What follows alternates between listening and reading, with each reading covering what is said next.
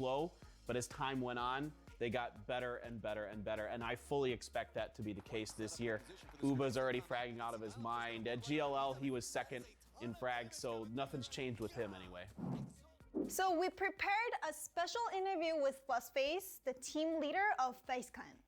Hi, FaZe! Hi, I'm FaZe and I play PUBG for FaZe Clan. So I wore your uniform, see? Yeah. So Fuzz, first of all, I just want to see how you and FaZe Clan have been doing since PGC.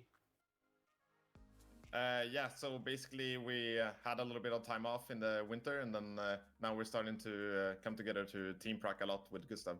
Yeah, so tell me about how that's going with Gustav. I felt like we needed something more of ideas. We needed more ideas to come into the table, really, because before I felt a little bit stranded sometimes, and Gustav brings that extra edge where we just have more ideas come to the table and more things to happen. Then about like the team strategy, I found out that your landmark in Erangel is constantly changing. Yeah. And the Toby tournament, you landed at Pochinki. So like, is it like a different strategy that FaZe Clan was going to have, or what was it? So basically, I've always had the opinion that where we lose doesn't matter at all. We're comfortable playing from anywhere. We've played from Kameshki when we played in Hong Kong. We played from West Coast. We played from Millibase. Like, we've always played from different areas of the map. And it doesn't really change much to how we approach the game. It's just when you have a deeper level of understanding of how the game works, it shouldn't be an issue to change loot spot, in my opinion. How are you guys feeling about playing on Erangel 2.0 right now? Is it comfortable for you guys? I mean, there's definitely some big changes to the map, and we just need more practice with it. But I definitely there's a lot of different areas that are very playable now, rather than before where it was just flat open ground. So it gives more more options to teams, basically, and that's good for competitive when you have more options. Absolutely. How about the new changes, especially to grenades? How are you guys feeling about that? I think a lot of the utility changes are pretty good. I do think that nades have a little bit too little damage because you have a lot of smokes now, and there's really no counterplay to people running around in smokes now because there's too much area that you can cover. We have been watching the PGC moments of top 4 teams in our shooting today, and we just watched the clip where you barely made it to final, and you were very like surprised and very happy, and you know, like the complex emotions. Like, how did you feel? Do you still remember how you felt that day? Yeah, for sure. There was, I mean, right before that game, I remember Mexi had just told his girlfriend, like, "Oh, I'm coming home soon," and we all felt this, that like we didn't think that we were gonna make it, but obviously we had to fight for like to make it happen if we want to, and we're really happy when it actually happened. We didn't expect it at all, and that's obviously why we were so surprised. So FaZe, thanks for interviewing with us, and do you have any last words for fans? Thanks for having me, and yeah, of course, just thank you so much for everyone supporting us during PGC and after now, even with roster changes and stuff, and we look forward to competing for 2020. Do I look like a pro? No. As you can see, it's time for OGN Entus. They ended up 4th in PGC 2019. So I definitely expected OGN Entus to be a strong team, maybe the best coming out of Korea going into PGC. Let's take a look at a clip from Indigo and see exactly what makes them such a good team. He's got a little bit of a divot to work with. Indigo finally arrives, denies 1, 10 kills. Can he make it more? And there he goes. It's K-Mine against Indigo. It's not over yet. Indigo, 5 bullets. He goes for the reload, and K-Mine has a second to breathe, but just a second. Indigo scanning the horizon. K-Mine makes the peak. So Indigo was this close to losing, but then he won and achieved 2 consecutive chicken in Miramar. Indigo showed very good performances in PGC 2019, but then this team is very well known to be the well-balanced team. Yeah, they are extremely well-balanced. They are all very good players. The problem for them has been lack of firepower. But recently, Under went to this team, and I think this will ensure this team with the power because he is one of the best attacker in PKL last year.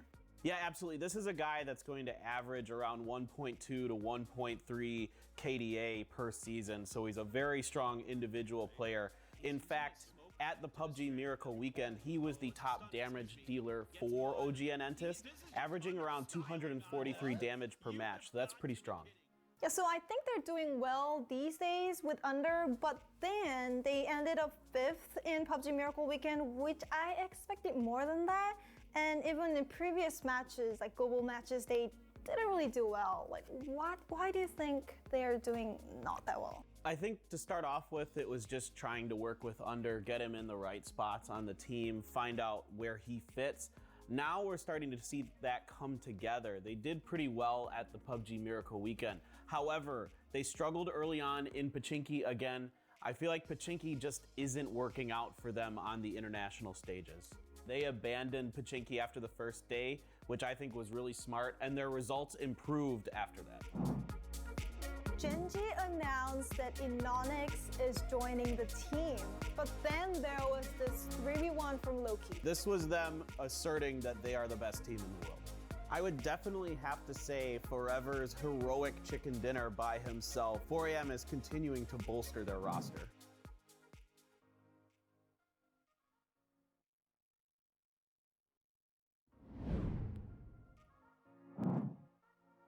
So now it's time for 4 Angry Men from China. So 4AM finished 3rd in PGC 2019. What moment do you think was the best for 4AM at PGC? I would definitely have to say Forever's heroic chicken dinner by himself, especially outdueling Genesis at the end, was really incredible. And a prayer, he's wants a twin, he gets his break, and then he gets K-Mine as well, get behind the tree, K-Mine lands a tag, but it's not enough, it's only 18 damage, he lands a second one, he gets a third one, can he land any more? The headshot somehow, Forever on 1 HP, he has somehow stayed alive, K-Mine on 4, what a finish, the Rebels he went for the hero, he's serious! So I found out that there weren't a big change in their main roster in 2020, but still I heard that Tide from VC Gaming moved to 4AM. Yeah, that's a big move, a player that played for VC who was 5th at PGC. So 4AM is continuing to bolster their roster. I heard that one player, the Long, was it? He turned into 18, right?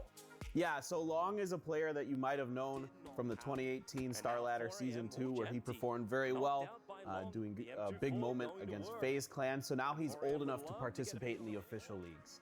So main roster for 4AM remains Wayless, Forever, Gen.G, and Lu. How is 4AM doing these days? Yeah, so the results as of recently have not been that great for 4AM. They're being contested over some of their drop locations in these international tournaments. The top team from the Korea qualifiers, VRLU Ghibli, also likes to drop school and apartments, so they were contested every single game and they didn't fare very well against the VLG squad, losing most of the time, so they ended up in 15th place in the PUBG Miracle Weekend China versus Korea exhibition match. That being said, VLG ended up 14th, so it didn't benefit either team really to fight over that location. So maybe two teams were trying to secure their drop spots by this game, maybe? Yeah, absolutely. I think both of these teams are trying to play for the next big international event to try to secure it so no one will challenge them. I will say, if you're a 4AM fan, there's some good things to look at from this tournament. When it came to Sandhawk, 4AM did play very well. They had 20 kills over 3 games on Sandhawk, so that's pretty good. So now it's time for Gen.G, our PGC champion. Gen.G was not playing so well from the beginning. They kind of struggled at group stage, but then there was this 3v1 from Loki. Do you remember? Yeah, absolutely. This was a huge moment in the tournament. Really felt like it was the turning point for Gen.G. He needs to look back down towards the left, see if he sees anybody that's weakened. And instead takes the shots back over, back down to a 2v1. It's back into a 1v1. Pokemon Ladoy and Loki both out of utility. They've used everything they've got here. Only the 2 times on the F416 for Loki. Lands the headshot. Does he have the heals though? Loki's pushing out. Loki picks up the headshot win. So As just said, this was a turning point for Gen.G, and thanks to Loki, they could become a champion for PGC. Gen.G announced that Enonix is joining the team. Most of the PUBG sports fans would be familiar with this combination. Yeah, absolutely. Enonix is an absolute superstar. I think most would consider him the second best fragger in Korea. I think he's going to be taking up more of a frontline kind of turret role for Gen.G going forward. Enonix really showed a lot of good plays in PNC and in PKL, but Aqua5 is also one of the best support players. Yeah, he's a really good sniper. He's a really good shot caller from the back. He's not going to be the primary shot caller like Pio is, but he's going to let everybody know what's going on behind, make sure everything is okay in the back lines of the team. So we've prepared an interview with all 4 members from Gen.G. Hi! 안녕하세요. 안녕하세요. 안녕하세요. 젠지 펍지 팀의 주장을 맡고 있는 아쿠아5입니다. 안녕하세요. 젠지 펍지 팀의 메인 오너를 맡고 있는 피오입니다. 안녕하세요. 젠지 펍지 팀의 총자비를 맡고 있는 노닉스입니다. 안녕하세요. 로키입니다. 말이 필요 없는, 수식어가 필요 없나요? 사실 PUBG e스포츠 팬들에겐 PNC 한국 국가대표팀으로 굉장히 익숙한 조합인데 혹시 합은 잘 맞고 있나요? 합이요? 아직까지는 잘 모르겠고 한 길게 보아서 합을 좀 맞춰봐야 될 것 같아요. 저희 PNC 때도 한번 합을 맞췄었잖아요. 그때 뭐 느낌이 아직은 좀 찾아가는 중이다라고 보면 될까요? 근데 그때 어떻게 그렇게 잘했는지 모르겠는데 지금 약간 조금 퍼즐을 맞추고 있어서 조금만 더 다듬으면 괜찮을 것 같아요. 이노닉스 선수는 이적 후 첫 대회를 얼마 전에 치르셨는데요. 혹시 소감이 어떠세요? 좀 많이 아쉬웠어요. 어떤 점이? 제대로 좀 못한 것 같아서 아쉬운 점이 많이 있었는데 잘 보완해서 다음 주부터는 계속 1등할 수 있도록.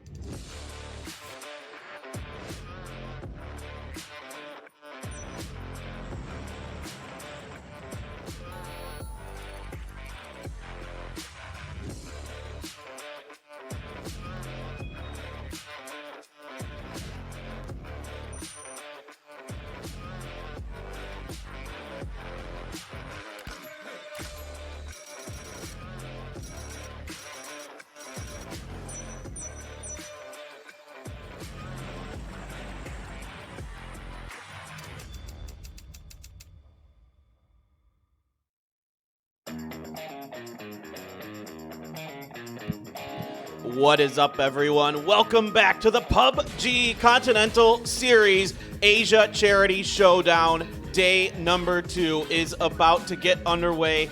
Day 1 full of twists and turns, surprises, some not surprises. There is Kyung. There is our host. She is really, really cool. Kyung, excuse me. Kyung. Yeah. I was like, I haven't seen her in a while, so I couldn't remember her name. I am Paper Thin. Joining me once again is Bench as we are about to get ready for this exciting day number 2. 4 regions fighting it out here, guys. China, Korea, Japan, and Chinese Taipei. So this is going to be really, really exciting. We had some really huge games. Team Curzon coming absolutely out of nowhere, winning 2 games, getting 2 third places on day number 1 was the biggest surprise for me, Bench.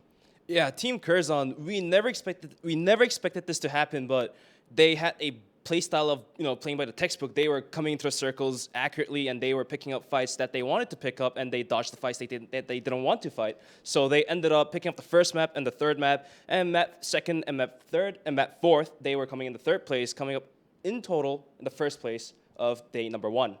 Yeah, exactly. I mean, what a big day for them. I mean, just absolutely shocking the world with that. Right behind them, though, is Tianba, a monster from China, a team that maybe some of you don't know because they haven't qualified for a lot of the international PUBG competitions. But let me tell you this, guys. They are very good. They are very good in China in a very difficult region that has a ton of stacked teams, and they came through yesterday and played really, really well, I thought. Yeah, a couple statistics I want to take a look at. Tian, one of the star players for Tianba, picked up 13 kills with just enough damage of 1,296. So he was dishing out 100 damage per person, no more, no less. So he was going really accurate. picking up those kill points. And it was one of the Erangel games. I think it was match 2. He picked up 10 kills in total, right?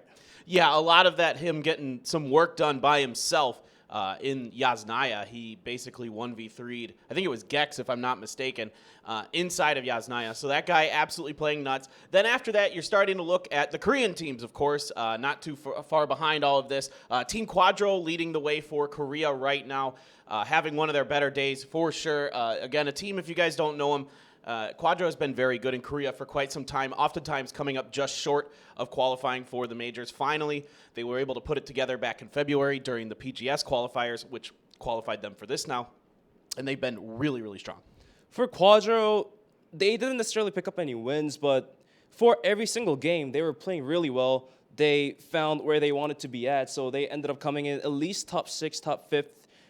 For most of the games, they were above top 5, I believe. And they added up the kill points, adding up those placements points, and they were able to land themselves in top 3 for the day 1. Yeah, we saw a really gutsy performance from them. I believe it was on the last game on Erangel, game number 3, where they were holed up on the western side of the fields, fighting off multiple different teams. They took a good push against Sun Sister, wiped them out, basically didn't take much damage. Then they had to fight their way because the circle was shifting east, and they had to fight their way in and through those fields. And they did, in my opinion, did a really good job staying alive for a long time when they really should have been maybe busted up a little bit sooner. Next up, Gen.G. Gen.G. Yes, Gen.G, of course, everybody. Gen.G is here, the superstar roster that everybody is expecting to see big things from. Had a good day yesterday. Not great, but good. Yeah, it wasn't supposed to be the best day for Gen.G yesterday, but they were able to pick up enough points. They did end up coming in for the last place for the 3rd map, I believe. And besides that map, they were coming in 2nd, coming in 5th, I believe. And most of the times their members were going down, but Pio was there, our superstar. He was there to pick up the kill points, keeping their team in the game, and landing in the 2nd place for the 1st map of Miramar, yeah? Yeah, you guys got to go back and watch the ending of the first Miramar game yesterday. That was absolutely nuts. Pio by himself, name a more like iconic thing, Pio doing crazy stuff by himself on Miramar, was just absolutely picking up kills, slaying people, ended up getting 2nd place for his team. Very reminiscent of what we saw from him at PNC last year. So you guys, if you missed it, you definitely want to go back and catch that. Next up, OGN Entus, if I'm not mistaken. Yeah, Entus. For Entus, we have Kale, thankfully. Kale picked up kills here and there. For the 2nd game of Erangel, Kale was there when Quadro was pushing out of shooting range when Entus was holding onto the right side of the compound. And because of that, they were able to hold their ground. And when the circle shifted down towards south, Rush B Gaming had to come downhill, and the whole Entus squad was just ready for Rush B Gaming to just peek out. And there we go. Entus was able to take the 1st place for that map. And indeed, coming in 5th is probably not the best result for Entus given their power in previous tournaments. But hey, we have more days to go on. That was just the first day. We have day 2 coming up today, and there's 2 more days next week. So we'll see what happens. Yeah, absolutely. I mean, I think you expected Entus to be somewhere around the top 5 for sure, and they've been consistent throughout every tournament basically that they've ever been in, getting around 2nd to 4th place or something like that. So the rebellion of the underdogs is how we're going to phrase Team Curzon with 2 chicken dinners, 57 points. I mean, this, in my opinion, I had in my predictions, I had to be completely honest, I had Team Curzon being the worst team in this lobby, and this is no disrespect to them. They're obviously really good, but coming into a region that's so stacked with China and Korea especially, I didn't have a lot of confidence, especially after they kind of didn't have the greatest performance in Onslaught Season 4. I wasn't so sure about it. They proved me and the world wrong. They were definitely very stable and capable yesterday, I would say. If Curzon is able to, go on with this flow for day 2 and further days on, then it might be safe for us to say that Curzon is in the winning position, possibly. Yeah, really.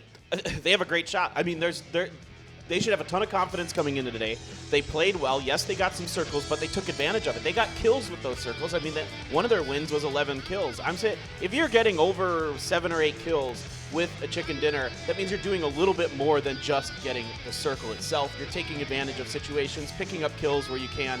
Of course, Tianba, not an underdog. Tianba was definitely one of my top 5 coming into this, so I'm not super surprised at all to see them up there. As we're going to take a look at some of the Korean teams. Again, we are on the Korean feed, guys. So just so you know, we're going to be a little more Korea-focused with our teams, so hope you don't mind that too much. They're really good, and it's a lot of fun to watch them. One more thing to note. Please, if you feel so kind, look down below. There's a link to donate to the COVID-19 relief for this. The funds will go to charity and will be a big help to us. If you guys could do that, just scroll down a little bit on your Twitch screen. It's just below the main feed here. Take a click, go donate some money, and we would love it if you guys could do that. Yeah, if you have a couple cents lying in your PayPal, please do so. And for the deeds, we have $200,000 on the line for Asia Charity Showdown, where half will go to the teams and half will be donated to the charity of the winning team's choice under every player's name. So, hey, why not do this for the good deeds and for the whole world, yeah? Yeah, exactly. Things are tough. We know things are tough, but anything you guys can spare would be wonderful. And we are taking a look at some of the teams. Quadro, Yowuk, he's going to lead the way as your team leader there. And then you've got the insane fragger in Renba. He's been really, really strong. D-Lax was very good yesterday. And Yacha is a pretty consistent player. We saw one little mistake from him in the shooting range. Forgivable. He had his guns out. But we are ready, guys, for match number 1 here on day number 2. Erangel is where we go to start. As we get that countdown rolling, we're going to take a quick stroll through the streets of Pachinki. This is where that one game ended up, that it just seemed like the circle decided shooting range was where we were going, man. Yeah, it was just centering off all the time towards shooting range. And for the first match, it was including a lot of river as well. But, you know, by the rules say, by chances, you're not supposed to have a lot of water, but it just so happened to be that the 50-50 chance of either crossing or not crossing the river was continuing on to like phase 7 almost. Yeah, it's a little weird because in theory the circle's supposed to eventually move away from the water or the cities periodically, but it doesn't have to. The circle can end up close to those areas as time goes on. Now, the final circle, of course, cannot have water in it, so there is that, but you know, we've seen it before in competitive PUBG where circles end up by beaches even. I mean, I can remember one right below where the plane path is, where you're looking here in between Mill to Power and the southern coast there. There was one that ended up on the beach. I mean, straight up, there was basically no cover. It was a crazy finish. A lot of fun to watch for sure. I remember an Onyx popping off in that round. But here we go. Plane is up and out. We're going to start out south to northwest here. But for the first plane here, for the first game of today, it's going to be starting off from Milta Power all the way towards George. And Gen.G has decided to just back out from South George this time because from what I've heard today, from the 3 p.m. stream today, this afternoon, Gen.G did fight off Tiamba, so like they were winning, but you know, in an official match like this, it's not worth it to lose any members. Like there's a possibility that Gen.G completely wipes out Tiamba 4-0, but there's also a possibility of, you know, Tiamba getting a couple kills or completely wiping out Gen.G. So Gen.G just decided to back off this time and play it safe. They don't want to lose any members who are looking towards Lambu. He's going for a car, it looks like, and the whole Ghibli squad last night on Friday wasn't performing too well, although they are a squad that could perform really well. Right, we know there's potential on this Ghibli squad. We've seen it, of course. They were the #1 team coming out of the Korea qualifiers for PGS. Since then, a lot of disappointing finishes, to be frank. Looking to see if they can get it turned around here. And there, our first circle is we are going over to the east. So we're going to see a different circle here to start the day out than anything we saw on day #1, which I think is exciting. It's nice to kind of move around the map, see different areas of it. I'm sure eventually we'll have a military circle as much as everybody dreads it. And yeah, we're getting just a look at VLG. And I agree with you. I want to go back to Gen.G. Yeah, they fought one time over South George, right? They went Mill to Power one time because of a plane path. I think the plane path was a little crazy for that one. Right. And then, you know, they did fight. They lost hard to Tianba. They did get 1 kill, but then Tianba wiped the rest of them. And the other time, they actually just kind of had better parachuting than Tianba, so they were able to get to South George before Tianba, and therefore Tianba was forced to go to North George.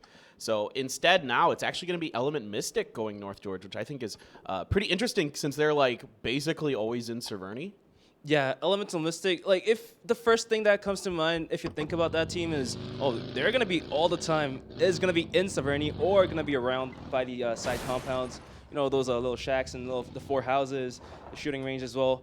But Elemental Mystic, their games on Erangel wasn't too great, yeah? For the first 2 games, it was Kira V to save them to earn 1 or 2 points on placement points, and second one would be Kinch. While for those 2 players, all of their team were wiped out besides themselves, so it was a hard time for them. But going into Miramar, they did definitely show really great force to take the winner chicken dinner. So tonight, hopefully Elemental Mystic, they can perform well on Erangel, might as well as do well on Miramar too. So we'll see what happens. It is surprising to see them. They're just typically a really consistent team. You see them have bad days from time to time, but as of recent history, they've been very, very just good at finding placement points, coming into late game situations with 3 or 4 players alive, really just avoiding early game fighting, which is, it's not that they can't fight, it's that they statistically think it's better to not fight early on, which of course I think most teams would agree with.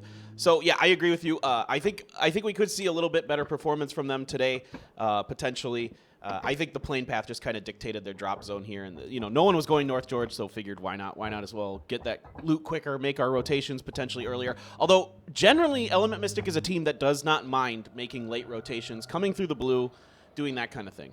Yeah, I think on Friday the God of Luck wasn't smiling too much at Elemental Mystic. They were fighting off Sun Sisters at the 2 houses outside, just far away from Pachinki, I believe, and Fiatron was there to take a couple kills, I believe, as well. So one. Yeah, 1. So for Elemental Mystic, it wasn't too great. Like they were thinking about just picking up a couple kills, but in the end losing a member, so their power definitely shortened down, and we're looking towards Remba here, just picking up some farms.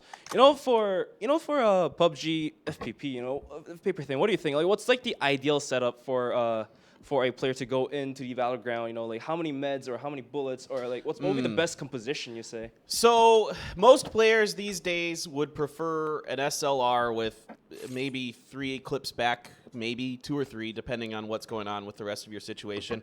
3 to 5 first aid kits is fine. Usually you're carrying some bandages, just in case you don't want to waste a first aid kit on a small amount of healing. You're bringing as many boosts as you feel comfortable with, but once you start picking up boosts, typically players are just kind of constantly popping them to give them that extra advantage in terms of movement. You need to get because you move faster when you're fully boosted, so that speeds all of your early game looting up, and of course every little advantage you can get matters, right? Like every little speed up or anything like that matters. And then for your backup, your close-up gun, most players would prefer the M4 these days. You see from time to time there are players who do like the AK or the barrel, depending on their preference. And in the upcoming patch, there is a big buff to some of those guns. So we might see, to the barrel, I mean. So we might see kind of a resurgence of that gun potentially. There still are. I mean, there's Tommel over in EU. Shout out to my boy. He loves the AK. So there are people who do that. And then with the AK, or the M4, let's say you're carrying that, you're usually carrying around 140 to 170 5.56 ammo. So that's about your ideal setup. Plus some frag grenades, as many smokes as you can carry. Really, as these many days, smokes. yeah. Most teams consider, from what I've talked to the pros, they consider smokes to actually be maybe the most valuable utility you can have now. Especially after the nerf coming in for the frag grenades, like the sound nerf as well and the area nerf. It wasn't too great for the frag grenades. But we're gonna be looking towards Aqua 5, taking a couple shots towards 4 a.m. Lou's gonna open the doors and he's gonna take some shots towards Pio. Not gonna land though. Pio's gonna dip that, and Aqua 5 almost getting the kill, almost getting the down. My mistake, but that was pretty close. 4 a.m. is gonna be cuddled up in the little blue shack houses. They're all losing all their cars. Yeah, that was a dangerous moment there for Pio, but he is able to get out. And now Gen.G has 4 a.m. boxed in just a little bit here inside of these blues that are nestled up against the hill by the lumber yard. So let's see how Gen.G wants to do this going forward, because now they're split up in a 2-2. This is not kind of Gen.G's comfort zone. I have seen them been practicing 2-2 splits a lot more just to, but in case they get stuck in a situation like this, in case they have to utilize it, they're more prepared, they're better able to handle it. Here we go, Gex cutting right across G9. G9 doing some stuff with bolts yesterday. They're going to set up on top of this hill, so G9, I don't know if he has much backup here. This could be a 1v3. He might be in a lot of trouble. The nade coming right through. G9 is going to be able to dodge that. He's going to go huge and take it down, but hey, what can one player do? He's going to take the 2 downs actually with 7 HP, just barely enough to get the medkits in. And where is his backups? Where is his backups? Chai Wei is going to push over and hopefully looking for the down on the low HP. G9 actually didn't take the hill off, so this is very doable for Chai Wei. Oh, Chai Wei backs off. Something, he's getting some fire. I think he sees it's either Dabs or somebody there. He's trying to come up and across. He's trying to find the other angle, but there is finally, Dab is going to get the reinforcements here. That's 3 down for Gex. They might be out really early here. Leo, the only one left standing. He does get Dab. Can he get 2? Can't control the spray well enough onto G9. G9's going to get it. That's a triple for him. Great start here for the Rush B Gaming squad. It was looking quite unstable for G9, you know, at the first shot we had, because he was the only one holding on to the invincible zone, the Korean players call it, the zone up top of the houses up there. But in the end, GEX wasn't able to finish G9 off and that basically earned enough time for Rush B Gaming to rotate over and take the flanks. So hey, in the end, eliminated the last place. Not looking too great. GEX was underperforming on the first day as well. So we'll see what happens. We'll see what happens. They have 4 more maps to go today, so hopefully they can step it up. For sure, for sure. Rush B, we saw some good stuff out of them. Definitely yesterday. Not great, but good. And definitely Pow Pow and G9, 2 players I've always got my eyes on. Circle's going to shift kind of central. Still a ton of water inside of the circle. That being said, there's actually quite a bit of room to maneuver inside of this once it does circle up. Sorry, guys, my map screens just a little bit ahead of you. So I'm you guys don't get to see it. It's only circle 2. It's not like it's not like I'm spoiling much here. But it is going to center up in the middle. And again, there's actually plenty of like space to work with for a lot of these teams. You can see a lot of teams are actually already inside of it. You've only got about 3 or 4 that need to get in. Here's Pow Pow, just mentioning him, making me look good, getting some shots on the Showdown there. And that is going to be, or is it Kale? Kale, excuse me. Or it was Showdown. Okay, he took some damage. Kale's getting out of here too as Entus Force making their rotation, trying to find some way to get established on the western side of the circle. You know, this is the kind of circle that I prefer to watch because, you know, like when a named location like Lifovka or Milta Power or even Prison, like you're going to see a lot of cars crashing in, a lot of teams just trying to join into, you know, take a couple houses. And, oh, Yacha's going to walk into the house Lou is holding on to. I think Lou is definitely ready to take the shot and we'll take the down. Does he know the second player is coming through? Remba's going to be outside going for the wraparound when the doors open. When the door's open, he's going to walk right in. DLX is just going to be waiting outside just for a little bit. Hopefully he can toss a couple nades. Maybe he just had a single frag grenade. Oh, no. Let's see what happens. Yeah, I don't think the reconnaissance was good enough for Team Quadro here to push onto this. 4AM doing a good job hiding their locations inside of these houses. So Quadro, I think, overcommitted just a bit of this. I mean, Yowuk did get an initial knock with his M24. You don't see him bolting too much. That's pretty interesting. But since then, 2 members already down and dusted. For Quadro, no kills, so they didn't pick up that kill that Yowuk got with the knock yet, as I think the revive may have come through here for 4AM. And now they're kind of stuck on the southern edge of this compound. There isn't a lot of things they can really do right now. They're pretty pinned down. There, D-Lax sitting on his belly, just waiting for 4AM place to pop up on the hill. He does see the tip of the head from Forever. He's going to be ready, and he also has Yacha in his back to back him up. D-Lax waiting for the moment. He's going to take the shot. Almost, just very close to taking it down. And the 4AM player, Lou, in the house very close to D-Lax is going to be just ready. Yo, just going to be waiting outside with a 4X with an M24 is that could connect to a headshot. If the players do peek out, that's not going to connect to a down. Unfortunately.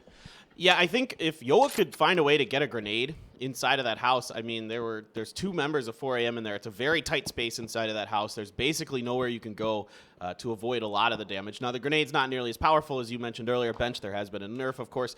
So you could maybe get something going, but I think right now Quadro wants to lick their wounds and just wrap around the backside of this hill potentially and just try to avoid 4AM for now. It's a bit of a tough loss for them early on after such a good start to all their games yesterday. They played very, very well throughout all of it. So a little bit heartbreaking here for Quadro, but that's okay. You still got 2. Just try to snake it out for late game.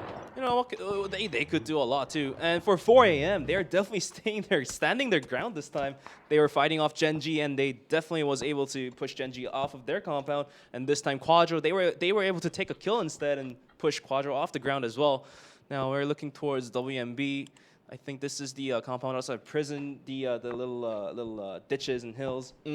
Yeah. There's some new features on Erangel 2.0 out here to give teams a little bit of a reprieve in this part of the map. It is pretty flat, wide. It used to be really flat, wide open space that was very difficult for players to work through. Now there's a lot more that they can utilize, as we're seeing with the Luminous Stars team. We're getting a circle of Gen.G and what they're thinking. Gen.G, this is interesting to see what they want to do. They're pushing ahead already with this new circle. There's still a ton of Lipovka and water inside of this circle, so this one's about to get turning into a meat grinder pretty soon, potentially. Under taking a couple shots down the ditch. The whole Entus team is kind of just ready for the players to peek up, but it's not going to happen just yet. Gen.G is going to rotate towards the containers right outside of Lipovka. I think those container spots are a decent spot to just to hold temporarily, not for so long, because you can hold onto the vehicles. Actually, if you do extend over to the shacks in the front, then they are able to take on a couple angles that are quite dangerous, so they can keep themselves safe. And this is exactly what I'm talking about. Aqua 5 is going to extend further away to the little shack up there. Yeah, I love the idea here from Gen.G. I love the hill, working the hill that's to the west of Lipovka in a circle like this. It is a very powerful location. There's actually a couple ditches up there that you can really control very effectively. A fair amount of static cover for you to utilize, like trees and rocks and that kind of thing. So I like the move here by Gen.G, leapfrogging their way up through into the circle. Meanwhile, 4 a.m. is now on the outer edge of the circle. Long is in. But the rest of 4 a.m. looks to be just outside of our next circle, as it will be starting to close up on them pretty soon. Quadro, though, still kind of up on that hill, so curious to see if Quadro tries to gatekeep 4 a.m. a little bit, make them pay for that earlier loss they had on their crash. For a circle like this, 4 a.m. is probably going to be thinking about changing their tactics from, instead of going into the center circle, it's going to be a big clash then. So, rather they're going to play with the edges, just going in from the outer edge and wipe out any players in the middle. I think that's going to be the game plan for them right now. Griffin right now is going to be in the top side of the zone, and 2-Tab is going to go crazy. Kench going to be wiped out, flushed out with that SLR. All-Stars just going to be holding on to that with Entus right watching them from the behind. Griffin just kind of saw something stop, got out and shot. Kale's going to go down to Gokuri from Detonation Gaming. White, actually. It's not actually the Luminous Stars who get that knock. So Entus is in a bit of a pinch here. There's a couple teams that are able to put shots out of them. Umder, Sungjang, Indigo, the rest of the gang trying to come up, seeing if they can help Kale, but it's not going to be in time. Actually, DA from Curzon's going to be the one to steal that. Curzon on the board early here again today, as they're gonna, that's actually makes it 3 teams that were putting pressure onto Entus, as finally Griffin has found a spot they like just to the northwest of Lipovka.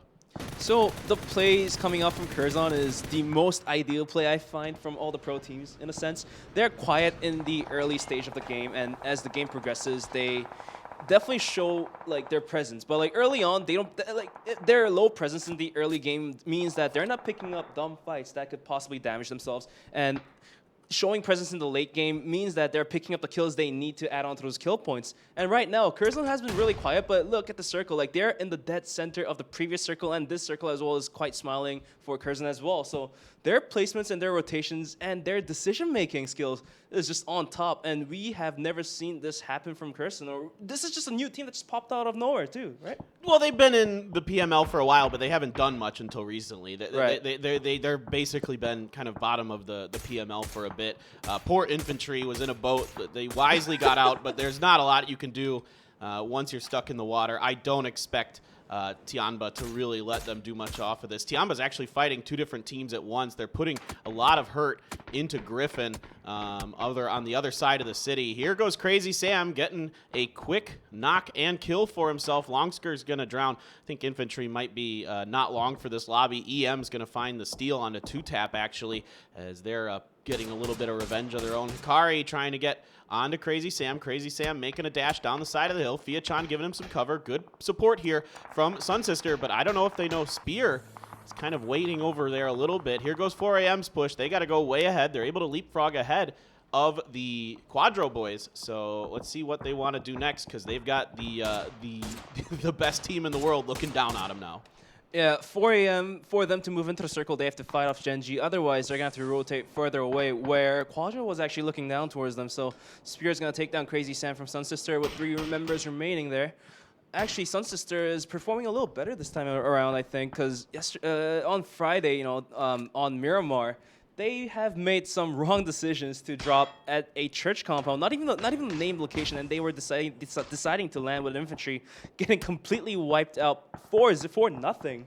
Yeah. So that was brutal to watch. I felt bad for our Japanese fans on that one. And here we go. Sun Sister still in this battle as they're trying to trade places with VRLU Ghibli, trying to push up, seeing if they can get a little bit ahead of them. But here comes RBG. They want to third party this. They're going to get Fia-chan. Deva's stuck behind a rock. Spear going to roll up on the edge of the cliffs here, try to use these rocks. Pretty good cover you can use, but here come the grenades. Stuns are out. Frags are out. Let's see if anybody is going to get a knock. A good grenade there. Gets a bunch of damage onto RBG. I'm not sure if that was from Sun Sister. I think it was from VLG over on the side. 4AM getting ripped apart in your kill feed there. Here comes Quadra on the back end. They might be able to third party this and pick up a few points for themselves. Yeah, Yowook looking to try to steal the kill, but D-Lax is going to get it first. Hikari taking some damage from Yowook's shots. He just misses that second bolt. If he can get that to connect, that would have been huge for them. He's got to reload. Spear now shocked from that Quadra's third party. He's going to heal up, and he's going to look towards where Quadra's coming down from. You know, where Spear's on prone, so Quadra doesn't know where Spear is at just yet. And Yowook, with the smokes out, he's going to run on his feet. Blue zone just right behind him. 24 seconds till the circle closed. And Rush B Gaming is going to look towards D-Lax. That SLR could dish out so much damage, possibly putting him down, but it's not going to happen just yet. Pow Pow just going to go pew-pew. Not going to happen, but Spear is going to be the one to take down D-Lax instead. Yeah, it's Spear. Good job waiting there, being patient. Let's even get another. Nope, it's going to be too much. He gets some damage, but Pow Pow going to finish him off. And here goes Kendes. He wants to get up and ahead, but he is still in the blue. He is taking a bunch of damage. Great push here by Rush B Gaming. 8 kills for them, fending off all the teams on the southwestern part of the circle. You got to give them a lot of props for that. That was very well executed. Rush B Gaming, their decision to push up to the edge of the previous white circle was probably the best decision they have made. You know, like, to lock off any players coming through, and they indeed was able to pick up a lot of kills from that as well. And now we're going to be looking towards Entus Gaming here. They're going to be throwing out smokes to clear their paths in towards the center of the circle. Holding on to the center of the circle is probably the best decision for them right now. Because, you know, in a location... So, if you take a look at the current circle, if you hold on to the center circle right now, then you have a lot of angles to take a look at. And Gen.G is going to go huge in the mix, and Loki taking a down of each. And PO is going to look down towards LYG. That's going to be it. LYG going out. Okay, now they got to fight Rush B. Rush B's coming in. Attention needs to turn quickly here for Gen.G. Aqua 5 pulls that SLR out, getting ready. Rush B Gaming very trapped in their little position. Immediately, smokes are coming out from Aqua 5. He wants to buy some buy some time for the rest of his team to get here. Pio is going to pop some drinks. Loki's very hurt, so he's got to wait for the rest of his team to get healed up so they can get the reinforcements to come. But I'm curious if Tianba is going to be interested in potentially third-partying this. This is taking place on the outside of the circle. Pio, the lone man, out up ahead, put some more damage down into them. Can Rush B find a way out of this? If Pio goes down, they have a pretty good chance because Pio is holding the flank. But actually, never mind. Gen.G opts to get in a vehicle and try to push ahead. This might be a little dangerous if Tianba has angles on this to light him up. And now this is the investment Gen.G has made earlier is paying off, that sending PO off early. Like, if we saw Rush B Gaming, all 4 members were kind of cuddled together in the shack at the edge of the circle, and Gen.G as well. But for Gen.G, it's easier rotation for themselves because, you know, they have PO to look out for them. But Inlanix is going to be down, and they're going to take the res onto him. Minsun is going to be going out by Maknae. Oh no, here comes Lin Shun with Tianba. That grenade is good. It isn't good enough to take down Aqua 5. It bounced just a little too far. Does get the knock onto Anonix, and now Gen.G getting third party by Tianba. Love the timing here from Tianba. Loki going down. They're backed off into the shack, completely bullied inside of it. Just being a little too passive against Rush B Gaming potentially here. So then they have to fight on 2 flanks, and all of a sudden the utility comes in. Tianba wipes out Gen.G. That was a disastrous moment. Like, Rush B Gaming was able to enter the circle because Gen.G was being third parties, but now Tianba is gonna take a look at RBG as well, my bad. And 7 teams remaining with 21 players alive. Just 4 seconds till the next circle pops up. Lorena from Tianba is gonna be looking towards Rush B Gaming, almost connecting the hits here. Very close, but the smoke is going to be enough for G9 to take a cover.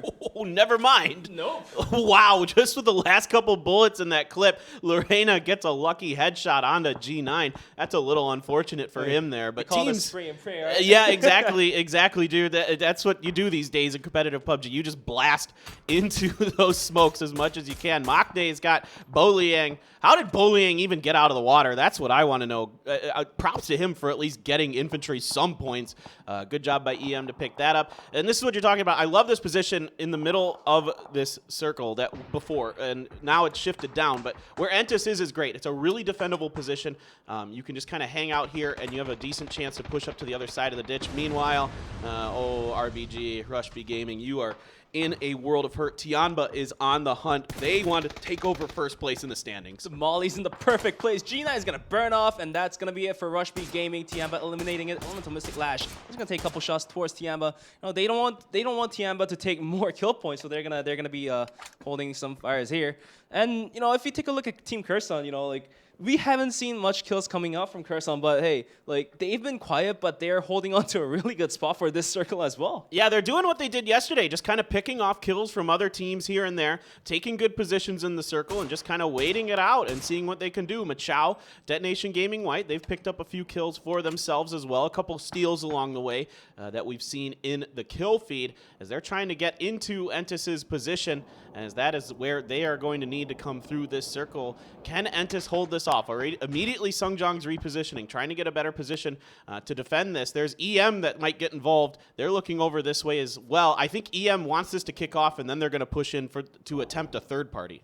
Yeah, Detonation Gaming White, they have to move, and the blue zone's right behind their back. Entus knows that too, so they're going to look towards that. But do they notice Elemental Mystic is looking right at their backs? If Maknae and Lash does decide to push out a little further, then Entus is going to be sandwiched really hard, because Detonation Gaming White, they have no way besides just pushing Entus. There's no way out from this. And, in a position like this, Entus, they have to dedicate 2 players to watch their behind, dedicate 2 players to watch in the front. But Indigo's going to take a bunch of damage from the nade thrown out by Machao, is that right? Yeah, this is Detonation Gaming White. I say they're a really good team fighting team out of Japan. Probably, I would say, in terms of raw mechanical ability and fragging ability, the best team. Gokuri is going to get it kicked off, but here comes Element Mystic up and over. They were waiting. Now they're going to pounce on top of it. C's getting taken down by Maknae. Under, all alone inside of this hut. He has nothing but a prayer and a hope to rely on here, because there are 2 teams completely surrounding his position, as now Tianba might be thinking about third-partying this as well. Maknae going to get another kill for himself. Can he get another one? He is so good. He is just dusting Detonation Gaming White. Elemental Mystic here. Maknae just going on with the super plays, but Lash was just caught off by Tianba pushing from behind. 3 teams remaining with 9 players. Elemental Mystic, Maknae's the last one to be alive. 4 players for Kherson and 4 players for Tianba. I think Maknae is the casting vote here, depending on where he decides to open his fire at, because Kherson is going to be able to, perform well with all 4 players alive, and same goes to Tianba. So it all depends on Maknae at this point, I feel like. I mean, this is crazy. Seeing the top 2 teams have 4 up in our first game of the day, what a great start to this round. No other way you would want to see it than this. Maybe Maknae has something crazy inside of him. We see it from time to time where a Korean player just absolutely loses his mind and gets a 1v4 in the end, but the fight might kick off between these other 2 teams first or not. Maknae's got to go down this hill, so he doesn't have a lot to work with to get into this circle safely. Actually, I think a lot of teams kind of aware of his presence as well. You can see Curzon slowly pushing ahead, trying to get on the other side of the road, as the circle will most likely kind of not have, they'll probably have to cross that road is what I should say. It depends. It could shift hard to the southwest and keep them in it, but for now, we'll see. If Kherson decides to play this one smart and not kill off Maknae, then Maknae will be able to rotate on top of Tianba and take a couple spray downs too. Maknae instead, instead of giving up kill points, he's just going to burn out from the blue zone here.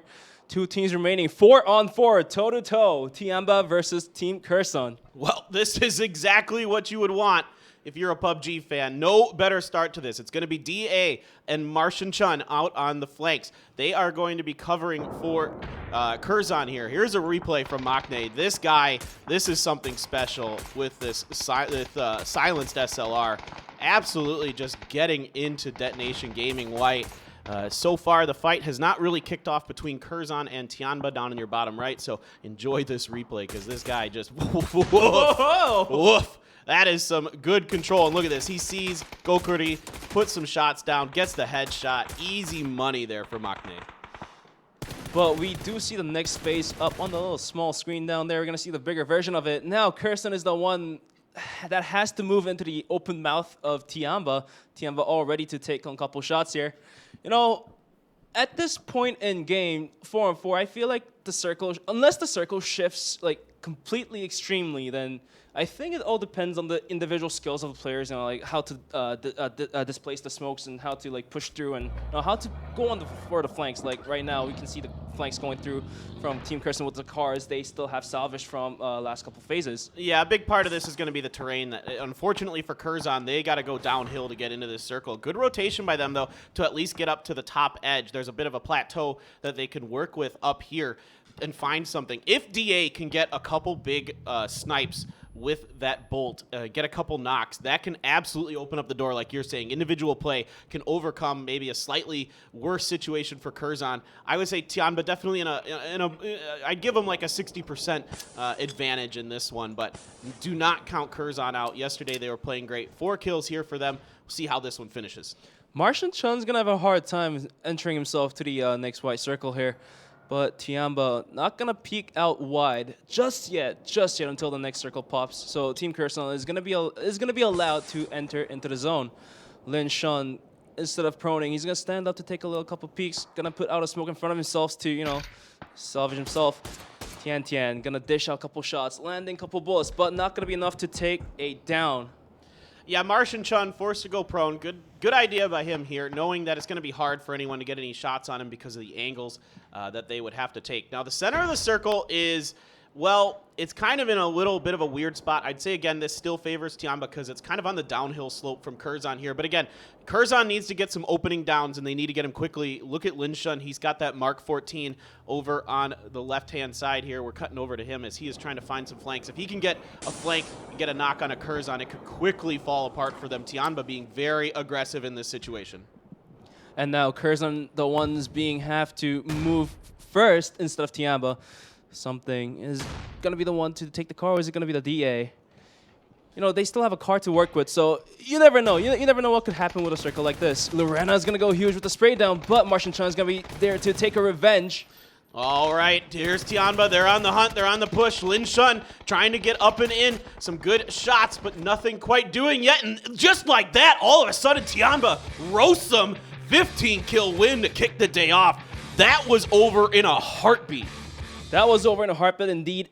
And for Team Curzon, it's a little bit unfortunate they weren't able to take the chicken, but hey, they did come in second place, and adding those points on top of what they had on Friday is going to put them on the first place most likely, unless Tianba's kill points will be more than what Curzon has added up to. Well, I think 15 kills, I think they're good. I think that's good enough. They absolutely are monsters in this lobby right now. Everybody, they're making great decisions right now. They're third-partying when they should. They're not overcommitting. They can control so much area. They could fight multiple teams at once because of these decisions they're making. This is a scary, scary team in this lobby. And, I mean, Curzon was in a bit of a difficult position. I would definitely say Tianba had an advantage in terms of the terrain in that final circle. But Tianba also was more aggressive, and they benefit because of it. You know, like, we could say the plays coming out from Team Curzon will be the textbook plays that, you know, future pro teams or, you know, like, upcoming new players could follow. Because, hey, this is like the rules you have to follow. Like, don't pick up stupid fights. And we're going to be moving into the next highlights here. Yep. We're going to take a break, guys. We will be back soon with match number 2 of the PCS Asia Charity Showdown.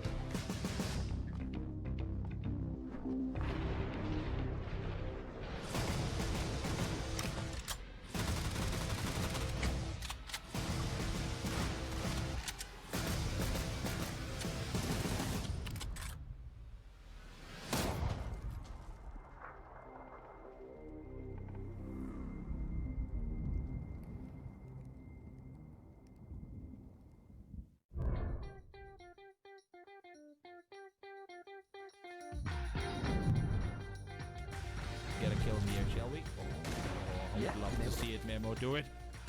Do it. No way! 폭감 3킬. 폭감하는 3킬. 폭이 없죠, 근데. 자, 하지만 나는 근접 최고의 스페셜리스트 언더다. 간다. 와. 오! 일로.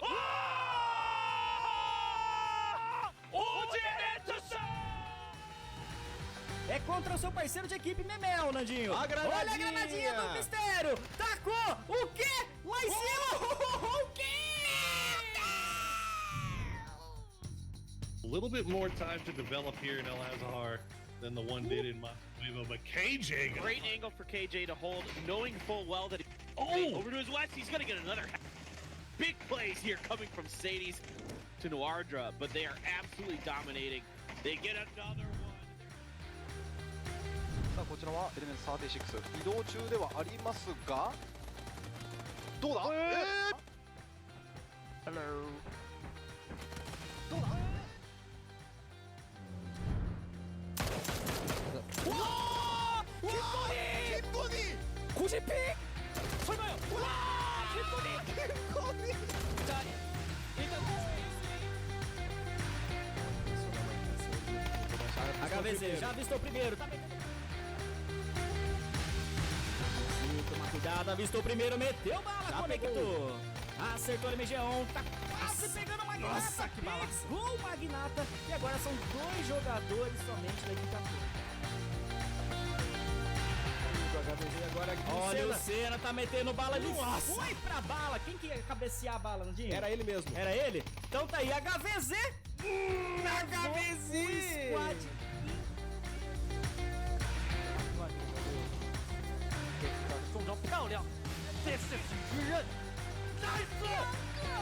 Double kill!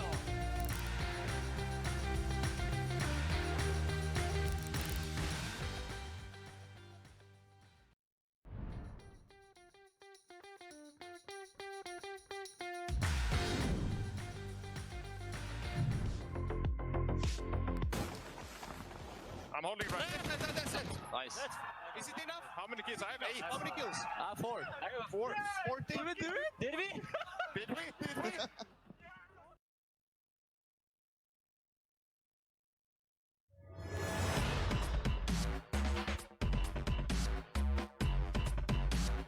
Welcome back, everyone, to the PUBG Continental Series Asia Charity Showdown.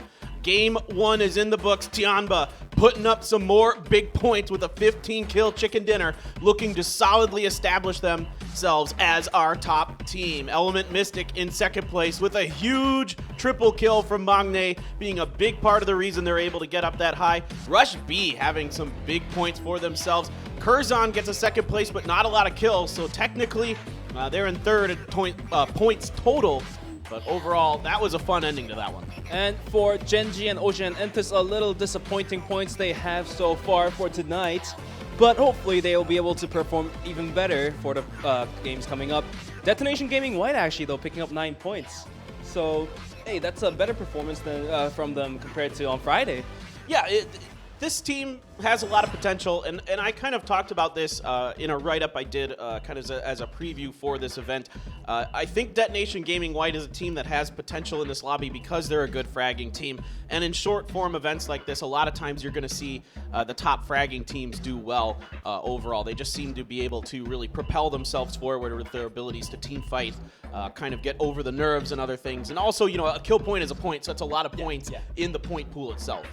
So we see a pretty good composition of mixes of the flags on the left side of the leaderboard here. We have the Chinese Taipei team, Team Kirsten, South Korean teams, a Japanese team, and obviously the Chinese teams as well. So we're not seeing a very subsided composition here. Yeah, I would say day number 1, you know, it was Tianba from China, and then the Korea teams just basically following up behind that, a lot of them anyway. But VRLU Ghibli was dead last. Coming out of yesterday. So I would say overall, Korea had a slight advantage, but today it looks like it might be kind of starting to turn around here for the Chinese teams. We've seen this before. When these two regions go at it, there tends to be just leapfrogging between them. They're so good. They're so strong. There's your overall points for the day. Tianba Gaming, 80 points so far. So they are now 13 points ahead of Curzon, dude. That is pretty crazy. Now, both of them are just absolutely skyrocketing ahead of all the other teams. You're 23 points out of Quadro. Quadro sitting at 44 points. They've been performing okay for every single map they've been playing, but they weren't able to take any wins here. Gen.G as well, though, coming in fourth with 40 points. Like, PO has been putting up that PO show, the classic PO show, but, you know, like, the whole team as a whole wasn't able to perform extraordinarily, per se.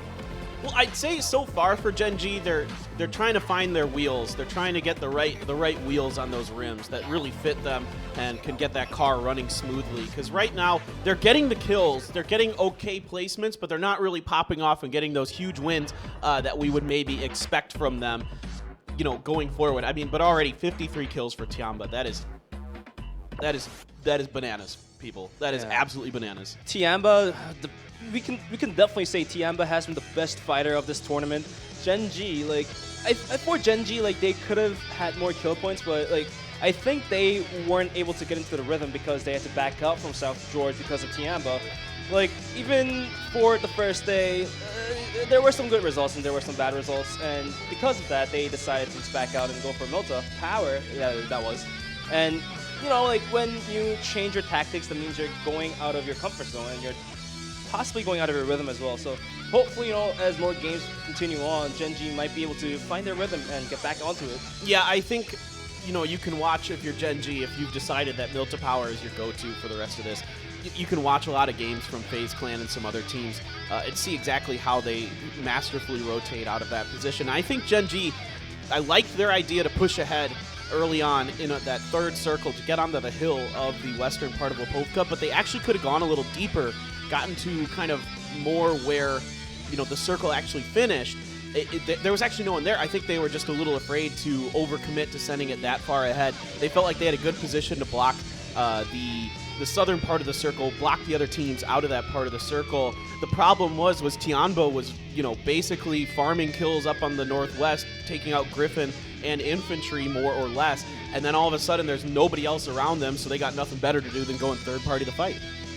Asura, just before OGN Entus and the team, looked pretty damn tired. Yeah, I bet they are a little bit tired. It's hard, it's long. These are grueling, difficult games against the best teams in the world. So, you know, the best teams in Asia for sure. Of course, everybody's playing in their own regions, and we've seen some crazy stuff from the other regions. Particularly, oops, looks like we might have had a bit of a technical delay there. We'll see exactly, or maybe we're getting into it. I'm not sure. Maybe we're just done looking at our teams. I can't tell for sure yet. We'll see what happens, but a fun new fact, because this is on a LAN event, like all the players are playing from their gaming houses, PUBG has decided to send the judges over to each gaming house. That's for the case of Korea. I don't know what's going to happen with other countries, but for Korea at least, there are going to be judges standing right behind the players. You know, like that could act as a nerve crack too. You know, if somebody that you're not in close with is like looking right at your plays, you know, that could be a nerve crack for sure. Yeah, I suppose maybe some players get affected by it. This is Ghibli taking a chance to talk a little bit here. I was very wrong, thank God, that we did not have a technical issue. We're getting right into it, and I'm very happy to be wrong about that.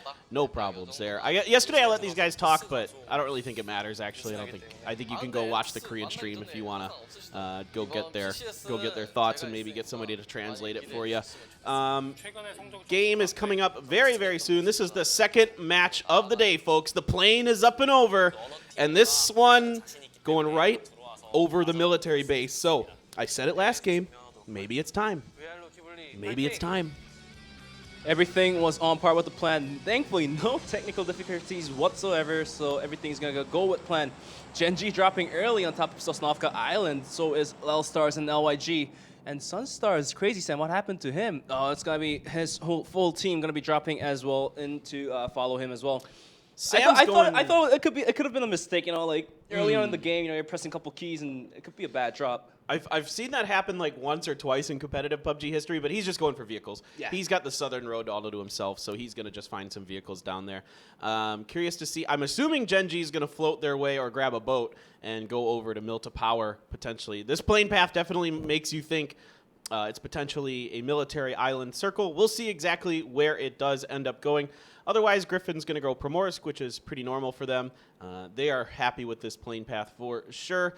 Element Mystic, are they going to do North George again? That's my assumption that they will. Or are they going to pick up a vehicle and, go to their destination of typical destination of Severny? We'll figure out in a short period of time. Entus is going to go to Pachinki. 4 a.m. decides to fly a little further. Don't know where they're going to be at, but they're going to be eating bullets in air. And the thing is, if you're still on the parachute, if you go on a knock, it's not going to be a knock. You're going to die straight away, right? Yes, once you're out in the air, you're done. That's GG. That's all she wrote. Same if you get knocked in water, you're done. This circle actually just centers right up, so this is not the end of the world. Gen.G also getting shot at. I'm assuming that's L-Stars from Novo taking some pot shots out there. So actually, despite the plane path maybe making us feel like it could be a military island circle, it is actually just going to be a dead center right on top of Pachinki. So nothing too crazy with the circle just yet. Gen.G, no damage taken in their float over to Milta Power, so they should have plenty of time to get what they need to do and get moving. Yeah, farming Milta Power, pretty decent loots, really good loots if you go into the little factory compounds, the big factory and the small factory. And there are a lot of vehicles that they could utilize as well. And because the circle is not in the zone for Gen.G yet, but it's pretty close, I think they might be able to just rotate on the edge of the white circle and play from then on instead of just rotating straight into the center, dead center, because while Gen.G was floating, I think they did spectate quite a few players dropping around the areas of Pachinki, the apartment, the schools. So because of all those information gathered, like Gen.G might just decide not to dodge straight into the dead center here. No, I wouldn't expect Gen.G to do that anyway. They're typically going to wait around the edges for the first couple circles and then make their move, is generally their MO. And I think especially with not having the ability to get on the South George Mountain, on the Himalayas, or Everest, whatever people like to call it, that's where they usually rely on just getting a ton of info, just standing up there, watching what everybody's doing, because you can see from forever from up there.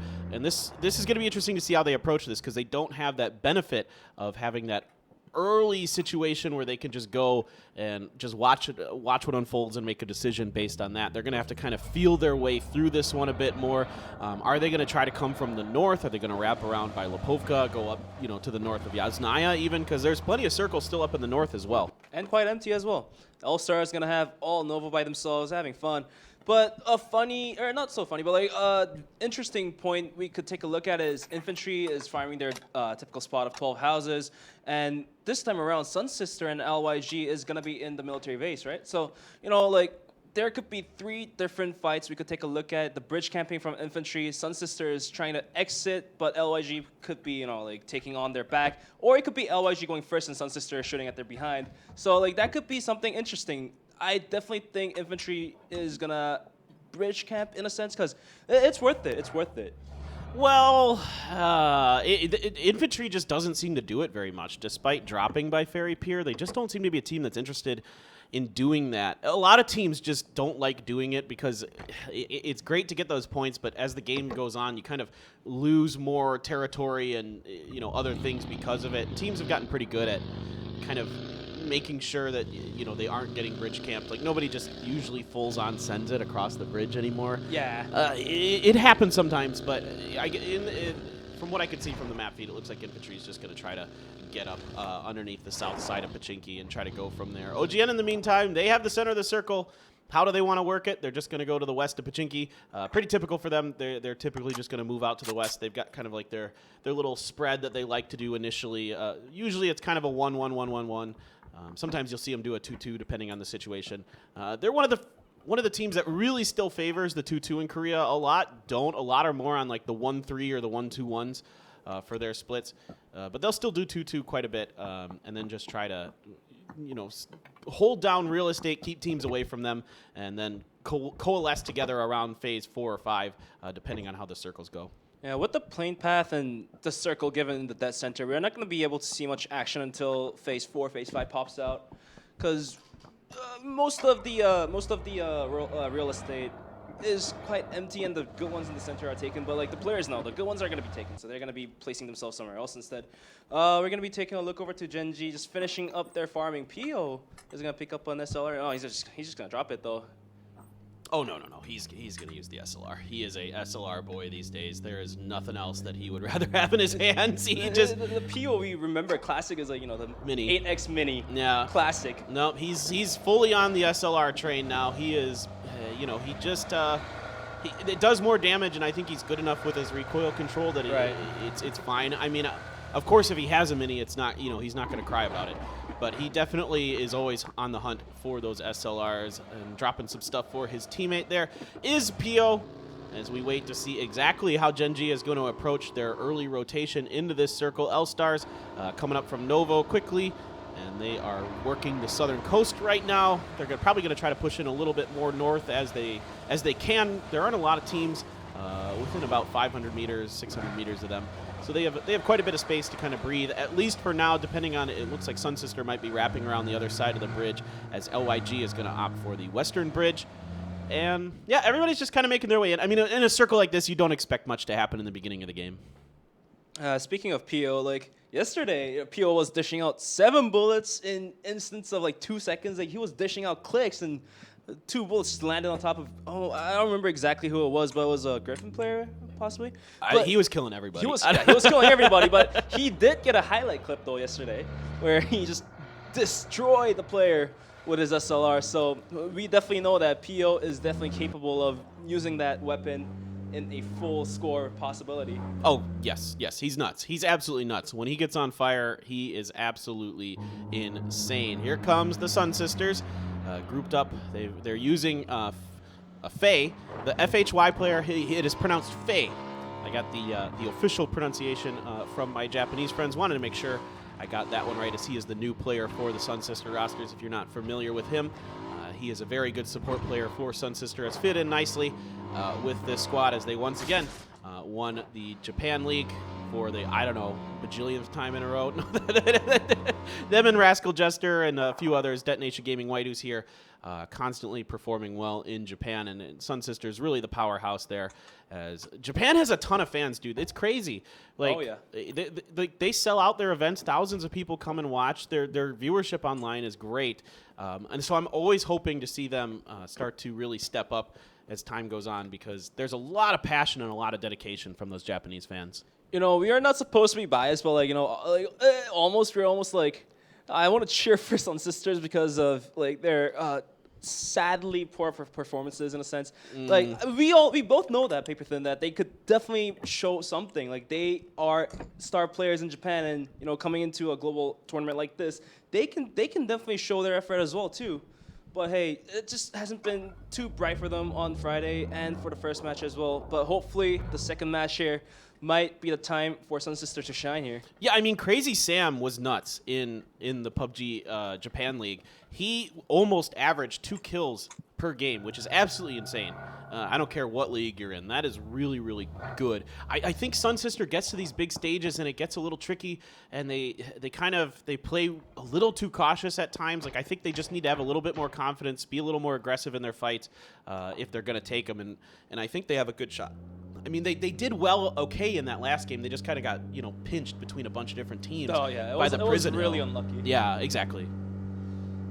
So I'm just wondering, like, has that right angle kind of like that buggy play has been patched? So basically, what happens is if you place your character on the left side of the window panel, and then if you peek towards the right, then your body isn't exposed, but you can take a shot at whatever's outside. So, like, it's been called the right angle in a Korean context. Right.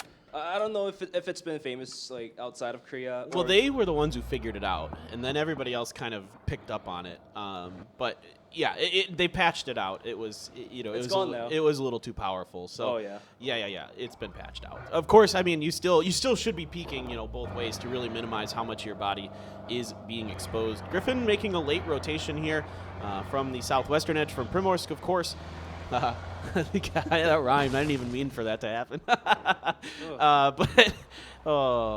They're just going to wait up here just a little bit, get everything situated, and then, okay, look at this. Look who is in for infantry today. Longsker is back.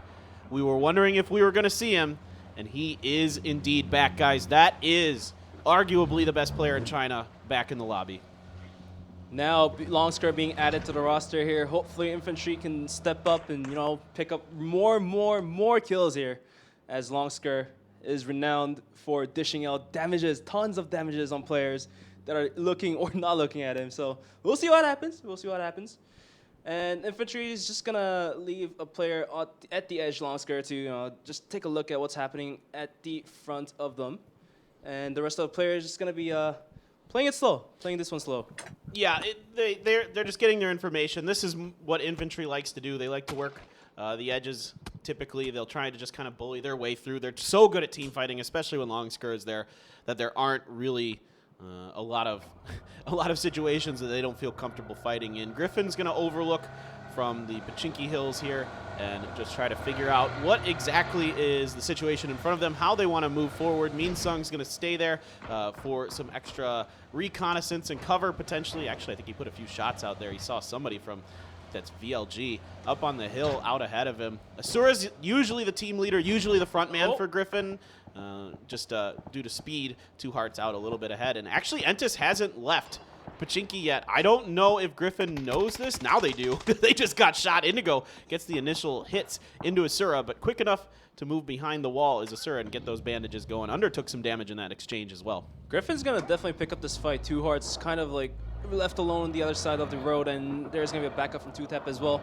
Entus, will they respond to this battle, or will they just back off? We'll figure out in a couple seconds. KL and another player just a little farther away. So I think Under and Indigo, they're not going to be extending too far. Instead, they're just going to back off and join up their team.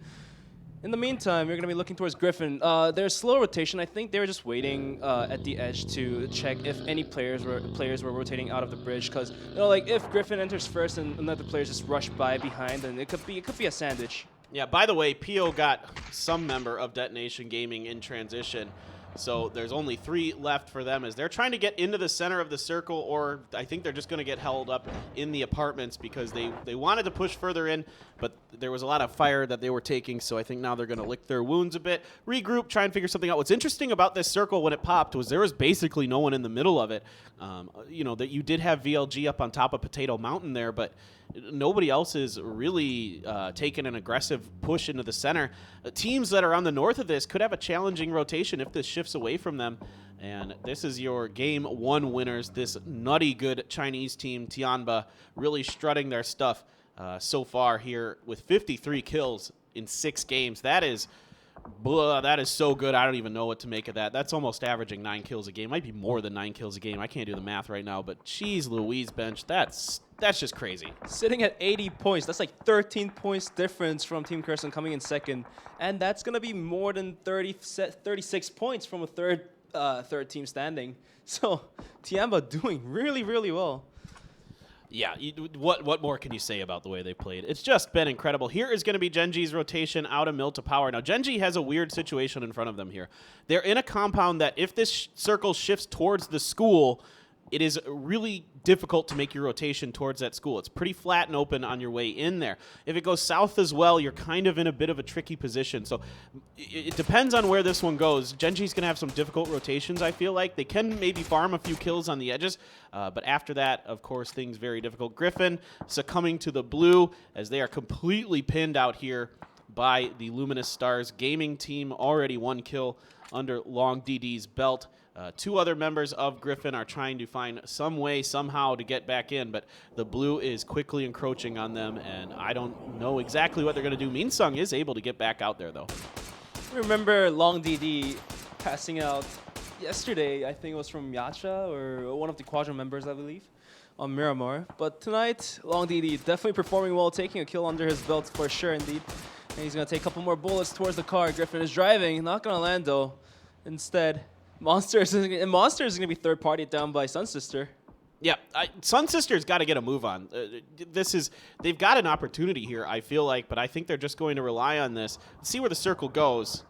We are waiting. Okay, mostly centered north, so this is great for Gen.G and a couple of these other teams. Detonation Gaming, White, Rush B Gaming. Quadro has a huge split. Quadro needs to regroup into the center if they can. I don't exactly know. There's not much to work with where those two Quadro boys are, but they are going to send it into the middle, which I fully understand. Lash putting some fire down. And here is Gex in a fight with 4AM. Already a couple casualties in this one. Ghibli trying to prevent Entus from coming up the hill. Kale nowhere to go, nowhere to hide. Completely exposed in that position. That's an easy flush. Lambu doesn't even really need to do that, but he's going to put another bullet in there just to make sure. Sungjang running around trying to keep himself up and running. Yeah, for the next rotation, VLG and Entus will have to fight each other to get into the next circle. But taking a look at Quadro, like they were playing 2-2 splits, but holding onto the center compound might be the better idea. So they have decided to rotate all their members to the center compound here. Sungjang taking a beatdown from Spear, and that nade's gonna go huge. Lambu's gonna destroy Sungjang. Oh my gosh! Even though the nade is nerfed, if it's right in front of your feet, it's gonna do a lot of damage. Yeah, it still can be an instant knock. I mean, of course, Sungjang was already damaged. Now the other two members of Entus under fire. They were in a 2-2 split. So Indigo, and I believe it's Kale over, not Kale, excuse me, Under over here. Kale died first. Under trying to like slowly work his way up the hill. Of course, he's popping some painkillers and energy drinks and such, but a hard rotation coming up for the Entus boys as they need to get up this hill somehow, some way. Entus suffering a little bit because they took their early rotation to the west of Pachinki, then went back into Pachinki and stayed there for the first couple of circles. So going to be a little bit tricky as maybe they might just try to third party this fight between Gex and 4AM, as that one's been raging for quite some time. EM on top of LYG. LYG wants to get up this hill or something, get around it potentially, but Element Mystic really interested and keen on keeping them blockaded. Yeah, Elemental Mystic, they're not going to enter the circle just yet. Instead, they're going to block off the whole LYG squad here. Michael going down, Carrot as well. Maknae going to go huge. And there's going to be last player alive for LYG is going to be, I don't know which one it is, but Crazy's going to go get flushed. Forever is going to take a beatdown from Pow Pow. Oh my god, Kinch almost able to get the last member of LYG Maps. EM doing fantastic here in this early battle. Once again, EM seems to really be on fire today, taking good fights, doing a great job with their positioning, but look at this. Gen.G might be coming up trying to third party this. That's going to be another huge pickup. Lash going to pick off Maps. That is 4 in the bag, but here comes Pio. He's going to get 1. It's actually Loki who's going to get the knock, but immediately they don't like this. Something about this situation was not happy for them. I think they realized that EM was still 4 strong. They get a knock, and they're just like, okay, nope. This is a pretty exposed position. Let's rethink this one, boys. Yeah, that knock was good enough for Gen.G. Like they do know Elemental Mystic's position now. Thankfully for EM, since Gen.G has backed off, Lash is going to be able to take the res here. Gen.G is just going to reposition themselves back to the compound they were holding on to initially. Ghibli, though, Deva is going to go take the shot onto Asura. Griffin's going to be destroyed here. But just how many members are there? 2 members left alive. Two Heart and Minsung. What could they do? Dishing out the smokes to save themselves right now. But the whole VLG squad is kind of like, they're spread afar. So, like, if Griffin decides to enter even further. I mean, here's the thing. You can never count Griffin out. They are so good. Minsung, 2 Heart, 2 Tap, Asura, all 4 of these players very capable of just absolutely popping off and ripping people's faces. So you can see there, Minsung picks up a quick one with that Mini 14, and now VLG maybe in a bit of trouble here. Hikari's trying to get ahead of the Griffin boys, but if he gets taken down, it could get really dicey really fast. They are actually going to load up in a vehicle, it looks like, and potentially give this a go. And that's pretty risky. There's, there is some room for them to get in, actually, if they can get by, but Minsung's going to get Hikari. This could prove disastrous for VLG. I think they're just able to get out of the line sight of Griffin. However, now they're in the line sights of the teams in the apartments. VLG is going to book it. They've decided not to fight against Griffin, but now their position is in danger. Actually, Carl's going to take down Spear, and where's the last member alive? Deva is going to be a position a little far, so there is no way that there's going to be that Spear is going to be at res. Well, Liang's going to be down by Lin Shun. And Lynch is going to go take another down onto Kai, so Infantry is going to be destroyed here. Yeah, Tianba they're so smart. They're so good at taking these third parties. Lin might as well just, oh my gosh, I thought he was done. Has just a sliver of health left. Meanwhile, Curzon's crashing onto Gen.G. Grenades are out here for Gen.G. An initial knock onto Inonix. This could be huge here for Curzon. If they can win this battle, that's a huge confidence boost going against this Gen.G squad. Pio comes over though. He's putting some people down. It's still just Inonix knock for Gen.G, as now it's falling apart for Curzon. DA, PH111, very, very hurt, trying to go for the res onto something. Here comes the reinforcement from Pio. See if he's going to try to flank along the side of this wall. Pio's going to throw a stun, and he's going to peek out. There's a smoke, though, but the spray down almost connects. Minsung's going to finish off Spear, but here, the Gen.G action is more important. Pio's going to wrap around a bit, take a beat down, but the spray down will connect onto DA, flushing him out of the game completely. Yeah, it is almost the end of the round here for Curzon. Pio took some damage from Detonation Gaming, so he's backing up a bit. Loki and him just waiting. Something is somehow able to survive all of that madness, but he is very weak. No problem for Pio. Pio, can he get two? He almost takes PH down. The grenade from Inonix is going to finish it. Gen.G takes out Curzon. Gen.G finally showing what they're capable of, taking up to 5 kills, and now all 4 members alive. You know when all 4 squads of Gen.G is alive, you don't know what they could do possibly. No, you just never know with them. You're absolutely right. They're so sick. They are just incredible. All right, Tianba taking some damage as Sun Sisters is kind of getting involved in some stuff. They're taking a couple different fights with Griffin and Tianba, actually, and you've got, I think, a surviving member of EM over there as well. It's Kinch, the last one alive, so he's trying to see if he can get some extra points. Actually, Pio going to go down here real quick from Renba as he tried to go out into the blue and paid the price for it. Here's Sun Sister. This position they've taken. This is an aggressive split from Sun Sister. Look at this on your map screen, folks. Fiachan probably going to go down, but they are covering a ton of territory.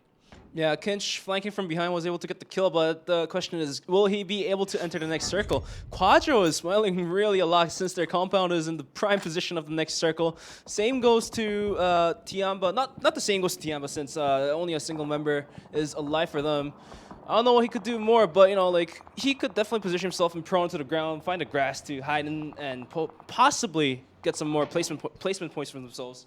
All right, here we go. Gen.G's got to make a really difficult rotation. This is what I was talking about. As this circle shifts away from them to the south, there's a lot of, you can see how much exposed space there is for them. Quadro's looking at them. Detonation Gaming White just blew up RGB. I think RGB was forced out of their apartment finally. This you can see Yowook, Renba, Yacha putting a ton of damage into Gen.G. It looks like Loki's going to be the only one standing here. By the way, Detonation Gaming takes out Rush B. Great job by them to hold down their apartment. Yowook just peppering shots down into Loki. Anonix still on his knees, but he doesn't have much longer. He's already got one knock in the bag. Unfortunately for Loki, Quadro isn't his only problem. There are more players coming up from his behind. It's going to be a hard time for him to survive, but hopefully he has more smokes and he's going to blow off the car to basically use it as a guard post.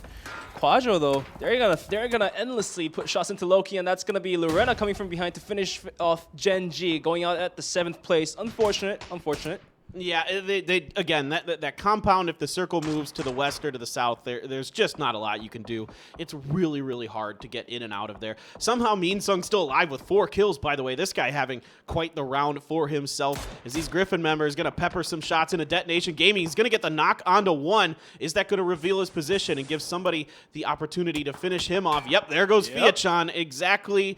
Great stuff here from Sun Sister, working the top of this circle very, very well. I want to see them get more involved in this. They need to push a little bit further ahead, I feel like. Take as much territory as they safely can.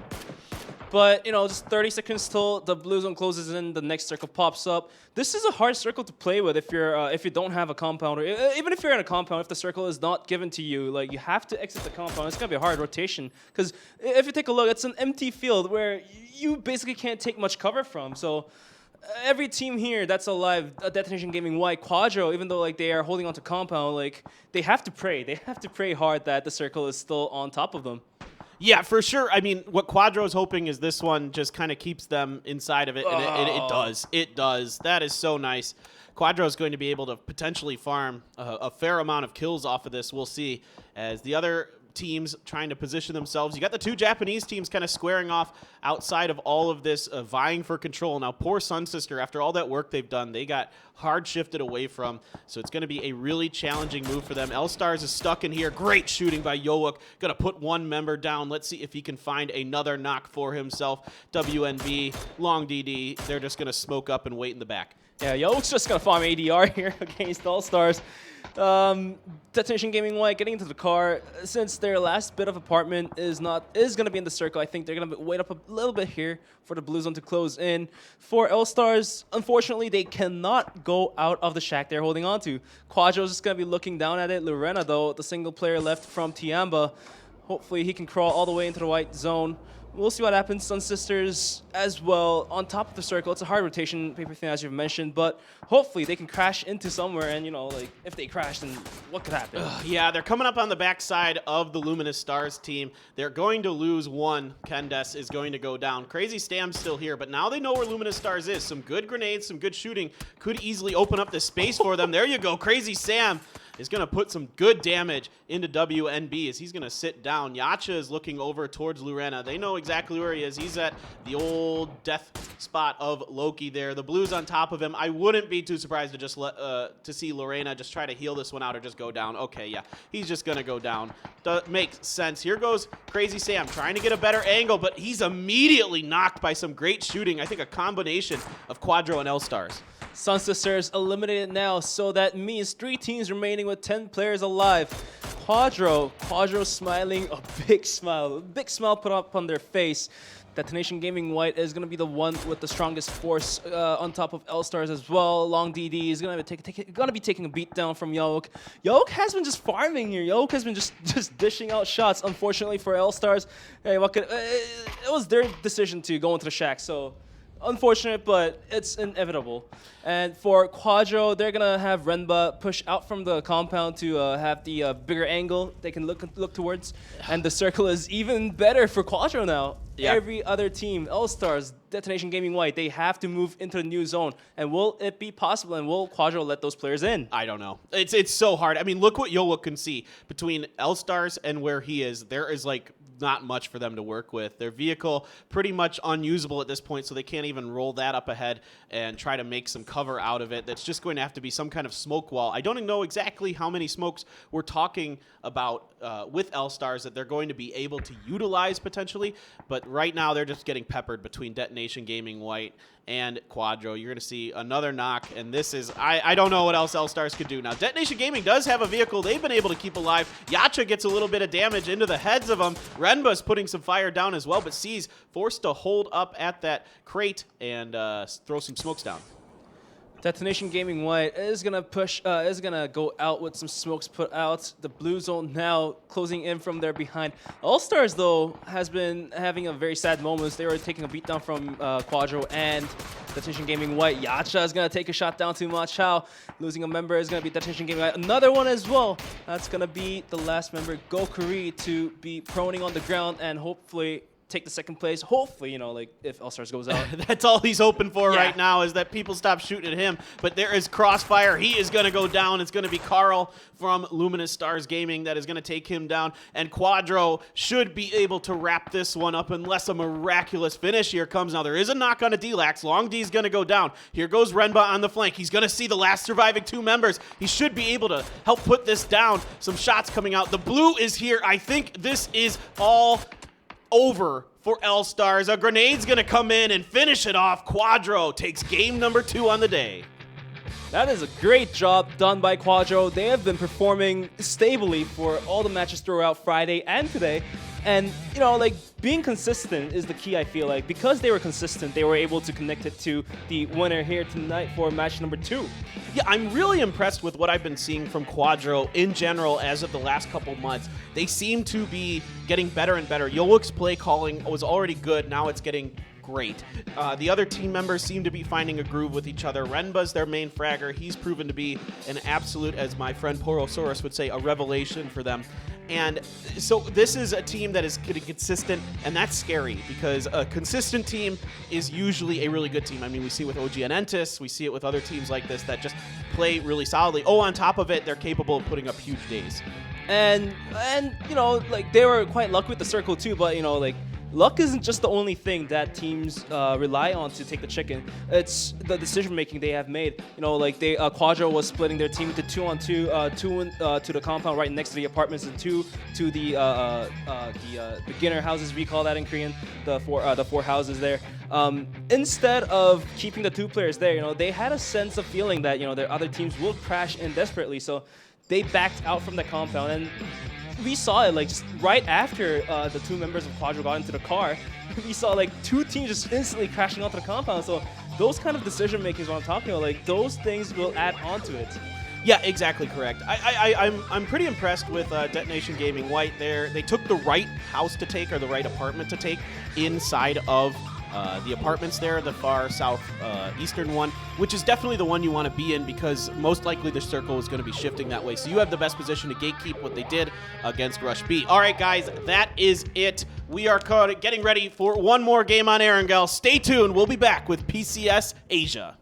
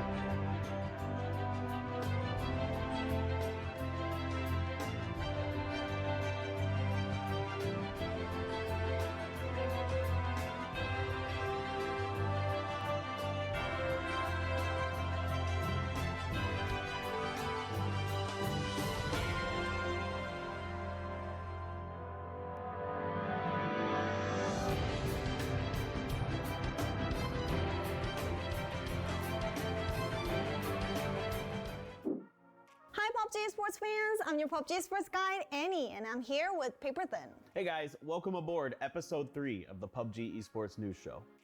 In the previous episodes, we have covered PGS qualifier news mostly, and then we found out that a lot of fans are curious about what PGC top 4 teams are doing these days. Yeah, exactly. So today, let's take a look at these top 4 teams and see what they've been up to recently. So let's start with FaZe Clan. I want to talk about their performances in PGC because they finished 2nd place in that competition.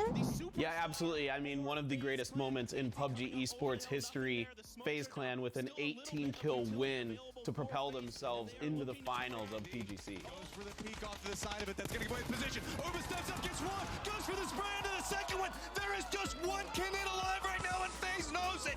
They're starting to push back through this. Rusty Zero playing inside the smokes. The hunt is on. The spray comes through. Did you see that? Did you see that? That was so incredible. Like, I exactly remember that moment from PGC, and I didn't expect them to make it to the final at all. No, it was incredibly clutch that FaZe Clan came up with that. I will never, ever, ever forget that moment. It was just such a special day. Same here. Yeah, so after this match and finishing 2nd place in PGC, I think a lot of PUBG Esports fans would love FaZe Clan and is expecting a lot from them. How did they change into 2020, like the roster? Yeah, so they switched out Mexi for Gustav. So Gustav came over from TSM, moved over to the team. It seemed like it was a little rough going at first, but as time has been going on, it seems like they're getting more and more comfortable with each other.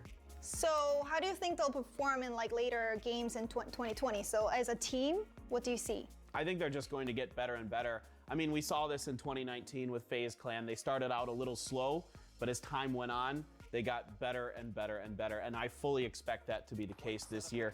Uba's already fragging out of his mind. At GLL, he was 2nd in frag, so nothing's changed with him anyway. So we prepared a special interview with FaZe, the team leader of FaZe Clan. Hi, FaZe! Hi, I'm FaZe and I play PUBG for FaZe Clan. So I wore your uniform, see? Yeah. So Fuzz, first of all, I just want to see how you and FaZe Clan have been doing since PGC. Yeah, so basically we had a little bit of time off in the winter, and then now we're starting to come together to team prac a lot with Gustav. Yeah, so tell me about how that's going with Gustav. I felt like we needed something more of ideas. We needed more ideas to come into the table, really, because before I felt a little bit stranded sometimes, and Gustav brings that extra edge where we just have more ideas come to the table and more things to happen. Then about like the team strategy, I found out that your landmark in Erangel is constantly changing. Yeah. And the Toby tournament, you landed at Pochinki. So like, is it like a different strategy that FaZe Clan was going to have, or what was it? So basically, I've always had the opinion that where we loot doesn't matter at all. We're comfortable playing from anywhere. We've played from Kameshki when we played in Hong Kong. We played from West Coast. We played from Millibase. Like, we've always played from different areas of the map. And it doesn't really change much to how we approach the game. It's just when you have a deeper level of understanding of how the game works, it shouldn't be an issue to change loot spot, in my opinion. How are you guys feeling about playing on Erangel 2.0 right now? Is it comfortable for you guys? I mean, there's definitely some big changes to the map, and we just need more practice with it. But I definitely there's a lot of different areas that are very playable now, rather than before where it was just flat open ground. So it gives more more options to teams, basically, and that's good for competitive when you have more options. Absolutely. How about the new changes, especially to grenades? How are you guys feeling about that? I think a lot of the utility changes are pretty good. I do think that nades have a little bit too little damage because you have a lot of smokes now, and there's really no counterplay to people running around in smokes now because there's too much area that you can cover. We have been watching the PGC moments of top 4 teams in our shooting today. And we just watched the clip where you barely made it to final, and you were very like surprised and very happy, and like the complex emotions. Like, how did you feel? Do you still remember how you felt that day?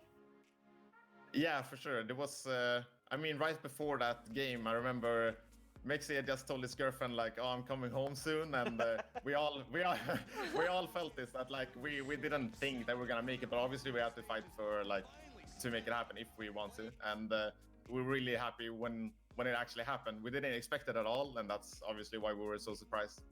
So FaZe, thanks for interviewing with us, and do you have any last words for fans? Thanks for having me, and yeah, of course, just thank you so much for everyone supporting us during PGC and after now, even with roster changes and stuff, and we look forward to competing for 2020. Do I look like a pro? No. As you can see, it's time for OGN Entus. They ended up 4th in PGC 2019. So I definitely expected OGN Entus to be a strong team, maybe the best coming out of Korea going into PGC. Let's take a look at a clip from Indigo and see exactly what makes them such a good team. He's got a little bit of a divot to work with. Indigo finally arrives. Denies 1, 10 kills. Can he make it more? And there he goes. It's K-Mine against Indigo. It's not over yet. Indigo, 5 bullets. He goes for the reload. And K-Mine has a second to breathe, but just a second. Indigo scanning the horizon. K-Mine makes the peak. So Indigo was this close to losing, but then he won and achieved 2 consecutive chicken in Miramar. Indigo showed very good performances in PGC 2019, but then this team is very well known to be the well-balanced team. Yeah, they are extremely well-balanced. They are all very good players. The problem for them has been lack of firepower. But recently, Under went to this team, and I think this will ensure this team with the power because he is one of the best attacker in PKL last year. Yeah, absolutely. This is a guy that's going to average around 1.2 to 1.3 KDA per season, so he's a very strong individual player.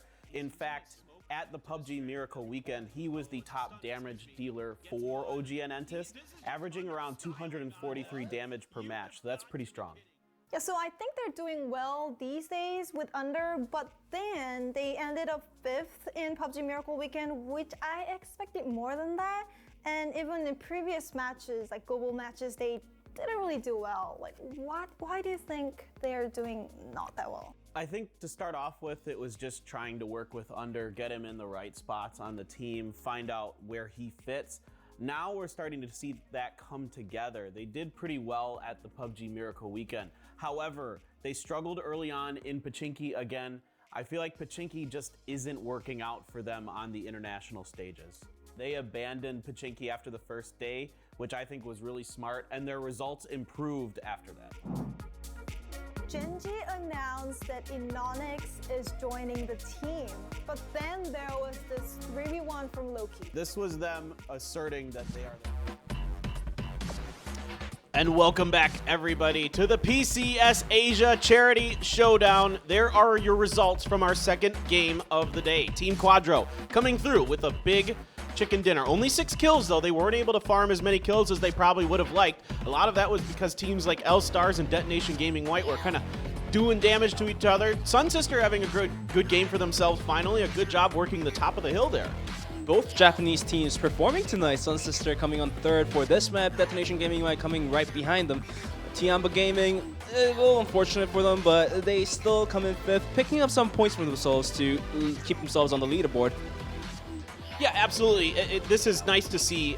Detonation Gaming White is in 6th place right now. They're playing very, very well. 29 kills to themselves, tied with Element Mystic in terms of kills. Just don't have quite the same amount of placement points. Just 4 behind them. Only 3 points behind Gen.G. Gen.G getting it done on kills a bit. They just need to get those placement points figured out. They have been in some tough rotations for sure, I'd say, but I think the things are starting to pick up for Gen.G, I'd say.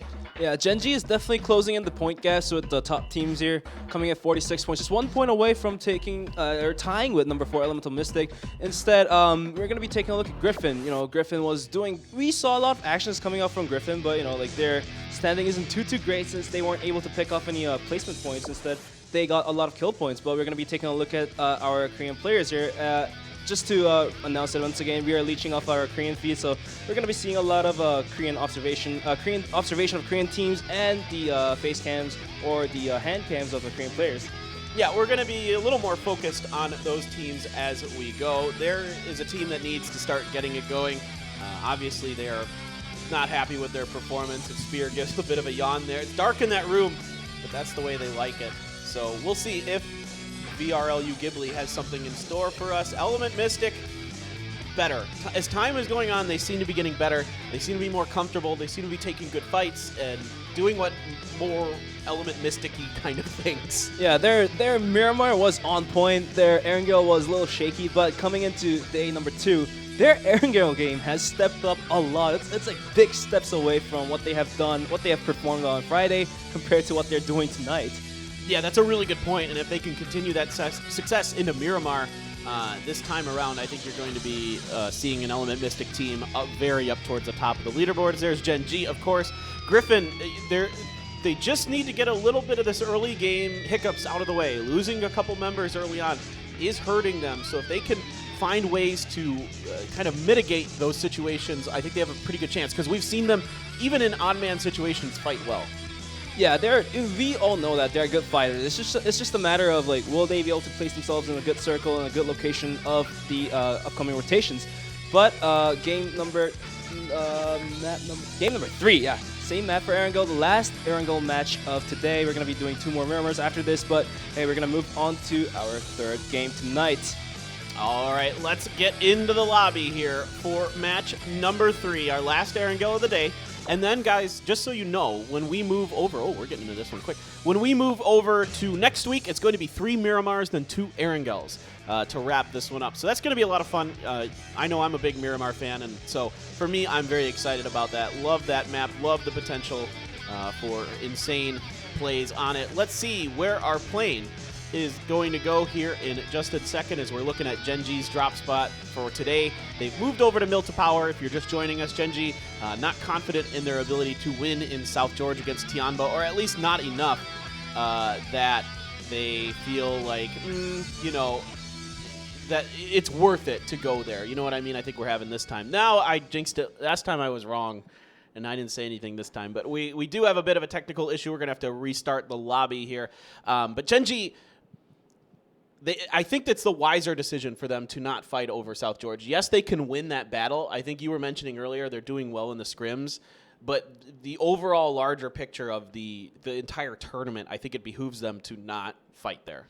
Yeah, coming into scrims prior to tonight's match, Gen.G was definitely coming on top of Tianba, but like as the official games progress, the last couple of matches, I think Gen.G has definitely decided not to mess with Tianba since Tianba is doing super great. Like when they pick up fights, they just go in and take the kills and get out there alive. Yeah, it seems like when Tianba, gets their mojo going, they're a really dangerous team. Of course, they're on top of the standing, so of course, they're a scary team. We know that, and so we're gonna see. I think for the rest of this tournament, I would assume Gen.G, unless they really do something crazy in the scrims this coming week, where they just are absolutely lighting up Tianba. I wouldn't be surprised if Milta Power kind of becomes their home going forward. Guys, thank you again for joining us. We really appreciate all the support we're getting, all the money that people are donating. By the way, scroll down a little bit. You can donate. We really appreciate anything you can afford to spare. It all goes towards relief for COVID-19. And it's just below the video screen here. So if you can, we really appreciate that. Anything, we're just waiting to get into the next game. So also, if you guys have any questions in chat, we'll answer them. Let's try to be nice in chat, please. Let's try. but in the meantime, if you have a couple cents to spare on your PayPal, please do donate. All the deeds will go for good deeds. And just to mention once again, this Asia Charity Showdown, $200,000 on the line, half of which will go to the players, half of which will be donated to a charity of the winning team's choice. And your money is going to help out even more. So, when you guys have to go outside, make sure you keep your social distancing, have your masks on, wash your hands thoroughly when you come back in, because you don't want any of those COVID-19 on you. Right. Exactly, guys. Just keep safe, social distance as best as you can. And I hope everybody there is keeping okay. What is my favorite loadout? So I like bolt actions. Okay. I actually like the M24. Classic. Yeah, Car 98. And then my backup gun, usually an M4 if I can find it. Otherwise, I'll take the Scar or something like that, QBZ. That's kind of what I like. Back in the early access days when DMRs were just not too great, only SKS, and you couldn't even have your, what do you call those, the handles? Bars? Vertical grip. So, back in the early access days, you weren't even able to put shake pads and grips onto SKS. And back when only SKS was the only DMR, everyone was leaning towards bolt actions. When Car 98 was on the floor, everyone would pick that up. So that was it. This is FPP for sure. Yeah. Guys, yeah. Yeah. This is like a. Why are we even trolling anymore? We've Jesus. trolled this into oblivion, guys. This is FPP. We don't need to troll that it's TPP anymore. Everybody knows. All right. This has been going on for just because we observe a lot from TPP, because we want to give you guys, a big picture, a big beautiful picture for you to see. All right. A couple other questions I saw. Where do I like to drop? On Erangel, I'm like an edge dropper. I like Zarki, Primorsk, Lipovka, Severny, those kind of areas. Even Stalberg, Kameshki is pretty good. So what about you? Where are you dropping? So for these official games, obviously the drop rates are changed, but for our games, our pickup games, the drop rates aren't too great. So I generally prefer places that have good loots, such as Milta Power. Those two factories. There is a juicy loot. You can definitely get an SLR and an M4 to come out with. Or, if you go to military bases, the 3 apartments shaped as in half E, then that's also a good spot to drop to. But, you're going to have to face off a lot of people, dropping with you as well. It's a hot drop zone. Yeah, absolutely. Absolutely. I saw somebody that said this is the first time they've seen me on cast. Really? I've been casting PUBG for 2 years. I'm on the esports news show. This is Bench. Of course, Bench is new. This is my first. I've been doing CSGO, but this is my first. This guy has been on the videos that play prior to the match. I always see this and I'm like, all right, whatever. Anyway, God. It doesn't matter. No, it's fine. I'm just messing. I don't care. I'm glad you guys tune in. That's the important thing here. The other thing I saw was who do I think the most talented players are? PO is the first player that comes to my mind every time. Uba right behind him, I'd say. When it comes to Europe, definitely the FaZe members are, they're so good. Team Liquid, a lot of players on there. Jeems especially is incredibly nuts. I think T-Bone from Omakin is legit. They've been playing really, really well. That whole team has been playing very, very well. How about some APAC players? APAC? Well, it's been a little crazy in APAC as of recently. I mean, your heart wants to go for Duckmans, and he had a very good day one for this event for APAC. But since then, it wasn't as good as it looks like. We are getting ready for game number 3. Fingers crossed we can get this one going. We had a bit of a hiccup there in that last one. Got to make sure everybody's able to get into the plane before we get going. Vard is nuts too. I agree with you guys there. There's so many good players. Who else in APAC do I like? So here's a player. I'm gonna go a little bit underground here. There's a player, and this isn't technically APAC, but there's a player in Mongolia. Okay. Yeah, called Roulette. I'm not exactly sure how he pronounces it. Roulette, who is actually insane. He's actually really, really good. I'm gonna, if you guys follow me on Twitter @PaperThin here, I'm gonna post his Twitch. He just started a Twitch channel, and this guy is absolutely bananas. So he's insane. He's insane. He's actually one of the best players I've seen. So I'm gonna definitely get him out there. Of course, other players I'm a big fan of the whole Entus team. I think is actually really good. Renba from Quadro, of course Iroh from TSM. I mean, he's nuts. There's so many good players now. It's so fun. But we're gonna see a plane path quite shifted down south. A lot of zones up north will be quite empty most likely. But we're gonna see players just jumping out. L-Stars going towards Novo, and Entus gonna head towards Pochinki, their destined location. Gen.G, where are they going to go? They're going to go back to their classic location of Milta Power. I think they've just given up on, going South George. Tiambas has been just on a roll. There's no reason to fight over it. If somebody's on a roll, you don't want to mess with that. It's not worth it. It's just not worth it. No, it's a smarter overall decision here from Gen.G, no doubt. Nothing super different actually. This plane path kind of similar to the other one in a way. Okay, this time we'll see here in a second. Oh boy, bullying! You can't do that. What is this? Oh, he glitched himself through the car. So that's kind of smart. If there isn't, so this is one of these weird things about PUBG. If there isn't enough momentum behind the vehicle, it can't actually knock you. I mean, it can, but sometimes it doesn't. So Bullying's actually going to get a little bit lucky there and get away with it. Meanwhile, Chaiwei might get run down here by Indigo, but he's got a tree, so he should be okay. Indigo's going to give him some honks and say, "Hey, buddy, come out and duel me. Let's go." But I think he should be okay. Although Under might come and try to flank this. This is something you don't see too much. Oh, he has a gun! Under, what a cheeky player. Chaiwei goes out with that shotgun. That is just so unlucky. That is just terrible for him. Oh, that is just unfortunate. But Entus is going to pick up a kill point a little nicely, and Yan Lee on the way too. But Entus is not going to follow it. Instead, they're just going to go to where their destined location is going to be at. What's going to happen with Tiamba, though? I think, are they going to just drive to George, or will they pick a different spot to go with? No, I think they'll still go George. It's the safer play. The thing is you can actually get on top of the mountain and see a lot of oh, no. Under, what have you done? You sad man.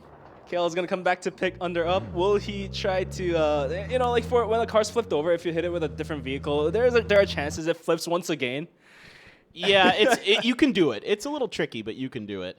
And Infantry, they're just going to let Entus pass on by, as Entus is not even going to try to go for Pochinki. Actually, they're going down to the military island, as this circle, by the way, is a 50-50 right now between the military island and the northern part. So this one's one of those tricky ones. Who knows which way it is going to shift. We are waiting for all of that to happen. So going back to Tianba, the thing they can do, the reason that they don't mind going all the way to South George and maybe tanking some blue is because you can get up on top of the mountain and see quite a bit actually of the northeastern part of the circle from the mountain, like the Pochinki area. So you can at least get an idea of where you can go in potentially safely with a circle like this. And not only that, if Tiamba does decide to farm South George, which looks like what they're going to be doing, they could definitely reduce a bit of their farming time, and if they hold on to what do you call that, like gas, the tanks, the red gas tanks, one of each, then they can just get onto a boat and just rotate through the ocean. Oh yeah, totally. It's a possibility. Although they may have to run through some of their meds, but it's a possibility. It's a possibility. Yeah, absolutely. I mean, and there's some goofy stuff you can do with boats. You got to be really careful because teams have gotten so good at just making you pay if you get caught out in the water with a boat. But there's definitely options available there. Right now, EM has not good loot. That is a lot of SMGs, which is definitely not something they want. But I'm not sure if they have many other choice, as they feel like usually EM is content to tank a little blue. So I'm not sure. It looks like they are going to head and try to get some more loot going for themselves. Maybe it's just a little bit difficult for them. Of course, they're always dropping on the very northern part, and because of the plane path, they weren't able to get as far north as they would like. Lash has a decent kit for himself, though. He's got an SLR and a barrel. I think Elemental Mystic is going to farm the compounds outside of Mansion as well, but if they do decide to farm a little more, get a little greedier, I think they have a good possibility of running into Curzon, farming Lipovka and the compounds just outside of it. And for Elemental Mystic, like fighting off a strong team like Team Curzon early in the game might not be the best idea. It's not the ideal thing for them to do, so we'll see what happens. Elemental Mystic, instead of going towards Mansion, they're going to go a little further up north, farm the compounds there. Still a good loot there. Yeah, EM is going to avoid fights early on as much as humanly possible. They really, really are not interested in it. They're not interested in getting into fights until like phase 7, if they can so help it. Like they are not going to be a team that's going to just try to farm the edge of the circle and pick up kills, like sometimes Infantry does or like a Buriram United does. They're more interested in just playing the position game. So this one, we're just waiting on the circle to kind of close up to give you guys just kind of an overview of what we're seeing on the map. Sun Sister is going to head down, but there might be sort of a bridge camp. No, this is a definite bridge camp. This is a bridge camp. All right, you like the bridge camps. I'll let you go for this one. Okay. Carl and the members of L-Stars just across the bridges, across the road. They're going to take the spray down to Sun Sisters, almost taking a 1 player down. But 2 players of Sun Sisters are going to be really low, but they're just going to let this one pass. Not going to connect to any kills. Crazy Sam, though, he's the last one to cross the bridge. Will L-Stars be able to take the kill? No. Or yes. Wow, just at the last second there, they're able to blow up Crazy Sam's vehicle. So, nice little bridge camp here from the Luminous Stars, and they pick up 1 point because of it. FaZe going to get off his motorcycle, take a little bit of damage as he's getting off to get that heal up and going. As Sun Sister, I'm expecting Sun Sister to just wrap all the way to the southern part of this and try to make their way from there, or just come up off the hill there by the radar tower mountain. Meanwhile, here is 4 AM potentially squaring off against their Chinese brethren in Infantry. And again, Longsker is back today. Haven't seen much from Infantry, even with the added firepower of Longsker in their lineup. Yeah, 4 AM and Infantry, if both teams are good fighters, so we'll see what happens. There's also GEX behind 4 AM, so this could be a clash between three teams possibly. 4 AM is going to be the ones to be sandwiched. Longsker with that 4X M4 is going to look towards where 4 AM is just chilling by. 4 AM just decide to back off, though. I think they have they have a pretty good idea of where infantry members are scattered around. Well, I don't know for sure that they saw infantry. They've seen Gex, so they're going to take a fight against this. Way less. Kicking it off, getting some damage into Leo. Yanli as well. Taking some damage himself. Grenade up and over. Will it connect? It goes underneath. Great grenade from Wayless. Right underneath that vehicle. Catches Leo off. Here goes the push. Lu and Long coming into the warehouse. Yan Li waiting, crouching, trying to buy some time, listening for footsteps. The stun comes in. The flanks are coming through. Yan Li, nothing he can do. 4 AM with that stun grenade will completely blind out Yan Li and take the kill. Leo's going to be flushed down as well from the grenade down he had. Mao Ye 56, he's just gonna wait to take the revenge onto Wayless. For GEX, they have a pretty good way to hold their compound, but this time around it just didn't happen. Mao Ye is gonna punish forever. Wow, so great patience here by Mao Ye. Now that's gonna make the Hornets angry here. They're buzzing. They're trying to get on top of Mao Ye. Lu's going to flank all the way around. Mao Ye gone. Gex, once again, a disappointing finish for them. They just look a little out of place, but look at this. This is the infantry you know and love. A team that loves the third party, taking advantage of a situation. The res is down. The smokes are up.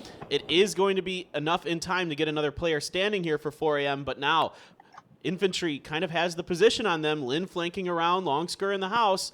Let's see if they can catch some members of 4 a.m. Yeah, Infantry definitely wants to take a bite at this big cake. Lin's going to get ready with the grenade cooked. It's not going to connect too much, but Longsker is there to take the spray down to Long. 1 member down for 4 a.m., just 2 alive. And well, Lin does spot Wayless under the vehicle, and that's going to be sprayed down on the foot. Not going to connect too much. Kai's going to be there to finish off Wayless. And Lou, last one to be in the shack here. Not the shack, but like, what do you call that? The guardhouse or something. Guardhouse. I don't know what you call it. You call it whatever you want. But Nate, though, will take Lou down to more than half HP.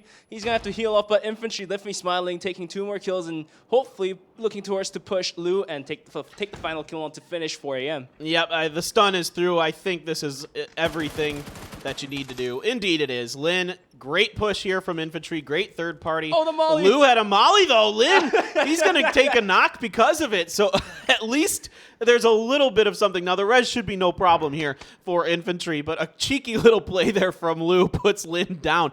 By the way, of course, you guys saw it on your screen while that fight was going on. Circle is definitely Military Island. No doubt about it. So, Sungjang, where are you going, Sungjang? Oh. He's going to take a beatdown from Faye. That was a wrong destination and wrong route to take. That's going to be 1 member down from Entus. Sun Sister is smiling this time again once more compared to last match. yeah, today going better for the Sun Sisters. Their shooting looks a little crisper. Their movement seems to be a little bit better. I mean, they did lose 1 member in transition, but they had to take a difficult rotation no matter what to get to the Military Island. So I'd say making that early rotation, only losing 1 member to that bridge camp by L-Stars, nothing wrong with what the Sun Sisters did there. Gen.G has made their way to the southern edge of Sosnovka Island. Tianba's in a boat trying to get over. Speaking of, here you go. It's like the observers can read my mind. Griffin, I feel like should make them should punish them for it. Okay, here we go. Now Too Hard, he's going for it. Too Hard taking those spray downs is not gonna connect to any hits just yet. He's gonna let go of Tiamba, but Tiamba had it pretty close. You know, like if you're in a boat and if you take it down, you're gonna die. You're gonna die right away. You're die right away. You're dead. Yeah, you're a goner. You're going down to Davy Jones' locker for sure. Tiamba, they actually get a little bit lucky in this particular rotation that nobody's guarding the coast. Griffin was the only one who kind of thought about it. A lot of times in competitive PUBG these days, you'll see at least one team go over to the coast and just try to farm kills that way. But this time around, Tianba, a little bit of luck on their side. Nobody's really interested in doing that. Curzon has now moved in to where the Luminous Stars were previously. Now, let's see if they're going to set up any kind of camp. Of course, they're checking that radar tower position, making sure no one's up there. There is yet Element Mystic to make their way over the Eastern Bridge. Rush B Gaming had it easy to enter Sosnovka Island. There was no bridge campers. Infantry is going to move in as well. Entus is going to center themselves in the middle of the military base. And now Elemental Mystic is the ones to move into the island, but little do they know, Curson has a pretty good ambush set up. We'll see what happens. We're just taking a look over to his infantry, my bad. But there's going to be no action for them waiting. So that's going to be a pretty good rotation for infantry. Hopefully they can find a compound to station themselves inside. We'll see what happens. Yeah, this is no problem for infantry right now. EM, on the other hand, Curzon, they are set up. They're immediately veering out. Shots ring out, and that forces them to do exactly what we just saw Sun Sister do a few minutes ago. Bolt over towards Novo to get around this, but Martian Chun has a pretty good angle. A headshot in there. Some more damage from DA. They just aren't able to finish. I believe that's Maknae there at the end. Not quite enough. Meanwhile, Tianba did get to the beach, but PO and Gen.G putting some shots in, but that is very, very long range. No matter who you are, that is forever away. I mean, that's almost that's like 600 meters away, and you know, maybe you get one lucky knock in that, but it's really, really hard. No matter, even if you're PO. Yeah, you know, like back in the early access days, you guys probably remember the clip from Yunroot taking a Car 98 shot from kilometers away. Those things don't happen quite often. So PO, even though he's the strongest man in not the strongest man, but he's the most power player in Gen.G. Like 600 meters is a hard shot for him to take as well. So we're gonna be taking a look over towards Tiamba, taking a little beat from PO, not gonna hurt them too much. Is gonna be able to rotate into the compound at just right at the edge of the bottom circle here. Yeah, exactly. There's plenty of space for them to work with right now. Actually, nobody's really super on the southern part of all of this. So, Gen.G and Tianba can kind of work this as they so please. For now, there's nobody really contesting anything that's going on with them just yet. Maybe EM will do it. I don't think so. EM typically prefers to just come in the middle eastern part of a circle like this. I've seen them do it a couple times. There's some hills and stuff on the eastern side of the military base that they much prefer to work from. Lin, he is getting a knock onto Minsung. He picked up that Mark 14, and now Kai's over there. That should be Minsung down. No problem for infantry. Yeah, Minsung was out there to scout some information, but apparently it was not the best of his extensions. Now, Bo Liang is going to reposition himself to open up more angles for infantry. Too Hard looking down towards the hill right in front of him. I think he does spot Kai out, so he's going to position himself right in front of a tree. He does spot Kai going above the hill too, so that's no more chance for him to take the shots at. Asura, though, in the building, is going to try to take a couple shots, hoping for the lucky shots on the headshots. Not going to happen, though. Yeah, trying to catch Lin peeking. It looks like he already did a little bit of damage. Bo Liang's going to get on a motorcycle. Had no idea Too Hard was here. Too Hard so close to taking him down. Just able to get behind the foliage of the trees is Bo Liang to get out of that potentially precarious situation. Longsker now putting some fire down onto Too Hard, making him pay. He's out in the blue. He's taking more shots. Longsker is going to land a headshot. How in the world do you hit that? That guy is absolutely nuts. Oh, look, here's some more food for you. Just keep eating this up, Longsker. It's going to be Kai who gets the flank on a tap. And now it's just up to Asura for Griffin. And this is a hard shot for Asura. Like, definitely he cannot take the res onto his teammates. Instead, he's going to take a kill. He's going to take a down onto Kai. And those shots are quite accurate, almost taking the other member of infantry down. He's going to break the doors, hoping to, finish Kai off, but the flush is not going to happen. Bo Liang, though, is going to burn off to the circle. Those shots did definitely pay off, landing in the bodies. Oh, my goodness. Asura, that molly, I think, is pretty good. Maybe it came up just short of getting the fire inside of the building. I thought it was going to be good enough, but maybe not. He's going to have to heal up. Asura might just take down infantry all by himself. It's going to be hard for somebody to get in there. Yeah, he's going to eliminate infantry with some help from Silver from Rush B Gaming. Now he's going to go in there and reap the rewards from his hard work. Great job by Asura. On the first, though, when infantry took down 2 players from Griffin, we were all thinking, damn, infantry's doing so good. They're going to go out of this with a lot of kill points, 4 kill points almost. But in the end, Asura was the one to, bring the chaos to infantry, finishing them off, completely eliminating them. Yeah, exactly. Great job. Great individual effort by Asura. I mean, Griffin, again, if they can just find a way to get into late game. Oh, Kale gets ripped out of his vehicle trying to get into the military base. The Quadro boys say no. This is our home for now. So that's going to force a different rotation out of the last 2 members of Entus here as it Under and Indigo just get set up in some barrels because they got nowhere else to go. Gen.G on the move. Tianba on their side, but I don't think Tianba's really going to be able to do much about this, although Loki's been knocked somewhere. I didn't quite catch where that happened. Oh, it looks like it was involved with Rush B down below by the street. So Rush B is poking at everyone. They were poking towards infantry. They're poking towards Gen.G. Inamix is thankfully here to take the res onto Loki. But PO has a pretty good idea of where Rush B players are holding on to, so Rush B can't poke at Gen.G anymore.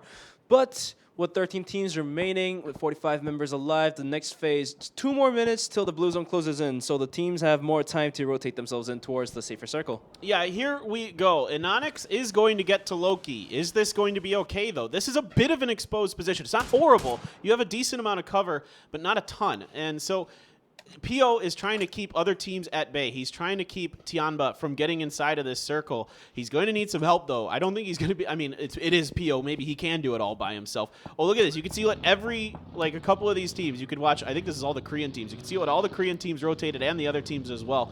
Kind of watch their timings and everything. That's a really neat view we're getting. And you can see EM, of course, loves to come late. They have no problems eating some blue and making safe rotations. Looks like that's going to be a knock onto PO. Oh, no, this is not good for Gen.G. Aqua 5 is here to try to help, but PO might get flushed out. That grenade just not quite there. Aqua 5, I think they're just going to have to abandon Pio here. This position not sustainable. Yeah, more members of Tiamba was pushing behind Linshan, so they wanted to bite at Gen.G. But Gen.G, knowing this, Tiamba's been putting up a really good fight. I think they've just decided to sacrifice Pio and go for a rotation. Good decision to go with, because, you know, like, there are still a lot of teams surviving. 13 teams. You're not going to get any placement points, but Under, though, he's going to take a pick onto Sura. Griffin is going to be a goner. And Entus, although like their games haven't been the best for themselves, I think coming into match number 3, I think with just 2 members alive, I think they can put up a little more than the last one. Oh yeah. They're really good at snaking out late games and finding, you know, extra points out of it. But Gen.G continues to get sandwiched. Over here, I wonder if Curzon has any clue that Lash is underneath them. The way that they're moving and looking, I suspect not. The other members of Element Mystic are ahead, so this could be really good. When Curzon makes their move, Lash can pop out, try to get a flank, although I spoke a little bit too soon about Entus there. Lambu actually going to take down Indigo, so it's going to be up to the sole survivor of Under for Entus. Here we go. Lash waiting. I don't think he's going to shoot just yet. I think he wants Curzon to commit a little bit more to this, potentially. Oh, never mind. He gets spotted out, so now he has to start shooting. Great senses here from the Curzon boys to sense that Lash was down there. Curzon putting up a good performance here, taking down Lash from Elemental Mystic. The rest of the members do have to rotate into a circle, though, when Elemental Mystic is holding on to those what do you call those? It's a little camps, you say, possibly. But where yeah. Element Mystic is, we call them bunkers. Bunkers, okay. But yeah, Elemental Mystic is spread out quite nicely here, so we'll see what happens. Detonation Gaming White, though, they're going to be stuck at the little ditch here. Hopefully they can get in the cars and get moving. Yeah, we'll see. It's going to be a little tricky for them. Quadro making another difficult rotation. Yowook going down to the crossfire from LYG. Hikari now looking over that direction as well as VLG is outside of the circle. It's going to be a little tricky here for them to get in. They're going to try to work the backside of one of these bunkers or some other compounds. Now they have to run through exposed space. Spear, oh boy, there's just nothing you can do there. Spear, but some good return fire from Lambo. Going to get crazy. Nice headshot there to buy his teammate some time. Hikari now getting peppered. Can VLG make this difficult situation work? Deva going for the revive. Migo's gonna take more shots towards the smoke. Deva's taking the res onto Spear. None of the shots will land, just except the first shot he made. I think the res is definitely possible here, so both players will get up, heal up, and go on the run, get into a circle. But Hikari, though, he does know where Quadro Yacha is at. He's gonna peek, and the headshot is so close, so close. That's not gonna land onto the head, but to the neck. Yeah, I think it might have got the neck. You might be right. Let's see. We're getting a split screen view. Detonation Gaming White has come up behind EM. Defense time for them. I've seen them play these bunkers very, very well, especially in the PUBG Miracle Weekend. They actually got, it might have been a win or a second place off of playing these bunkers, so they know this terrain like the back of their hand. VLG takes another loss. It's going to be Hikari this time, who is actually flushed. They were able to get the res onto Spear. Here come the Sun Sisters making their own wall. I don't know if Lambu knows that they're over there. Now FaZe going to light up into him. He heard the shots. He saw maybe a little bit of movement in the smoke. Lambu's taking a bunch of damage. He can't go anywhere. He falls into the pit. This is looking horrible for all these teams on the West. And then he falls into the pit where Yacha's looking right at, so he's going to be flushed right away. Kandesu is going to finish Deva off, and VLG is going to be staying with just one member alive. And now Sun Sister is going to be taken up by Gen.G. I think they also took a beatdown from Tiamba far away. We'll see what happens. Yeah, right now you gotta like where Gen.G and EM are. Actually, Rush B Gaming has a pretty good position too. Spear's trying to pick up anything that he can. He's trying to get a little bit of extra points for his team. He drops down into this pit, really eager to get on top of Quadro. Gonna go for that heal right now. He's got the lid of the missile silo to protect him. Yacha here, and this is still inside of this circle. Yacha finding a great angle. Cheeky little play from him is gonna take Spear down. And we saw little drawings coming in for our Korean commentators. I think they were talking about how Tiamba could just make the push onto the little hill in the bottom circle here. We'll see what happens. Gen.G, though, they're going to be the dead center here. And Elemental Mystic positioning themselves on the top right corner. And they're going to salvage their car. I think it's a decent move. Well, it's in a situation like this, it's the best of some bad options. Like in this circle, there's actually a lot of bad options. So I like what they're doing. Renba getting the opening knock onto Crazy of LYG as they're trying to push through. That grenade just rims out, doesn't get inside the door. So that's a little unfortunate for Quadro. Probably would have liked that grenade to get in there, make things potentially a little easier. Although at this point, I think Crazy has been able to get far enough back. And again, just missing with that grenade is Renba. Pretty unusual to see him miss grenades like that. He's a very, very good player. EM getting torn up a bit themselves, but this is a tough position for Quadro. Got to go through LYG, and actually Under from Entus is still hanging out in the wings of all of this. Let's see what role he could potentially have to play. Grenades coming in to the ATC, but there's nobody home for those. Even that compound Quadra's pushing for is outside of the zone, so they will have to plan something out. They're going to have to drop more smokes to get inside the zone. Tiamba, as our Korean commentators have guessed, they're going to move right onto the little hill up here. And Detonation Gaming White, Melifo, he doesn't know Kinch is looking right at him. Oh my gosh, that is triggered discipline. Kinch, huge moment for him. He's going to be waiting for the timing here. Just waiting and waiting and waiting. Gokri taking a bit of damage, easier flush for Kinch possibly. And that car is just coming out of nowhere. What happened here? Okay. C's was, I think, in it, driving it, got ripped out of it as he was trying to go, and something happened, or they just had to bail out of it because they were getting shot. Machao now coming in and still holding their fire as Element Mystic. They don't want anyone to know that they're here just yet. If only you could come up and melee Machao somehow. Kinch thought about it here. Now they're going to come out, light him up, take Detonation Gaming out, but this is going to alert the rest of the world to their presence. EM under fire. It's Curzon that's shooting them from the south. Martian Chun gonna get knocked. Grenade up and over. Gets a long DD. Almost gets WNB. Now he's got to turn his attention over here. Is Kira gonna be able to get this revive? Definitely looks like he will be able to take the revive if the nades don't come through. All-Star is losing a lot of members here. WNB, what could he do alone? Or he's a goner. Never mind. My bad. But LYG and Gen.G. Enonix is going to be the one to hold off alone the push of LYG. Rest of the members parking themselves in the center of the previous circle. Enonix looking to hide himself in the area here. Yeah, this is not bad for Enonix. He's an aggressive player. He might push out. He shouldn't. He can just wait for LYG to come off the top of that, get them in a crossfire between his two other members, and just tear them apart potentially. We'll see if it does come to that. Tianba still trying to work their way in. Looks like they are going to be able to get into this next circle somewhat safely, kind of. Oh, and with a little help from LYG, putting shots into Rush B Gaming, that's going to make their transition even easier. And Tiamba Gaming is looking directly toward Rush B Gaming. And we'll see what happens. Kinch is going to take a spray down onto Cursion. Not going to connect just yet. All four members of Cursion are on the attack and the mission. Kinch and Kiravi, will they be able to hold this off? Martian Chen will take Kinch down. Kiravi, knowing he's the last one alive here. All four men pushing hard. Cursion will finish off Elemental Mystic, going out at the 6th place. And Cursion will be positioning themselves where Elemental Mystic was holding it, which was right in the circle too. So yeah, let's go for them. This is great stuff from Curzon. I mean, they look really solid right now. Tiantan putting down Pow Pow, putting down G9. Rest in peace, Tianba, or excuse me, RGB Gaming, not Tianba. Tianba doing a good job there. Yeah. And this is really good stuff from them. I was so just amazed with Curzon. My mind is just like racing with how good they are right now. Taking down Element Mystic is no easy feat. Taking down Lash early on, sniffing out his position, really put the brakes on what Element Mystic was looking to do. LYG still on top of this hill. This is all still inside of this circle. So I think for now, we're going to see everything just kind of calm down. Maybe somebody will get a knock if they're lucky, as everybody's kind of peeking around, seeing if they can get some extra damage. About 25 more seconds for this one to go. And this is where the circle comes into the importance. You know, like, as you can see, the 3 hills are located at the edges of the white circle right now. And if the circle does decide to shift towards the right center, it's an empty zone. It's a flat ground. There's not a lot of things you can take cover on. So we'll see what happens. Tiamba though, 4 men strong. So is Curzon. And you know, like Curzon has been doing really well ever since the first game on Friday. First, third. They always seem to be here at the end of the games. They're just really, really strong right now. They're rotating so well. They don't need to fight.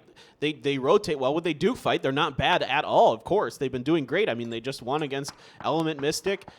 They played the long game and actually dueled a team known for playing a long game in Element Mystic. So all the props in the world to them. Circle did center, like you were kind of mentioning. There isn't a whole lot to work with on the center of the circle. There are some rocks outside of the one that Gen.G and Tianba are holed up in. Gen.G's hoping to just last this out as long as they can. Headshot from Aqua 5 into Migos. Gonna send him back. I think he put one into Crazy there as well, or somebody did. It might have been Loki with him. And Onyx just waiting.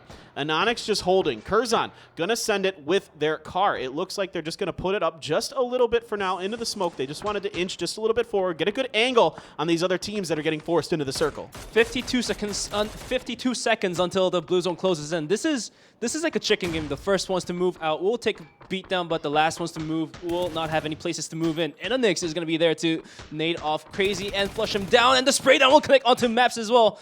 Another player down, and Enix is going to book it. He's just going to get in the car and just go. Go, go, go, go. Loki as well, though.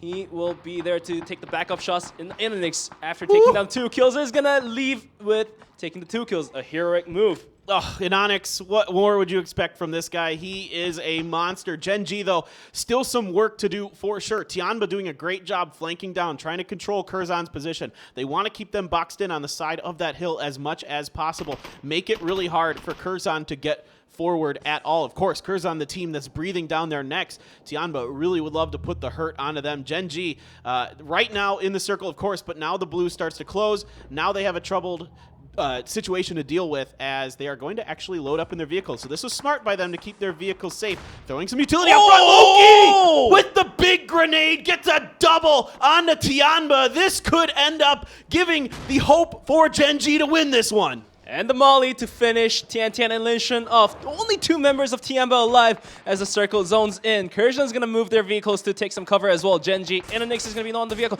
DA going in huge, taking down Alpha 5. Lorena as well, though, will take down Martian Chan. He's going to take more shots towards Curzon, but does he? No, Gen.G's right on top. Oh, Loki goes down. I think he gets himself there, a little bit accident there with the molly potentially. Unfortunate for Gen.G, but what a grenade from him. Now Tianba once again has Curzon completely pinned. They have control of the circle. Curzon still has more members up and running. Are they going to be able to do it? Lorena's going to finish. Grenade up and over. Is that going to be good? It's right in the face. It gets another double. Tianba is going to take another chicken dinner. 2 games for them here on day number 2 of the PCS Asia Charity Showdown. Tianba. What a game they have put up today. Like, they were farming off of South George for, once again, South George, and they had a long rotation to go through to the Sosnovka Island here.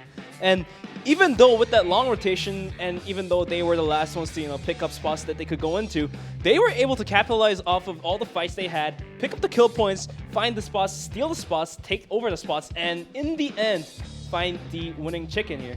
Yeah, really well put. It was not an easy situation for them the whole way through. They had to make a late rotation in a boat. Like I mentioned earlier, they got a little lucky that no one guarded the coasts. You see this a lot in competitive PUBG where a team will just sit on the coast in a military circle like that and just try to get, because inevitably a boat comes. But this time, nobody did. They worked the southern end of the circle. They were constantly a thorn in the side of other teams like Gen.G and Rush B Gaming. And my goodness, they look like world beaters right now. Everyone pay attention to these guys because they are the real deal. Yeah, and at the same time, we shouldn't leave out Team Curzon. Team Curzon on top of the 2 matches today, and they're going to come in second once again. Like, they were dodging fights early on, and even though they seem to be dodgy about fights or battles, they do pick up fights when it's needed to take the fight on. So they were engaging onto Elemental Mystic, the 2 players left, Kinch and Kira V. 4 members of Curzon rushing up the mountain, and if I was Elemental Mystic, I would have felt really bad just seeing all 4 players coming up. But hey, we're going to take a break, and we're going to come back with the 4th map, Miramar, and we'll see you guys soon.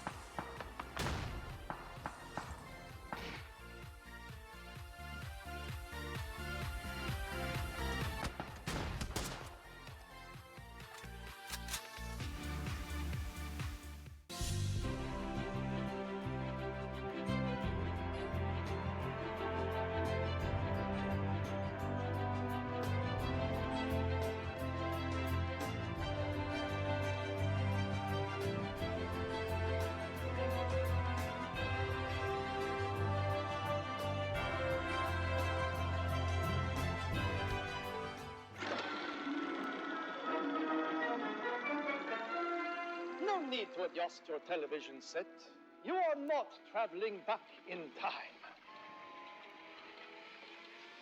Hello there. I am Carl Johan Lind. Welcome to the Lind Corporation, where we are working on a revolutionary experience right here in Vikendi. This is Dinoland, the prehistoric park of the future. Children will be greeted by Alex, the lovable T-Rex. They can ride my Wonder Wheel. That's right, Alex. And eat at Cammy's Bistro. Yum, yum. Or ride on Tato's thrilling mammoth coaster. Oh, no. Don't be scared, Alex. All this and more is now accessible on the all-new Dino train. But Dinoland is just the beginning. The entire island will soon be a top-of-the-line resort. We'll have an award-winning winery, an out-of-this-world cosmodrome, and a spa. Dinoland, so amazing, you would rather go extinct than to ever leave.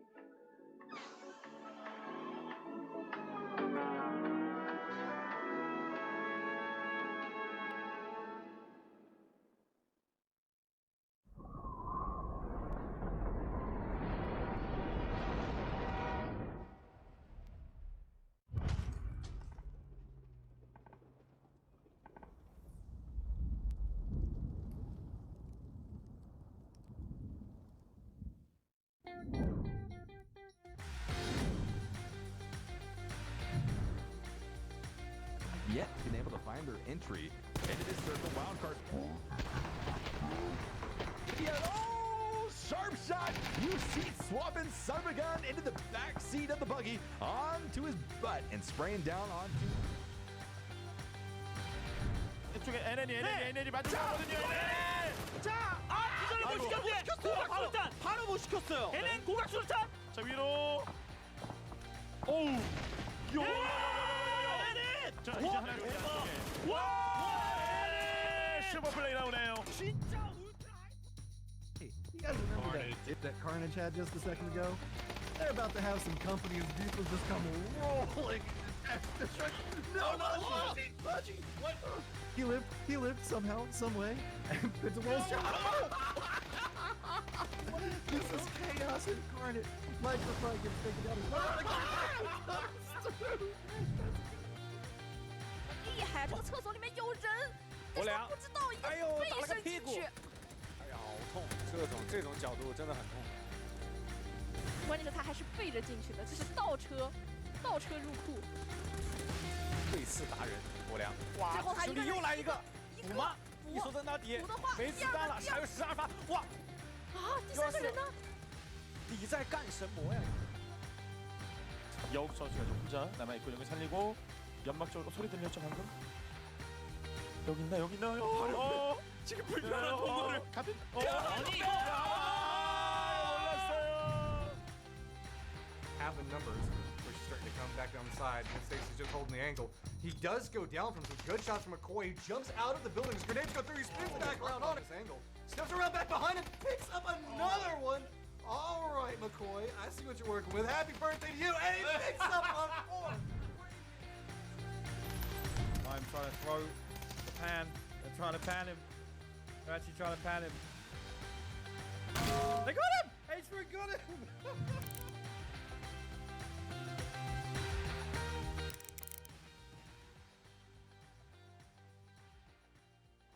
I'm holding right.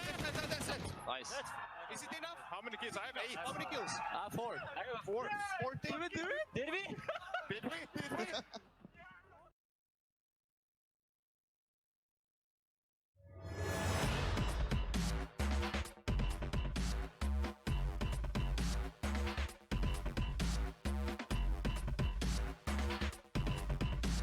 And welcome back, everybody, to the PCS Asia Charity Showdown. Through our third match of day number 2. We have 2 more days to go after today, guys. Get hype, because this Tianba team is the real deal. They bullied Gen.G out of South George. They're winning a lot of games. They're killing a lot of people. And another chicken dinner here for them today. Tianba definitely stepping their game up compared to the first day. Even though they did really good and took the first place, it was mostly from the kill points that Tian took over. But today, all of the members of Tianba is doing really great, so that's something that we need to look out for. And on top of that, on the last match, Gen.G coming in second with 12 points in total, 7 kill points and 5 placement points. Not bad. Yeah, not bad at all. Not bad. And the Chinese teams seem to be doing a little bit better today. It's still Korea on the left-hand side, more so than not. Detonation Gaming has fallen down to 8th for Japan. But right now, it's all Tianba all the time. I mean, they have almost double the points of Gen.G, and that is just absolutely insane. To think that they would be able to do this well 2 days back-to-back. These guys are really on fire right now. 68 kill points. What do you call that? 68. Team Curzon coming out second has 36 kill points. That's almost double the points Curzon has. But nonetheless, Tianba is going to be running away with 108 points, which is about 20-something points on top of Curzon. And Curzon is going to increase the gap between themselves and Quadra as well, too. So, yeah, Curzon's just so consistent. All right, we're going to get... I want to let this one speak for itself. You guys can listen to what these players are going to say at this endgame situation, because this is crazy.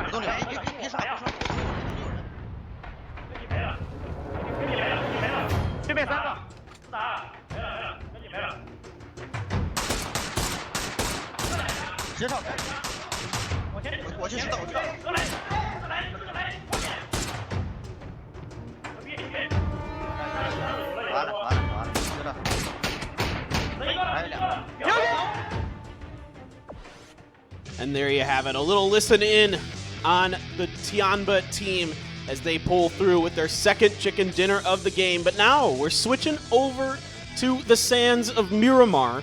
And typically, we saw this a bit yesterday, Bench, when we switch maps, teams that have been kind of struggling during the day kind of tend to regroup and find a little bit more success. We saw the last game of the day yesterday.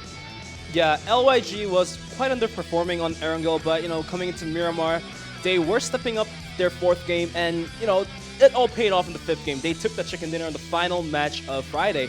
And for Elemental Mystic as well, they weren't doing so great on Erangel, but coming into the fourth match of the first map of Miramar, they were taking the chicken. So, hey, today could be the same. Like, the teams underperforming today on Erangel could be changing things around, since it's a different map, different story, different news. So, coming into a different battleground, these teams that haven't been doing so well might be able to step it up.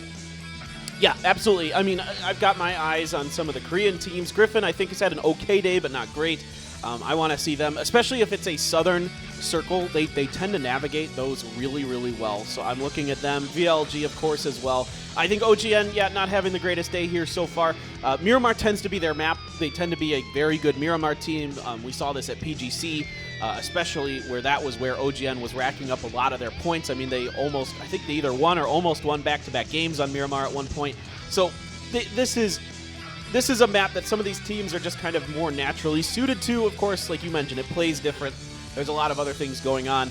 And Gen.G, it's funny because Gen.G's playing well, but Tianba's playing so well that it's almost like that's all we really are thinking about. Yeah.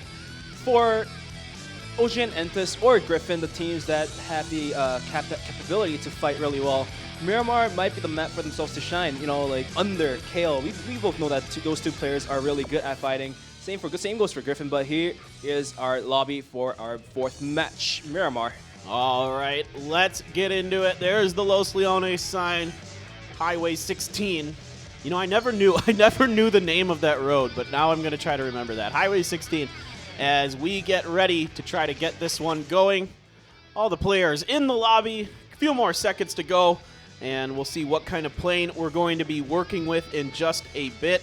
This is gonna be interesting. I don't think, we didn't see anybody challenge drop spots too much.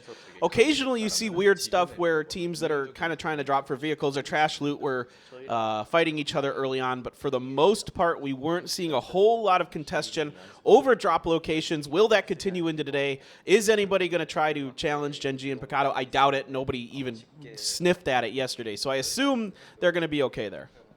You're probably right, Paper Thin. But, you know, we saw that show put up from Infantry and Sun Sisters. I don't understand why Sun Sisters has decided to do that. That little church, it wasn't even a named location. They were fighting over a single church and wiped out 4-0. So that was something definitely not Sun Sisters was opting out for. I don't know what happened. I'm trying to figure out what exactly. You know, I'll have to message some of my Japanese friends and see if they know what the deal was with that. If there was some kind of ego play going on there, or you know what. I mean, maybe there just wasn't a vehicle there, so they all just kind of like were kind of forced into it. I'm not sure what was going on with that. But plane right down the middle, very fair plane path. This could go anywhere. This could be anything. Anybody should be able to get basically to whatever drop spot they're interested in. So this is about as nice as it gets. Nobody's going to be complaining too much about this one. Right. And on a personal viewpoint, I feel like players become more calculative when they play Erangel, since it's the map that's been out ever since. So the meta has been built. But for Miramar, you know, even though this map has been played for a while, like this is a second map that came into the PUBG map pool. So for Miramar, I feel like the players have a tendency to play by their guts a little more compared to Erangel. So maybe that was the reason why Sun Sister has decided to drop Hot Drop right on top of Infantry as well. And tonight, though, you know, like Sun Sisters probably isn't going to make the same mistake again. Hopefully not, right? I don't think so. As you can see on their map, they're going somewhere else entirely this time around. They're not even going to try to fight over Chumacero with Infantry. So there's 4 a.m. There is some shots from them with that mini, trying to see if they can catch, I believe that's Curzon or Griffin over there, dropping Curzon, it looks like, based on the color. So they're just hanging out, trying to see if they could pick someone out over the sky. That is some long-range iron sights, and I don't think anything really has connected just yet for them. Looks like they're going to let PH111 get on. He gets behind a hill. It is A-okay. Yeah, I think the teams, going back to what you're talking about, Benj, I think teams that do well on this map are good at sniping, first of all. You have to be good at that. Right. And also, they know the map's like intricacies, because there's a lot of like weird terrain stuff. Like there's a lot of like small ditches and other things that you can utilize that are all over the place because of the wacky terrain at times. So I think knowing that is a huge part of navigating this map as well. And given the elevation as well, sometimes the rotations on vehicle is quite hard. So players sometimes decide to just go on foot. And when that happens, the things you have mentioned will take into play, but we do see the total rankings and the kill rankings coming up in the bottom. Tiamba, Cursion, and Quadro coming in first, second, and third. But Tian, he's going to take the first top kill ranking here. Yeah, and then look at that. It's all Tianba at the top of this. Lin Shun and M200 are number 2 and 3. I mean, they are absolutely just decimating everybody right now. I haven't seen a performance like this with a team in a lobby since I saw Gen.G dominate the PWI back in December. This is an absolute beatdown in an incredibly stacked lobby. I mean, these guys are playing out of their minds. Let's see what is going to happen maybe between Kira and Yan Li. Yan Li's got that micro Uzi. That thing, we've seen it before. It's devastating up close. I think fans of Korean PUBG will remember when Hulk got 3 kills with his micro Uzi that one time, getting the last bullet to connect. Now Lash comes over. He's going to pick Kira up. I'm assuming they saw Yan Li land there. I mean, I'm assuming they saw the parachute. So that's why you can see they're positioning the car to keep themselves out of the vision of him. And we'll find out. I don't expect much to happen between those two. I assume EM's just going to back off. Taking a look at L-Stars over here. Ranked 9th, 42 points, 23 kill points. Not too bad of a statistics, but I have a feeling that they could do better in a sense. Since, you know, L-Stars, like, we saw them taking those shots when they were bridge camping last map. Oh, no. but it didn't happen. But yeah, Oh, Lee, no. Kira V. What's going on here? I thought they were going to leave. No, he had no idea. Oh, my gosh. Yanli, he's going to finish it. Oh, another early mishap for EM, losing a member. And here comes some reinforcements as Lash decides, I'm not interested in this anymore, guys. I'm going to peace out. He's going to book it, but for sure, those micro Uzis will eat through your armor fast and furious. EM, though, unfortunately, losing a member here. You know, like when they took the chicken on Friday, they had all 4 members live and well, but this time around they're gonna have to play with 3. So let's see what could be changed for the playing plans for Elemental Mystic tonight. Yeah, it's a little unfortunate of a start for them for sure. Infantry making their way through as a team, making sure this is all clear. Very disciplined play.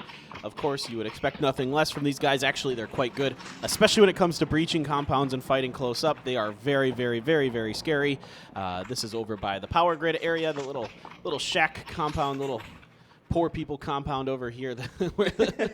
you don't got much going on over for yourselves over in this area. Entus is just going to. They are just heading up to the north of La Bendita by the graveyard and Minas Generadas.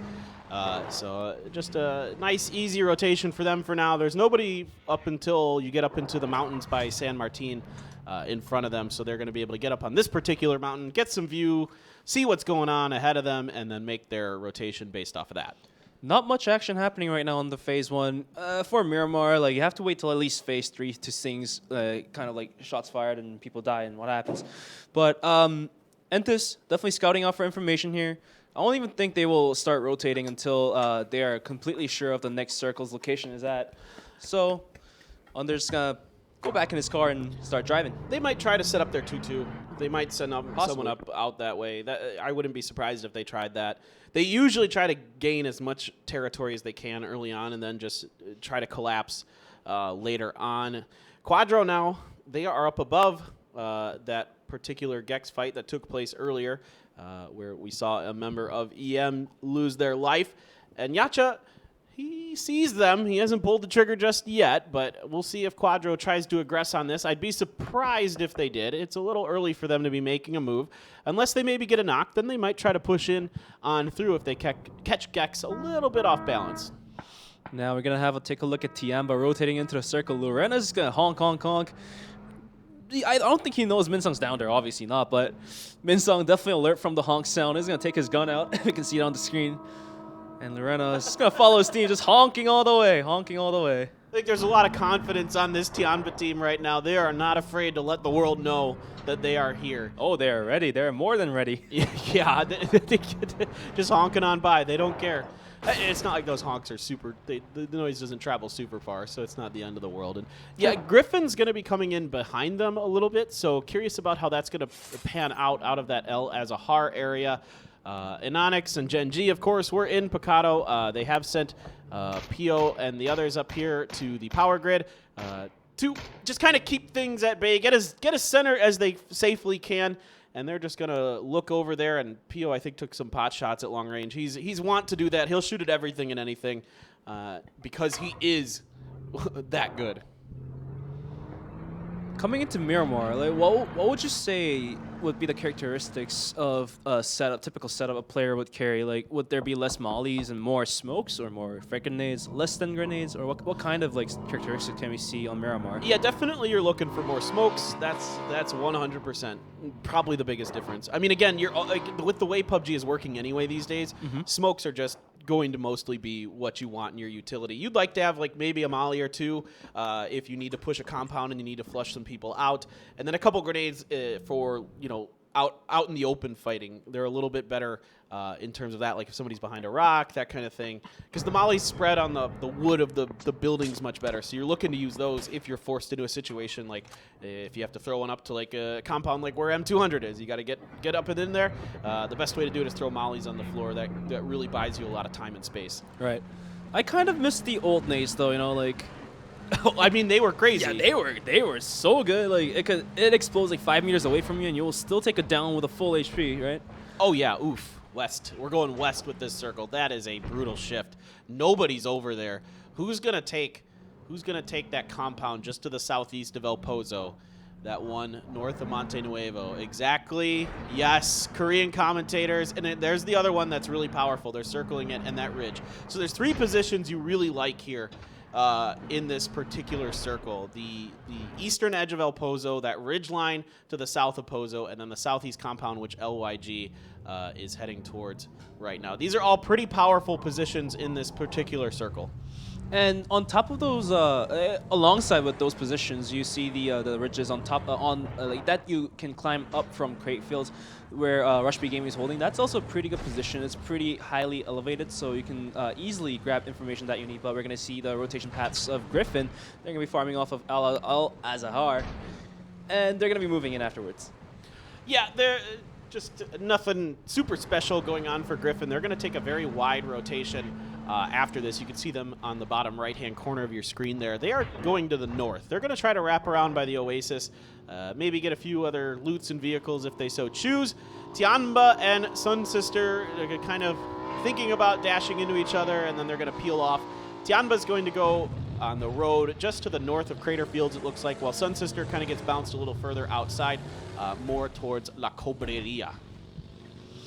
La Cobrelia is not part of the circle, but you know it's a good temporary spot to hold on to see if any players rotate through, because as you can see, Griffin is going to be rotating up towards the north of the circle, and alongside with them could be any other player. So you know, by holding on to that spot, you know, they could catch off any players possibly rotating in front of them. Yeah, possibly. We'll see if something like that does occur. Aqua 5 taking some pot shots at range on a motorcycle to Machao, it looked like.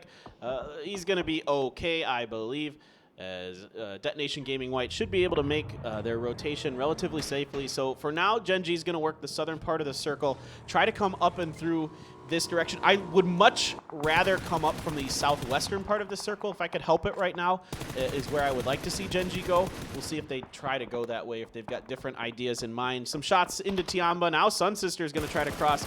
Martian Chun's got that scar.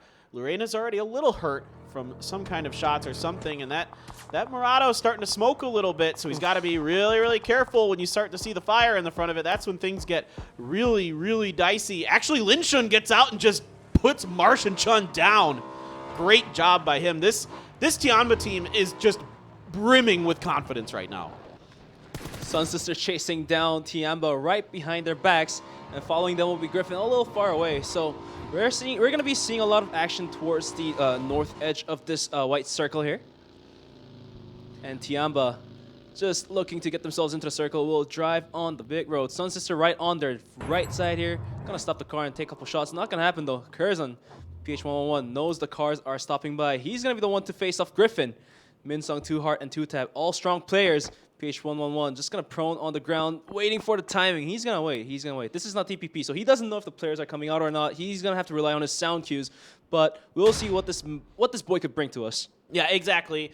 He's just waiting to see if anybody does cross his sight line. I think Griffin right now is more interested in just recouping and getting their vehicles going again. I don't know. Maybe they saw him or heard him, because I can see the other two members. We've got the 2-0 from Griffin just hanging out here. You call him 2-0? That's what I call him, the 2-0. Okay. I coined it.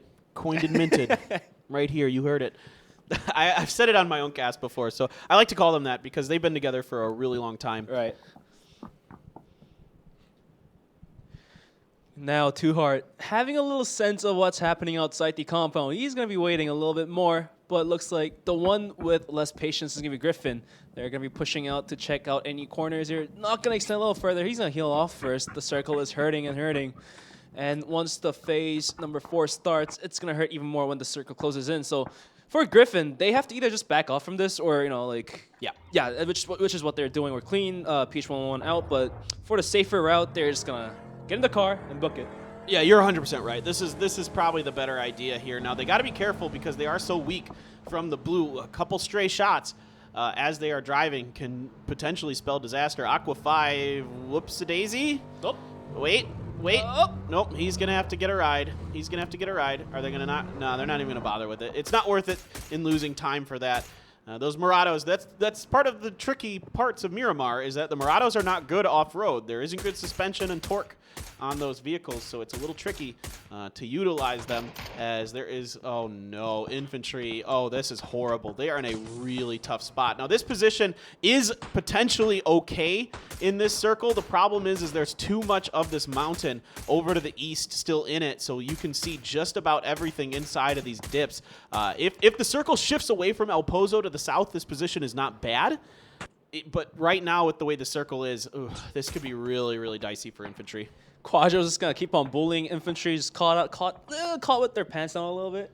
So Kai will be sacrificed almost, but no, he's gonna be rezzed actually, right? That's actually quite lucky for infantry, but more shots dished out by Renba. Not gonna connect. Yo will be down by somebody, I don't know, but DLX is here to pick him up with the smoke out. 40 seconds till the next circle pops. 16 teams still alive and well. Only 3 members of the whole team's down. 61 players alive. This is a bit unfortunate here for Quadro that Yowook does get taken down. Why? They have to basically sacrifice a vehicle and some smokes to do this. They are going to get the res, and that's not the end of the world. Now, maybe they can get a good position on the infantry again and maybe really take them out, because infantry is very stuck. If you can get a couple good grenades in there, that can be a very quick squad wipe. Over to Detonation Gaming White, who has pushed up to Tianba.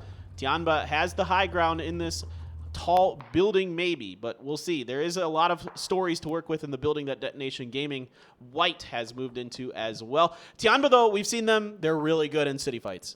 Yeah, Tianba, when it comes to compound fights in close quarter combats, they are killing everyone that they encounter. But one thing you guys need to know is that Detonation Gaming White is also pretty good at fighting too. So Tianba, instead of having their full squad, will have only 2 members. So it could be possible for Detonation Gaming White to, push onto Tianba and take the kills. Yeah, absolutely. Detonation Gaming White, they're great at team fighting. They're great at close quarters battles. They're taking some shots.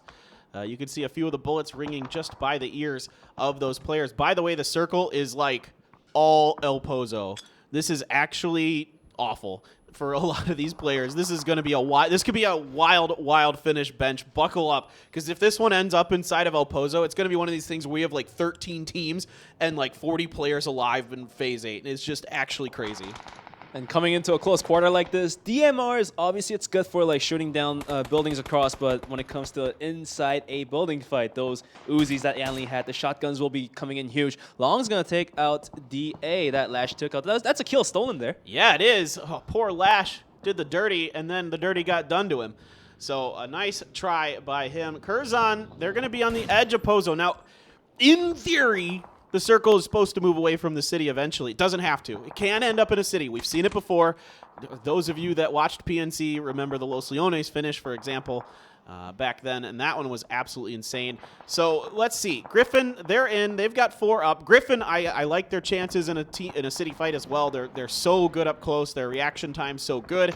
4 a.m. trying to push on in. I think that's going to be a safe move for them. Quadro, meanwhile, still in this protracted battle with infantry. Yacha shooting into smoke. He saw Kai go in there. Hasn't really been able to connect with a lot. Renba's up on the high ground, and Renba is actually still inside the circle. So for now, Quadro continues their boxing of infantry, but it is taking a really long time. Oh, free smoke over there, but if you take a look at Quadra's formation, they're spread out wide using the map wisely, but little do they know, VLG could be storming them from the top, so they have to be careful for that. DLX is going to go down to a long square here. Yacha is going to dish out a couple more smokes to keep himself from taking bullets to his face. I mean, right now, infantry's just showing how good they are, and oh no, it's going to be Gex's Yan Li who's going to get Yacha. So infantry's just out dueling members of Quadro right now. 2 members of Quadro are on the ground. I think Yacha's potentially just going to bleed out. I don't know if anyone can really get to him. I don't know if it's worth it for anyone to try to get to him. That's a really risky position to try to go for as shots continue to pour in. Smokes continue to be used, but plenty available so far for Kai. Again, both of these teams really wasting a lot of utility. If it's a circle finish, it's not super important. You don't need as many smokes because there's enough natural cover, but it could prove to be devastating late game. We'll find out. And oh my god, Bullying just shot Longsker. Oh no, that's horrible. Alco 5 going down to long DD as well, Gen.G losing a member. But, besides infantry versus Quadra, we're going to be seeing Elemental Mystic fighting off VLG. Hickory will take down Maknae. Lambu outside the circle will go down as well from Quadro instead. Oof. Oh, Elemental God. Mystic Oh my eliminated. God. This circle. Just gone. Just gone. That's sad to watch. Yeah, sad for Element Mystic. And now this circle. Okay, buckle up, ladies and gentlemen. This is definitely a city finish. This could still hard shift away to the southeast or the north or something, but right now there's going to be so many teams alive. This is going to just be a bloodbath when we get down to Phase 7, Phase 8. There is going to be so many teams still alive. It's going to be absolute chaos, so let's get going. Up here, this is Tiamba. Like I mentioned, they have the high ground on top of Detonation Gaming White. And there is already Machao knocked, and Lurena trying to keep them from getting in. Tiantan's going to push right in. Ooh, good shooting from Kokiri. That's a big win for them in that small battle. Now, the grenade from Linshun is going to finish off Machao, but that bought them a bunch of time. And in fact, now Griffin's getting involved. They're taking some down. Entus has to send it into the southern part of the circle. They were on the ridge to the south. Now they're moving in. Yo, taking more bullets, trying to bully down infantry. We'll take a couple bullets to his face and we'll have to heal off. Curzon is going to be gone 14th. Unfortunate for Team Curzon. They've been doing pretty well lately, but not for this map apparently. Hopefully for the match 5. Let's see what happens. But we're going to be taking a look towards infantry. Will they be able to rotate out? Are they going to decide to push up the hills and take out Quadro? We don't know just yet, but it looks like Lin is going to ready himself to take a peek towards Quadro. Yoke, though, will be holding onto his SLR, the one to dish out the most damage in this PUBG tournament right now.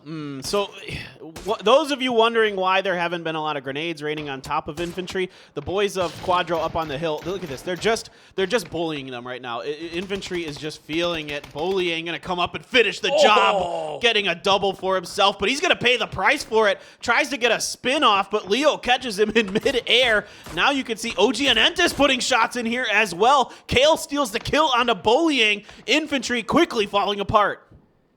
That is just unlucky for infantry. They were being bullied by Quadro all day long, and as soon as they removed those vulnerabilities, now Entus is taking a piece of bite at them too. And now Entus just gonna position themselves behind these rock hills here. And now 4 a.m. definitely showing up a good fight. Forever taking a flush down to Chaiwei. GEX, only 3 members alive. But this time around, GEX is doing a little bit better. All right, let's see what Pio wants to do for Gen.G. This could be a disastrous battle for Entus. Pio knows exactly where they are. He's cooking a grenade. It's going to be right at their feet. Indigo might go down to it. Great grenade from Pio. Here comes the fire. The hurt onto Entus. Down and dusted. Easy does it. And an extent, Pio just completely wiping Entus out of the game. They're vanished. 1-2 nades and couple shots, and that was it. That was no more needed just besides 2 nades and couple shots. And now Pio, bloodthirst, he's looking for more. Now Pio's going to take a look towards infantry, so infantry is going to be quite unfortunate here. What happened? I love the idea here from Gen.G. Just farm the edges of this circle. There's a couple teams that are caught out in bad spots. You can capitalize on it. Pio landing some shots. This time he's got that mini. Looks like he wasn't able to find the SLR that he likes to use. So let's see if he can pop off with that. Some old school Pio potentially coming in here as an Onyx now sets up on top of the hill, putting some more fire down. They got to be careful though. There are a few angles that teams could potentially take to look onto this. However, Gex isn't really in any of that location to see onto this. If somebody was going to be shooting at them, it would be from that north that you could see that in Onyx, but nobody's up there. So right now, this is kind of free for Gen.G to continue to try to keep infantry down. And this is the kind of circle I like to see paper thin, you know. When the final circle goes out, like you'll see a lot of players just coming out of the compounds and coming out of the buildings, going for those close quarter combats with the edges of the buildings and whatnot. And those kind of battles are the ones you want to see. So, you know, finally after 2 maps of Miramar on Friday, we get to see this in close combats. Yeah, this is going to be nuts. This is going to be an absolutely nutty finish. And Bench, I know you're new to casting PUBG, and boy, get ready, because this is going to be chaos. It is going to be absolute chaos. So, what is that 3 or? I think he's talking about how Gen.G or somebody might try to push up onto that. I don't know. I'm not exactly sure what he's trying to go with there, actually. I can't. That one confuses me just a bit. But I don't think Gen.G is going to do that. I think at this point, Gen.G is just going to kind of make sure no one's in their way going towards the center of this circle, as Longskir's going to make a bit of a dash. Potentially, nope, he's just peeking out. He is so hurt. They're just so weathered. They've been taking so much damage for so long. I wouldn't be surprised if they're basically out of heals. This is the calm before the storm. Just 41 seconds until the next circle pops. Everyone's just gonna hold their spots and wait until the next circle pops out. But when these shifts will happen, that's gonna be the game time for all these players inside El Pozo. We're gonna see some shots being fired. Malofo gonna go down to Linsha. Lorena will pick up Gokuri as he also will take down Lorena, but that's gonna be it. Tianba will finish off Destination Gaming White here. How annoying is that Tianba is a player named Tian? I know, right? My bad, guys. That was my mistake. No. It's happened to me before, too. Don't feel bad. It happens. All right, so Gen.G is continuing to kind of push through as we're waiting for the next circle to show exactly where we're going to be finishing this up. And right on LYG's compound is about where the center of this circle is going to end up. This is Phase 8. I know it doesn't look like it because there's so many teams left, but again, circle endings are absolutely nutty. So Gen.G is going to come through underneath here. Okay, so this is what the Korean Observer wanted to show us. They wanted to show what Gen.G is thinking about here, and they get up, they get a free point onto Longsker from Pio, and immediately they're going to back right off. They're not interested in trying to do any more fighting on that side. It's a little more open on the road if they would come from that angle to get to the center. Instead, coming this direction from the south, I think is going to be a little bit easier. They're going to leave Anonix as an anchor. G is going to go down to M200. Tianba just picking up kill points here and there. Once he finishes off G, that's going to be another point added to the scoreboard here. Crazy 1-1-2 though. Will take down Pao and the nade almost connecting. Pretty close. All-Star is holding onto the compound here. Does know Griffin has moved up to their face. Just going to be waiting on the corner for the Griffin players to push out. Not going to happen just yet though. Griffin is going to play this one out slowly and patiently. Oh boy, this could be trouble for Griffin. There is a lot of LS players inside of here, and they have to do some work to get through. There's a battle going on between Gex and 4AM. Not sure who's going to get the best of that one. That's over on the northern side of the circle. Yep, there's WNB. Min Sung caught completely off guard by that one. He's not finished just yet. 2Tap trying to come over and help, but he is very, very hurt as the rest of LS now trying to swarm in on top of Griffin. 50 seconds. The blue zone is coming right behind Griffin. They have to get the res up. They have to heal off fast and move in as fast as possible. Otherwise, L-Stars will be there to punish Griffin for making slow movements. And now we're going to be taking a look towards LYG and Long DDs. It's going to be at the edge of the window. Not going to jump out just yet. Wow, so Griffin able to get the res onto Min Sung here. Nice job by them to buy themselves some time. Now there is some fire out there. They don't really have much choice. They got to kind of, actually 2Tap's able to just skirt around the outside of it. Nifty little footwork from him. Griffin, grenades raining on top of them. A bunch of damage from that one. Monsters comes around the corner. That's going to be one. Can he find another? It is just 2Tap left all on his lonesome outside. That's going to be an easy finish. Ooh, took a little bit longer than he probably would have liked on that. Actually, that could have given Griffin a little bit more time to get in position to get them. Circle holds up as we get one more, and indeed, it's just going to be right on top of LYG. As Min Sung down, Griffin, can they hold on? Carl goes in, bravery, takes down Asura, but he's going to be flushed out as well. Now, Too Hard, the ones to take on charge to res the rest of two teammates. He has Min Sung and Asura. We'll see what happens. Fiachan, though, he's the sole member of Sun Sister, waiting outside for the Griffin members to peek out. Hey, this is what I'm talking about when it comes to these like in-compound close quarter combats. You have players just waiting and camping for something to happen and just waiting for the timing to third party in and take the kills away. Yeah, if you're a solo player, this is a dream come true. You want these to end in cities because that is how you can buy yourself the most time. You can be a sneaky snake, let the other teams fight, and just try to get some position points. So great job by Fiachan to work that out so far. Gen.G continuing to just bully infantry over here, doing a great job so far. They moved up, picked off one member. Now it is just two left, and that's Leo from Gex, who's also getting involved in this. He's going to up and over a grenade. That one's pretty far. Can it get there? The blue's there anyway. It doesn't matter. The blue's going to finish infantry off. They're not going to sacrifice any more points, but Leo does get that one. Now Anonix going to be working his way up. And Fiachan did end up taking a couple kills onto Griffin, taking a flush and a down onto Asura. Another nade being thrown in towards Griffin. Not going to hurt Asura just yet. Fiachan, single player alive. Whoa, okay. Oh, no.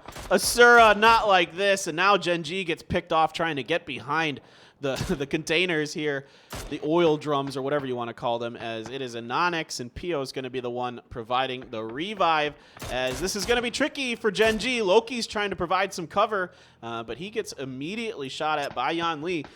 Yan Lee throwing some smokes as they know they're going to have to move into this circle. Again, the center of this is basically inside of LYG's compound. Yan Lee going for the repick. Probably not the best idea as two players of Griffin is going to look towards it. Fiatchan is going to go on a bravery fight with Griffin. 2-heart really low, but Fiatchan is going to get third party down to 11 HP. Migo, he's going to be waiting for the kill onto Fiatchan. There we go. Sun Sister eliminated at the 6th place. A little better this time. Yan Lee, is he going to go out of this compound or is he going to stay up top and tower for his team? I think the better choice would be just staying up there and, you know, taking shots at the other players. Yeah, absolutely. This is nuts. This is so nice for LYG. It's so difficult for the rest of these teams. If I'm Gen.G, I'm just trying to farm around the outside of this building, take all the points away from what is likely to be an LYG win. I'm just trying to get everyone else clear out of this, seeing if we can get a straight up, 4-on-3, 3-on-3 fight going at the end of this. We are down to 3 teams. It's just 2 heart left for Griffin. So tons of credit has to go to Griffin for weathering a storm. They had to go through L-Stars. They got a little help from a third party to get the L-Stars out of their way, and now it's Griffin just trying to see if he can last this out, maybe get a 2nd place or something, or who even knows. He's got some magic inside of him. 2-heart was playing out of his mind recently. Here goes Pio with a grenade indoors. I don't think that's going to catch anything. 2-heart does have enough utilities to make things happen. He was holding on to 4 smokes, so he can definitely make a smoke train to get himself inside the middle of the circle. The final zone here. Loki does spot out 2-heart. He's going to throw a nade. Not going to quite connect. Is the nade going to do the job? Oh, that was a stun grenade. Never mind. But 2-heart, very close from going out, is going to be lucky. Not going to die just yet. And he's going to be finished off by Loki. So that's going to be it for Griffin going out 3rd place.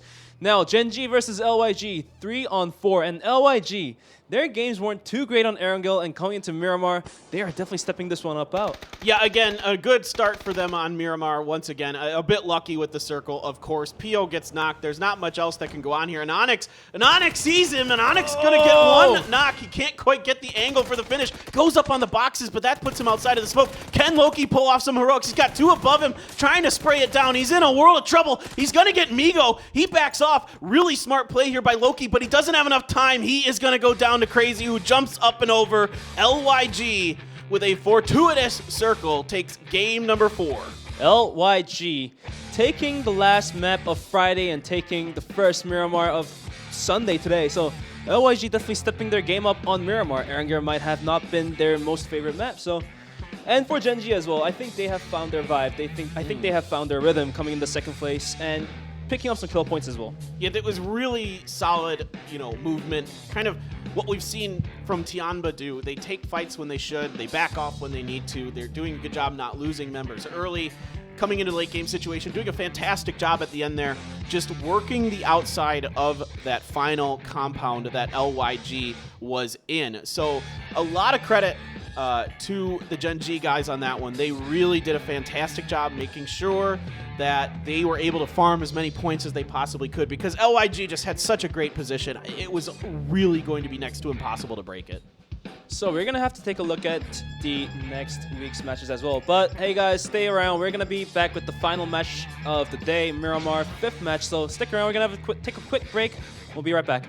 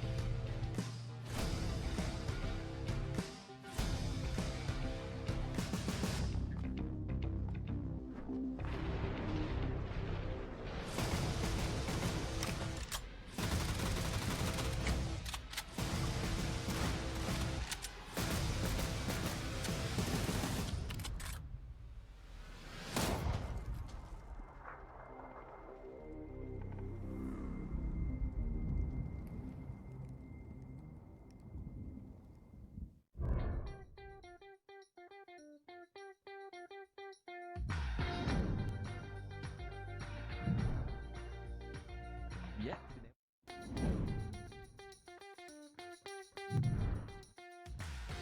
The car is gonna be coming right here, and everybody is just waiting. And there we have it. 5시 지역, 서클의 5시 지역에 붙어있는 두 팀인데 위키드가 욕심이 좀 많아요. 봤어요. 인디고 맞고. 네.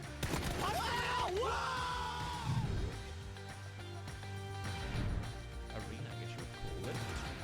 Tagged up once, tags up two. Secure this entire side of the circle, finds the third. What a hell! Oversprayed. Dropped over the roof, it's gonna bounce up and over. Somehow no kill confirmed on that one either. They don't know about Iroh's position. They have no idea that there's one inside. That one's gonna bounce up and over and take him down. He's gonna have to hop off the roof. Vard is tagged up. Vard finds one more. Great shooting. Molotov's thrown forward now as well. Now they have to back off and run the hell out of here. Iroh finds one, and that's the third kill. 不要慌，当然还是得看后续。哦，飞起来了，被空战了。 Imaju lijepu poziciju ovdje, Marv radi dosta damage-a, međutim neće on moći ovo vjerojatno preživjeti. Kako? Down as well. Spots one first face. Takes one to the face, falls down immediately after 20 bullets left. Gets this. Tried to stay alive and don't Molotov yourself, but now he jumps off. Can't you say it's Res and a healing and he gets him. 2.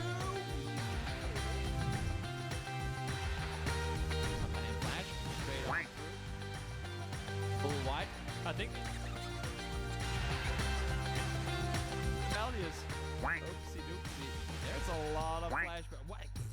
How much do you want to ruin his eyes? Stop throwing flashbangs, guys! That's 7 flashbangs. They threw flashing orange. Orange finds one. He's gonna go down on return, but at one. 하니까 체력이 너무 없다. 바로 내려. 아유. 김치. 숨은 쉬어야죠.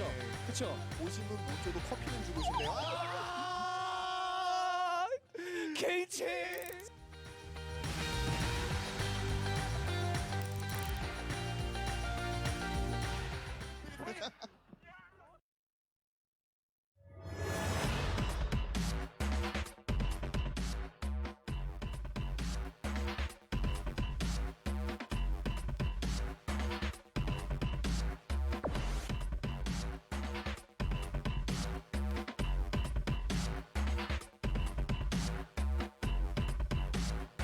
And welcome back, everybody, to the PCS Asia Charity Showdown. One more game to go today, and we will wrap up the first week here for the Asia region as LYG Gaming gets a fortuitous circle but does a fantastic job holding it down at the end. Gen.G in second with some excellent play around the edges of the circle and the edges of the final compound. Gex doing a good job farming some kills for themselves. 8 kills in that one. That's going to round out your top 3 for that round. And this is the reason why the top teams of the leaderboard currently shouldn't be laying back, because LYG doing really well in Miramar, and if we go into the matches next week, it's gonna be 3 Miramars instead. So there is a good chance of LYG just raking in those points and stealing Tianba's spot. Gen.G as well coming in second for Miramar. Although they haven't been taking the winnings here, they are slowly gathering up their points. So it's only the matter of a couple wins whether if they could take it or not will put them onto the first or second spot they have. Yeah, if you're these other teams, you don't like to see this. What nobody wants to see is Tianba with another 10-point game. I mean, that's like, that almost feels like a bad game for them, right? Yeah. Like 10 points. If you're averaging 10 points a game, you're winning your tournament. And they are doing more than that right now. So good game for Griffin with 11 points. 5 placement points, 6 kills. They got that 3rd place there at the end with 2 Heart kind of surviving it out. 4AM finally kind of showing some signs of life here with 5 points. Sun Sister not bad with some little nifty work by Fiachan there at the end. Let's see the top kills and top damages. Dishing out 3,500 damages will be Linshan from Tianba. And also 21 kill points, which means 21 kills. He is the man, but following up will be M200, the same player from Tianba. PO is going to dish out very close damage to 3,400. Yeah, PO's been on fire for this tournament, and we've seen it from time to time, but he has really been playing well overall. But right now, it's the Tianba show. this week. They are absolutely nuts. Let's see if anybody can put them in their place here in this last game, or if the destruction of this particular lobby is going to continue. Look at something still up there for Curzon with a lot of damage. You like to see that. Kale having a quiet day compared to yesterday, still doing well though. For Pio, though, not yesterday, but on Friday, the total statistics, he had 12 DBNOs. That's quite unfortunate. If those downs were connected to kills, Pio would have been at the top of the leaderboard. That's a really good point. This is something that happens to some players where they get a lot of knocks, but they get stolen by other teams. And because if you get the knock and your teammate gets the kill, finishes it, you get the kill, of course. Yeah. But if another team comes in and takes it, or there's a res that comes through, then your knock is, all it shows up is a stat on the scoreboard. So let's see if maybe Gen.G's got a little more magic in them here. Does VRL Ghibli have any life in them? Can somebody apply the electrodes to them and zap them back to life? Because right now they are flatlining. Ghibli, Boys in Dark, will they be able to step out of darkness and shine bright like a diamond? Hopefully, we're just hoping for it. Ghibli's not a team Ghibli's a team that could perform well, but just something's wrong with them this time around for this tournament. Hopefully they get things together and pull it back up. Quadro been playing very stable and consistently all throughout Friday and today as well. Yo, the man to dish out so much damage for Quadro, and Yacha as well to back him up. For map 5, hopefully Quadro will be able to do something as well. Yeah, they've had a decent day. They're doing well. If Quadro can kind of keep themselves in the conversation going into next week, they have a good shot to pop off and really do something. This team as well can pop off at any point. Just a really difficult situation they were put in on the eastern part of the circle there with a lot of different teams, and then Gen.G kind of catches them completely flat-footed with all 4 of them bunched up pretty tightly. They didn't have much choice. They were pretty well boxed in between infantry and Gen.G, so just Gen.G doing a great job timing their grenades and everything. And then, yeah, this is, you can see some smiles coming out here from the Griffin boys, and they have something to smile about. That was a nice little piece of work they pulled off at the end. Griffin, I think they're satisfied with the result, but they could have had more points if Sun Sisters did not decide to just gang up on him. And yeah, that was a disappointing moment for Griffin. If that didn't happen, I feel like Griffin could have been at the top 3. Yeah, and when I look at Gen.G right now, they look focused, they look content, they look like they're kind of potentially ready to go. I mean, there were smiles on their faces. I think they're feeling good about their day. They're playing as well as they can for the most part. They're not making a ton of mistakes. There was one time when I thought PO maybe stepped out a little bit, but here we go. The final game of the day here on day number 2 of PCS Asia Charity Showdown. Count it down, folks. Where is this last circle going to go? Who is going to take our final game of the day as the plane is up and over? Ooh, nice little shot here. It's like the plane is taking off. Vroom. Now, nose up into the sky. There we go. Yes, nice. Nice. That's some top tier observing right there, ladies and gentlemen. And now we're just looking at the sky. Okay, there we go. There's the plane. Oh yeah, just the fun fact is, Pio used to be under the same team with the current observer right now, observing the observing at the Korean facilities. The guy was owning the team called Cox, and Pio was the member of that team, so he's been talking a lot about Pio. So that's a fun new fact you could know about, I guess. I had no idea. Yeah, I like that. See, that is some interesting information that I was not aware of. I mean, Pio's been playing for a long time. He's been on Gen.G for quite a while now, but he used to be on some other teams. But now these days, of course, when you're the best player and on the best team in the world, you're stuck there for a while. So plane path again, pretty fair here. If you're going to El Pozo or La Cobreria, it's a little bit far, but it's not that bad. You should be able to get your vehicles and do what you got to do. So this one I don't expect to be too crazy, not too different from the last plane. Gen.G gonna go with Picado. No one's gonna contest Gen.G right now. I think Tiamba was thinking possibly we could contest Picado since they've been dominating Gen.G in these official games. But hey, Gen.G did step up last game, so we'll see. We'll see what happens. Well, it's just if you're not comfortable in Picado, like some teams just don't like certain cities. Like I know personally, like I can't stand fighting in El Pozo, right? So I just avoid it when I play. I just can't stand being there. I hate that city. Just the way it plays for whatever reason just bugs me. So sometimes people don't like Picado, and you don't want to challenge Gen.G and Picado. Like Kaishin Gaming tried it in the PUBG Miracle Weekend, and mixed results for them. It was okay, but this circle, northeast this time, so north again, but this one on the other side, this one looking like one of the circles we saw the other day. Or maybe that was an APAC. I might be blurring games together. I'm not too sure about that here. I've watched so much PUBG in the last week. It's all blurring together with Asia, APAC, Europe, and NA all going on right now. The NA qualifiers going on. I think I've watched like 100 games of PUBG this week. That is just crazy amount of games you are watching. But nonetheless, we're gonna be taking a look towards Pio. He's gonna farm up classic. Just why does he have a level 1 helmet though? That's a little sad. Well, he'll find a level 2. There should definitely be a level 2. I kind of miss the days when level 3 helmets was a field drop. Well, I do kind of as well. I think it's still on Vikendi. They might have changed that. Yeah. But the reason was they wanted to make bolts a little more viable, because having that level 3 helmet, stops doesn't get an insta knock from a headshot from a Kar 98 or an M24.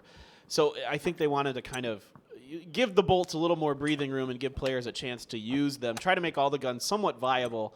And I think for now everything's in a kind of a decent place, I would say. 4 angry men doing a little bit better. Gen.G was replaced by Wayless because of health issues. That's what I've heard. Not exactly sure, but Wayless is trying his best to fill the empty spots of the member rotated out. But things weren't looking too great on the first day, but coming into the second day, I think they have gotten a better hang of themselves, I feel like. A little bit. It's been tough sledding, but yeah, it's hard to say, like, it's been so rough for them. They've been going out early. They take a good fight, and then somebody third parties them, and they get taken out because of it. But we'll see. Maybe 4AM has got some magic left. Sun Sister, I'm very keen to see what they can do here. This one's not too bad for them coming out of San Martin. Now we're seeing at the total rankings and the kill rankings, Tiamba still holding first place, Curzon coming in second, Gen.G third. But the kill rankings are dominated by the Chinese players from Tiamba. Lin Shan, M200, Tian Tian. Where is other countries' players? Where is Japan? Where is Korea? Well, this is crazy. I mean, this team is popping off so much right now that nobody just seems to even be able to touch them. I mean, they're just crazy. They have a bad game last game, and they still got 10 points. That's how good they are. So they're coming out of Impala this time, though, but they should have the Eastern Road free. It looks like nobody's really going to set up to gatekeep it. They could swing way north if they so choose. Just all the decisions really good here for Tianba. Most everything they decide to do seems to just work out. And a lot of that, of course, is because of their incredible shooting, but also just good decision-making all around. So you love to see it. These guys are really showing that they deserve to be on these global stages. Yan Lee's always like the one that's like hanging kind of far away from where the rest of his team members at. I think he might run into the members of Sun Sisters. Oh no. Leo though, he's gonna be running on his feet. Is he gonna run towards Yan Lee or back towards his own teammates? Well, Gex is just all kinds of spread out. Yeah. They're all over the place right now, so I'm not sure what's going on with the Gex boys. There's 2 over in Pozo, Leo's up in the Crater Fields, and then Yan Lee's on an island by himself by San Martin. So not too sure what's going on there. Oh, Detonation Gaming White. Sees is shot at. He's just going to get out of his vehicle. I think he realizes that they're on the other side of this ridge. Going to get in a vehicle with his teammates and try to get out safely on the other side of it. Element Mystic, they are coming from the north. Surprise, surprise. This is all Element Mystics like to do. I think they might have seen a drop that's coming in. You can see it there on your screen. They might be making their way towards that. That one's a pretty safe one, actually. Nobody seems to be going for it. Infantry looking down towards Ma Chao. Will the kill be able to happen? Lin will take down Ma Chao and flush it down. Easy 1 point for Infantry. And now, rest of the Detonation Gaming White team members, what are they going to do? I think they're just going to book it here. Yeah, I think that's what they need to do. Renba sees 4AM, trying to get some sprays in, gets a little bit of damage. Forever's going to go down. Renba with a great spray there is going to get him. Can 4AM recover from this? They get a knock onto one member of Quadro. D-Lax is down. Yacha's trying to come up over the side, but there's 2 members of 4AM, so they tag team him. Down he goes. They're going to get the flush. Can Renba or Yowook help here? Trying so hard to get the angle is Renba. He's going to get in his vehicle. What's going to be his option? Is he going to continue to fight or leave? Yowik's gonna go down as well. Oh no, disaster for Quadro. Renba has to leave. In the meantime, Pio just comes in and sneaks a kill away from Delax. So that's gonna be a 1 point added to Gen.G's scoreboard here. Renba, he's gonna book it. Only member alive, but as the circle is shifted towards the up north right, there are quite a lot of facilities and cities down there. So, you never know. Like, if this match also happens to be a similar circle pattern like the last match, then Renba has a pretty good chance of, like hiding himself inside a building and hopefully waiting for the time to happen, getting those placement points. That's the hope. By the way, Pio stealing a kill there, so he's kind of making up for all those knocks that he didn't get confirmed that you mentioned earlier, so that's nice to see. EM still continuing their rotation. Not too sure if they picked up that crate or not just yet. They might be trying to scout out and see if anyone's around it to make sure it is 100% safe. We're getting a little view of the mouse pad there of Magne as well as Indigo. He is trying to pull up with the rest of Entus here. Curzon's got some eyes on them, and Griffin does too, because Kale is knocked. Kale has a tree. More damage being shot at his feet. He's able to get behind the tree, but I think this could be Kale down and out. He doesn't have enough blood left in his body. Yes, indeed. Mean Sung from Griffin's going to pick that one up. Kale, one of the best players in Entus. Him going out is going to be a definite devastating moment for Entus here. Even though Under can put up a really good fight too, I think Under, basically for Entus, their game plan is for having Under and Kale pushed together. And that's the strongest, that's the strong power of Entus. But losing Kale here is gonna basically stop the driving power of Entus now. Yeah, absolutely. Entus, they like those 2-2 splits like I've been mentioning all day, and this time it's going to be Kale falling underneath it. Now, the other two members of Entus are kind of in the middle of Curzon. You can see that on the bottom right hand of your map there. So is Under going to be able to get to this if the circle does indeed shift towards them, or if it shifts away back towards Under? Are Sungjang and Indigo going to be safely able to move back to him? That's the real question we're asking ourselves right now, as shots continuing to be traded between Curzon and Entus. Circle number 2, where do you want to do? Let's find out as we are going center. Nothing crazy. It's just gonna center off the villas and a part of the full parts of El Azhar, a little bit of hacienda, that is. Yeah, there's just like a sliver of the hacienda left in this one. Gen.G, they look to go in a little bit if they can. Now, they are on the bottom edge of this circle right now. You don't want to really get stuck in Minas Generales if you can help it, because coming outside of it from the north is a little tricky at times. Yeah, you can get up on that high ground there, but then you got to come down that slope, and it's not impossible, but not fun. As Aqua 5 is trying to decide what he's going to do. Looks like he's just going to blow past Long DD here. Long DD going to take a good spray, get some damage into the vehicle, but nothing enough to blow it up potentially. Oh, no. Oh, no, Aqua 5. Oh. Okay, we're fine. Nope, maybe not. Oh, Carl's on top of him now. Poor Aqua 5 running a gauntlet. Aqua 5 very struggling hard to just get out of this situation. Will drive his car hard, taking more bullets to his vehicle, smoking now. He's just gonna have to park in this little compound and, take care of himself, heal up a little bit. And Curzon as well, gonna start moving themselves in towards the circle. DA getting the vehicle. Bit hurt though. Why doesn't he? I don't know why he decides not to heal up. Probably because VLG was taking a couple shots at him. Deva as well, gonna get inside that Mirado, but the terrain isn't too great for that car to be moving around. No, yeah, we've talked about it. We've seen some accidents with the Murados, but if you're careful, you can usually get away with it. But sometimes in the heat of the moment, you're going to run into a little divot that kind of sends your car flying, as this is G9. Yesterday, we saw him put on a show with the bolt-action rifle early on in the day on Erangel. Since then, he started out a little bit okay on the first map of the day, but Rush B Gaming has been very, very quiet since then.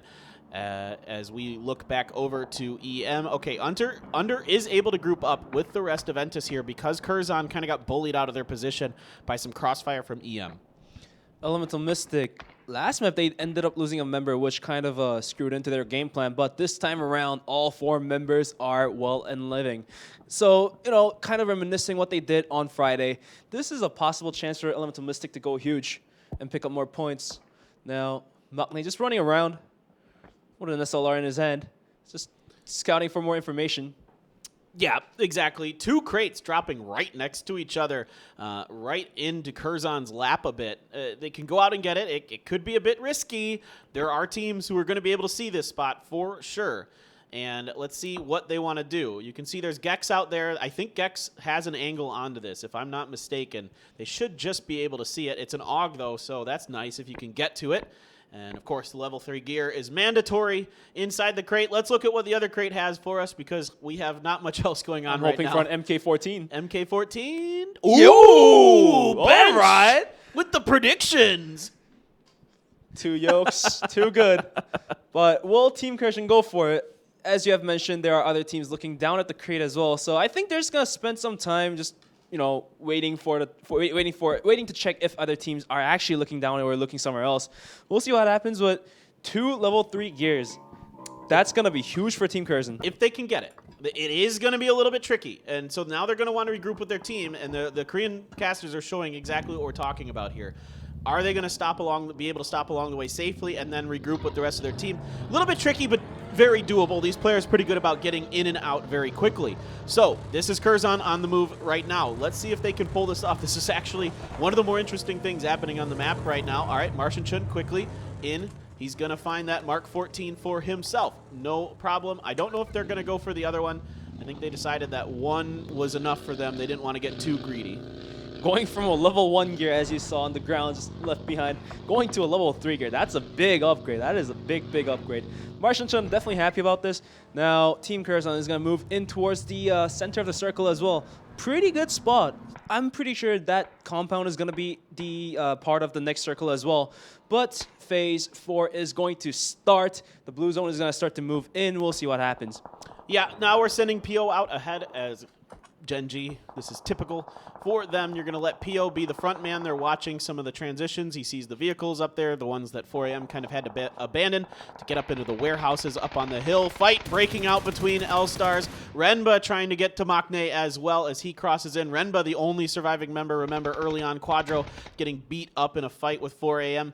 A little bit of third party in there. L-Stars absolutely taking apart. Oh, no, that's Aqua 5 down. That is Aqua 5 100% gone unless PO gets over. PO does get Pow Pow, but not before Pow Pow gets Aqua 5. Just a little bit late for PO. Rush B Gaming destroyed by L-Stars and finished off by PO. Kind of a disappointing moment for them, but PO does know the shots came through from where L-Stars was at, so he might be taking a look towards that, or probably yes. And Tiamba slowly moving in towards the neck of Entus. Will Entus, with members of 3 members alive, will they be able to hold this off? Maybe. If it was anybody but Tiamba, I'd say they have a pretty good shot. But it's Tiamba. So I don't know, Bench. This is going to be really tricky. It's not the most easily defendable compound either.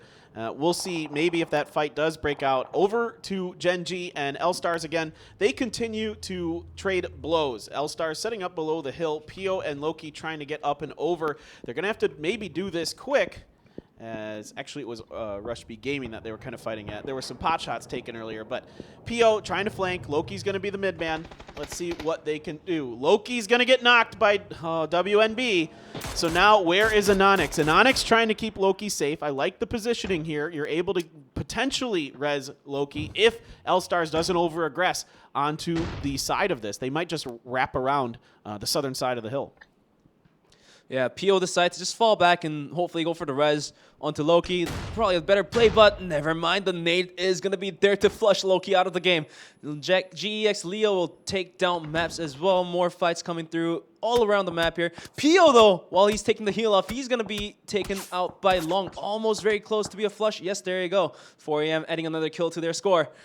LYG as well, taking GEX down. How many members alive? Maybe 2 or 3. Yeah, I'm not sure I really care for the aggression from Gen.G there. I felt like they could have held their compound a little bit later and potentially just tried to, gatekeep some people a bit if they could. Otherwise, try to make a rotation work a little bit later. They're exposed on the side of that hill, trying to come up and over, and that's what Long ends up doing, making them pay for it. So it's just going to be Anonix left for Gen.G. Over to Longsker. Longsker, Griffin, nothing doing. Lynn's putting some shots down too. Right now, Griffin, though, in safe enough position. Just got to be careful with that head. Does too hard to not overexpose himself. Griffin, though, they have to move into the next circle. Blue zone not closed yet, but it's slowly moving in their back. And back over towards Longsker. Infantry is going to be on their vehicle. Oh, Longsker takes a bullet to his belly. Not too good. But in the end, they're going to be able to rotate inwards, same as goes to Sun Sisters. So looking to the next circle, a lot of compounds are already being taken, so the players that are rotating in now, they are going to have to stay outside, or are they going to crash? There we go, Infantry going in hard towards VLG. Kai going out, Hickory trying his best to hold this off, but the spray down is going to connect onto Longsker. Now, the nade, though, will finish off Longsker. What can he do? Lambu's going to come from behind, throw a nade, finishing off Kai. Hikari going out from the building. And there we go. It's going to be a situation solved out. Almost. This is basically about all she wrote. It looks like the stuns are coming through. Infantry really stuck between a rock and a hard place here on this particular push. Hikari's just going to go up the stairs. Really defend. Oh, no, maybe not. Maybe he's changing his mind. He's got another stun. He kind of realizes he can probably throw a couple in here. Get the double. Easy for Hikari. VLG showing signs of life here. The electrodes are attached over to this fight that we've been waiting for. It is Entus versus Tianba. Entus under, throwing a grenade. He bounces it around the corner. If that hits M200, that could be good. It does some damage. Lin Shun's going to get Sungjang, though. This is trouble for Under and Entus. He is looking around, trying to hear what's coming. Lorena's going to come behind his back, but Tiantan first there. It is all up to Indigo now. Indigo, he's gonna be picked off. In the end, will be eliminated at the 14th place. Not so bright, but I want to talk about a little more about the push came in from Hikari. That was the most awful push I've seen in the past 2 days. What a stun grenade! And he's just gonna run in like a beast. So that was something really interesting to watch. Lambu's gonna take a spray down into the smoke and finish too hard. Oh, that's unfortunate. Here we go. The pulse is racing for VLG right now as they are putting shots onto everything and making them count. Mean Sung and 2-tap. Once again, Griffin just cannot find late game with a full team. And Onyx on his own, and Onyx just trying to go somewhere, anywhere. There's actually a drop coming down by him. Is that what I saw? A parachute there on top of him? That's Shadow? He can't get it, though. There's too many teams shooting at him. So he's just going to revise the plan, but I don't know what more Onyx can do. He is potentially in a bunch of trouble. I mean, he is able to get into the circle with a shack. We'll see if he can make that work. Renba's still alive. Renba getting kills. Whoa. Kinch is going to go out, but for Elemental Mystic, it's a better idea for them to rotate into the circle where our Korean casters have drawn into. That's the best position to hold on to right now, as the circle did shift hard left in a sense. Yeah, a little bit left. Quite left, yeah. Okay, quite left. You're right. I'll give you it. But it's half and half the roads in between. Teams will have a hard time rotating in, but All-Stars are going to be gone. LYG will dish out that final death sentence to them. Sun Sisters at the edge of white circle right now is going to be waiting for themselves to move into the circle now.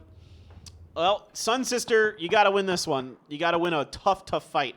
There's a bunch of teams looking in towards your positioning. This is so difficult for them to work with. 4 a.m. Wayless, he saw Griffin's 2-tap, but 2-tap should be able to get behind the hill enough. And there you can see Long coming into Fiachan. Finally, Renba goes down, so Quadro down in 12th. Oh, Faye. Mean Sung. Oh, just perfect, crisp shooting from Mean Sung. Sun Sister down to Kendes, and Kendesu is, he's putting up a Hail Mary, basically, at this point. He has a choice. He has a choice to either rush Griffin or rush towards 4 a.m., but his decision is on his own. But Lambo from behind is going to take some shots towards 2-tap. Not going to connect as a kill, but is this one going to connect to a headshot? No. Hikari going to be on the side for the flank, and Lambu is going to be there to finish off Minsong. Hikari taking down 2-tap, and that's going to be it for Griffin. Very close game. Yep, this is much better from VLG. Taking good fights, doing a good job being patient, and now Hikari and the others really starting to pop off, and that's what you need. Rez should be able to get done. Meanwhile, Kendesu still throwing the Hail Marys. Doesn't really seem like it's done much for him, as the circle now on his behind.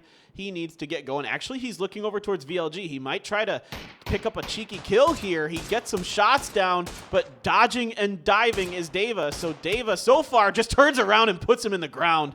Sit down, Kendes. Sun Sister out in 9th. Unfortunate happenings for Kendesu. I thought initially he could take a down, but never mind. Davis is going to turn around and smack him in the face. So that's that. And now VLG looking to move into the circle. Well, they've got 4 a.m. with them, and there's also Tianba. So this is scary if you're VLG, because you are in a ditch.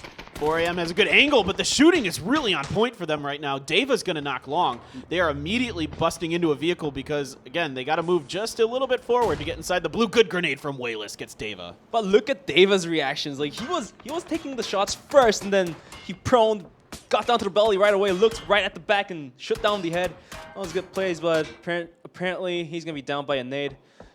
So here's the next circle. Tianba already in the circle, so is Curzon. Curzon has been quiet, but they are taking a lot of benefits. They are always taking the compounds. They are always in the circle. So let's see what they're capable of. Well, it's these northern circles. They seem to do well with them. Whenever they go up north, they're very well positioned. And there you go. Goodbye, Hikari. Goodbye, Deva. It is VLG in a world of trouble. You can see Lambu still alive, but I don't know how much longer that's going to last. Yep. Wayless takes him down. VLG a 7th place, but at least something, some good kills, some good fights, something to hang your hat on going into next week because they really needed some kind of moral victory. And Entus is just going to camp out in the middle, hoping that nobody spots him out. Little does he know, LYG is going to be driving right next to where he's at. Is he going to take the shot or is he going to be patient? The trigger discipline is real, but Crazy, he might have spotted in the Knicks. That could be dangerous. Yeah, I don't know, Bench. I'm not sure if he saw him or not. In this situation, of course, Inonix can't really shoot because he's just dead if he does. So he probably he probably wants to really bad. Oh, now, ooh. When Crazy, now he kind of has to. I think he might just have to do it now. He's being very, very disciplined. He's going to wait. And then he puts the perk down. That is a free kill. Good timing, good patience by Inonix. Easy kill there.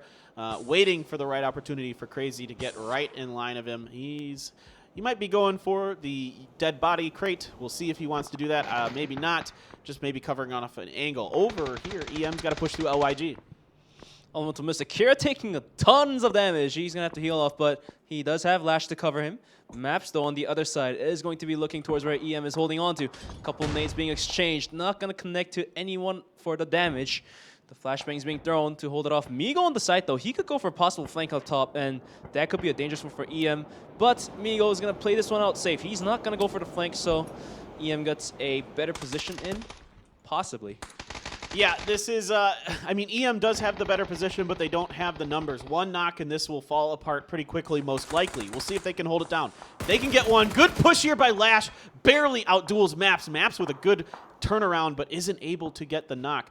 And Migo and Carrot looking, now they know exactly where Lash is, but there's nothing but smoke grenades left, so they're going to boost up, heal up. Great spray by Kira. Can he finish it? Migo able to get his head down behind the rock just in time. But Lash is on the flank. He's going to rotate behind under, and Migo's the only one holding onto the little rock, but Kiravi's going to connect those spray down. LYG losing most of its members and eliminate the 5th place. Pretty close, though. I think if they took out Elemental Mystic, I think they had a pretty good chance to take the res and, go on 3-4 members, possibly going for the chicken as well. Yeah, it would have been hard crossing the road, but they at least would have had a shot for sure. Great job by Element Mystic. They really needed that fight. Inonix did go down in the background of all of that. Gen.G gets a 6th place finish, so maybe not the best day for Gen.G, but they do end up into 3rd place overall. It's just with Tianba and Curzon just outlasting everybody in these lobbies. It's been hard to catch up to them. And speaking of, Tianba in a fantastic position to potentially take their 3rd chicken dinner of the day. Let's see if anybody can spoil it. Finally, for you 4 a.m. fans, they are involved in a late game situation. They have some potential here as well. 4 teams are on the board with 13 members alive. The blue zone zoning in right behind Elemental Mystic. They have to get going. They're going to get on the bike, but the bike is quite dangerous, as you can see. Kiravi's going to go on, and so is Lash. Jesus, Curzon's going to take both kills, and God, those bikes are not worth it. No, that was, I mean, poor Element Mystic was just not many other options. They did the best they could with it, and just some good shooting by Curzon. Going to make them pay for it. Let's see. Tianba's coming up the side of a mountain, doing a great job blocking off vision of themselves from the rest of the circle, taking some damage in transition. 4 a.m., though, might be coming up over the top. Lorena trying to hold the angle way less. Can he get a grenade on top of somebody? Finally opts to cook it. Throw it right on top of Lorena. Almost gets the knock. Good damage coming through. M200 shooting, backing him off. Only a little bit of damage. More utility being used, but a lot of it's falling too far down the hill. Martian Chun instead will take down Tian Tian. So 4 a.m. getting a little third-party help here. Well, I think everybody that's left is just like, okay, anybody but Tianba. Everybody look at Tianba. There should be like a gentleman's agreement between Curzon and 4AM. Like, we don't want to fight unless we have to, which, you know, it might be Lu versus Martian Chun, but I think right now you're focused on Tianba. You really don't want them to get first place again. You can't afford to have them get that many points. And the circle, though, still circling on top of them as Martian Chun and Lu are just waiting each other out. They hurt each other. For now, it's just a standoff. Lorena slowly peeking over the corners, but it's going to be Martian Chun to take down Lu. Oh, no. One member of something. What happened to something? He got out of the vehicle. But Lorena will be punished for the peek from long. And that's going to be it for Angry Man. 10 kills for Tianba, guys. These guys are nuts. This is probably their game to win once again. Can Curzon finally break the curse? Can they win this? Can they outduel Tianba? It would be a huge confidence boost for them. It looked like it was a vehicle accident. I think he just got out of his Murado a little bit too soon. Expected it to slow up, maybe banging into the rock. Couldn't quite get it done. Down the hill comes Tianba. Good headshot from DA. Gets M200. Let's see if he can get some more. Wouldn't mind watching this boy's angle for a little while. He's got some pretty good coverage on himself, but DA takes some damage. He has to back up the other members of Curzon pushing up the hill. DA and Martian Chun's positions are quite supreme to hold off the push from Tianba. And as you have mentioned again, the rest of the members are pushing up as well. So Tianba does get the res off to the down member of M200, but this looks like a hard fight for Tianba. Martian Chun slowly walking his way up the hills, looking for any possible downs he could take. He's not going to extend over just quite yet. Yeah, based on where the center of this circle is, I think it's kind of on the tip of this ridge in between the two teams. So I think this is a really even fight that we're going to see here. Who can outposition who? Wouldn't mind to see a flank around the side from a member of Curzon. It's going to be tough for it to be DA. In fact, he takes some damage as he kind of thinks about it because he has that bolt action. You'd rather have DA in the back middle of your team with the bolt, kind of providing cover fire. Here comes a grenade from something. He gets stunned a little bit, so that one's going to be a little off the mark. He kind of throws it. Not really being able to see much with that one. Molly comes through. It is close to M200, and he does get set on fire, but he can quickly put the first aid to use and should be okay. Now, toe-to-toe 4-on-4. Curzon looking to stop Tianba's push, and Tianba just looking to move into the center of the circle. More smokes being thrown out to hold themselves. And now, more flashbangs, more utilities being used out here. I don't know if both teams have enough nades left, but this is going to come down to individual members' skill sets. More spray downs. Something!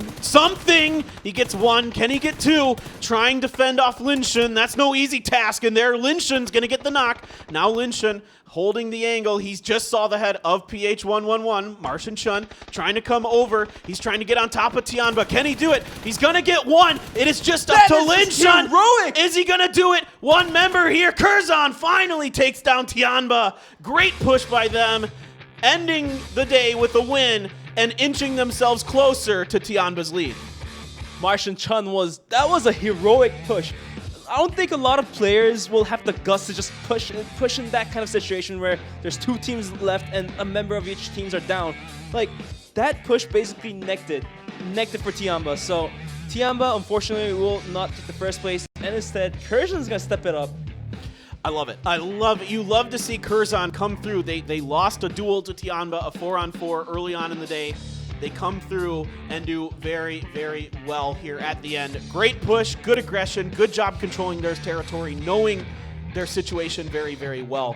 I'm really impressed with what we saw there. Throughout this whole tournament, I have been blown away with Curzon. They're an absolute joy to watch. They are playing so smart, so well. All the credit in the world to them.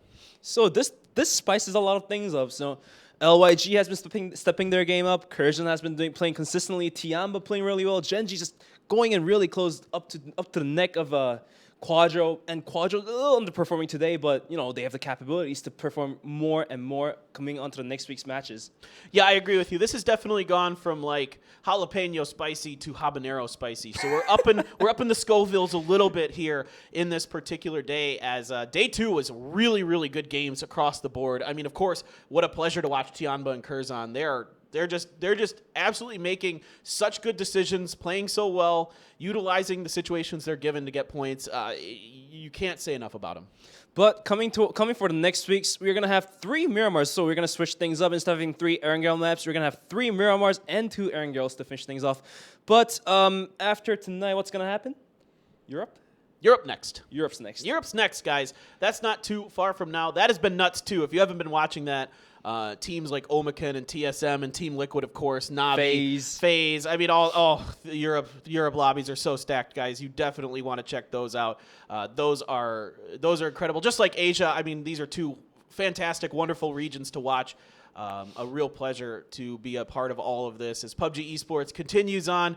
Once again, just a friendly reminder, guys, this is for charity as well as for these teams. So you can donate, look below. There's a link, click on it. You can donate some money. Please do. We would love it if you can. Here is the overview of the schedule and the teams. So 2 more days to go. We got day 3 and day 4 next week, Bench.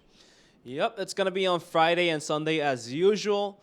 So please do tune in. Once again, it's going to be the days after when APAC happens. So also tune into the APAC games. It's the most interesting games to watch. Their lobby is so aggressive. Those Thailand teams, Vietnamese teams, they when they want to pick up fights, they will pick up fights. So those lobbies are also quite interesting to watch. Yeah, really fun to watch those games. I mean, and then out of nowhere, Archangel Predator just popped the heck off yesterday. They were just crazy. I mean, I've watched a lot of Archangel Predator, and I've seen moments where they've looked really good, but yesterday it felt like they took everything to a whole new level, that team from the Philippines. So love to see it. Love to see new regions emerging across the globe as PUBG Esports continues on. And this has been a lot of fun. So the final leaderboard here, I think that this is definitely more of China's day. It kind of reminds me of what we saw when these 2 regions squared off about a month ago in the Miracle Weekend, where one day it felt like Korea was kind of dominating the lobby. The next day it's China. The next day it's Korea. We'll see. But of course you have Curzon from Chinese Taipei still doing very, very well in this, making a claim to potentially win this one. But just before you guys go, as you guys probably know, the $200,000 money prize here, half will go towards the players and half will be donated to the charity of the winning team's choice. So make sure you guys scroll down, click those donation buttons. You know, if you have a couple cents in your PayPal, please do use that for the good. What are you deeds. going to use it for? Yeah. Buying something on a Steam sale? No. You're going to donate to charity. All right? That's what we're going to do. As this, oh man, I tell you what, Bench, today was really fun. Oh, it was very fun. Like, some of the moments we had at the end of these games were just absolutely crazy. That military base finish, that Tianbo won, Gen.G was involved, Curzon is always there somehow. It's just been really fascinating to watch the teams play well consistently throughout this, just continue to do that. It seems like they've really set themselves apart. I mean, going into next week, our questions will be, can Tianbo hold on? Can Curzon catch up? Can they continue to be as on fire as they are? Gen.G has been very consistent. Is there lightning in a bottle for them? That's going to do it, though, for us, guys. We are going to head out. PCS Asia Charity Showdown Day number 2 is over. Thank you again for joining us. Take care. We'll see you guys again soon. Next Thursday, 7 p.m. Korean time, we get it going again. Excuse me, Friday. Next Friday, 7 p.m. Korean time. See you then.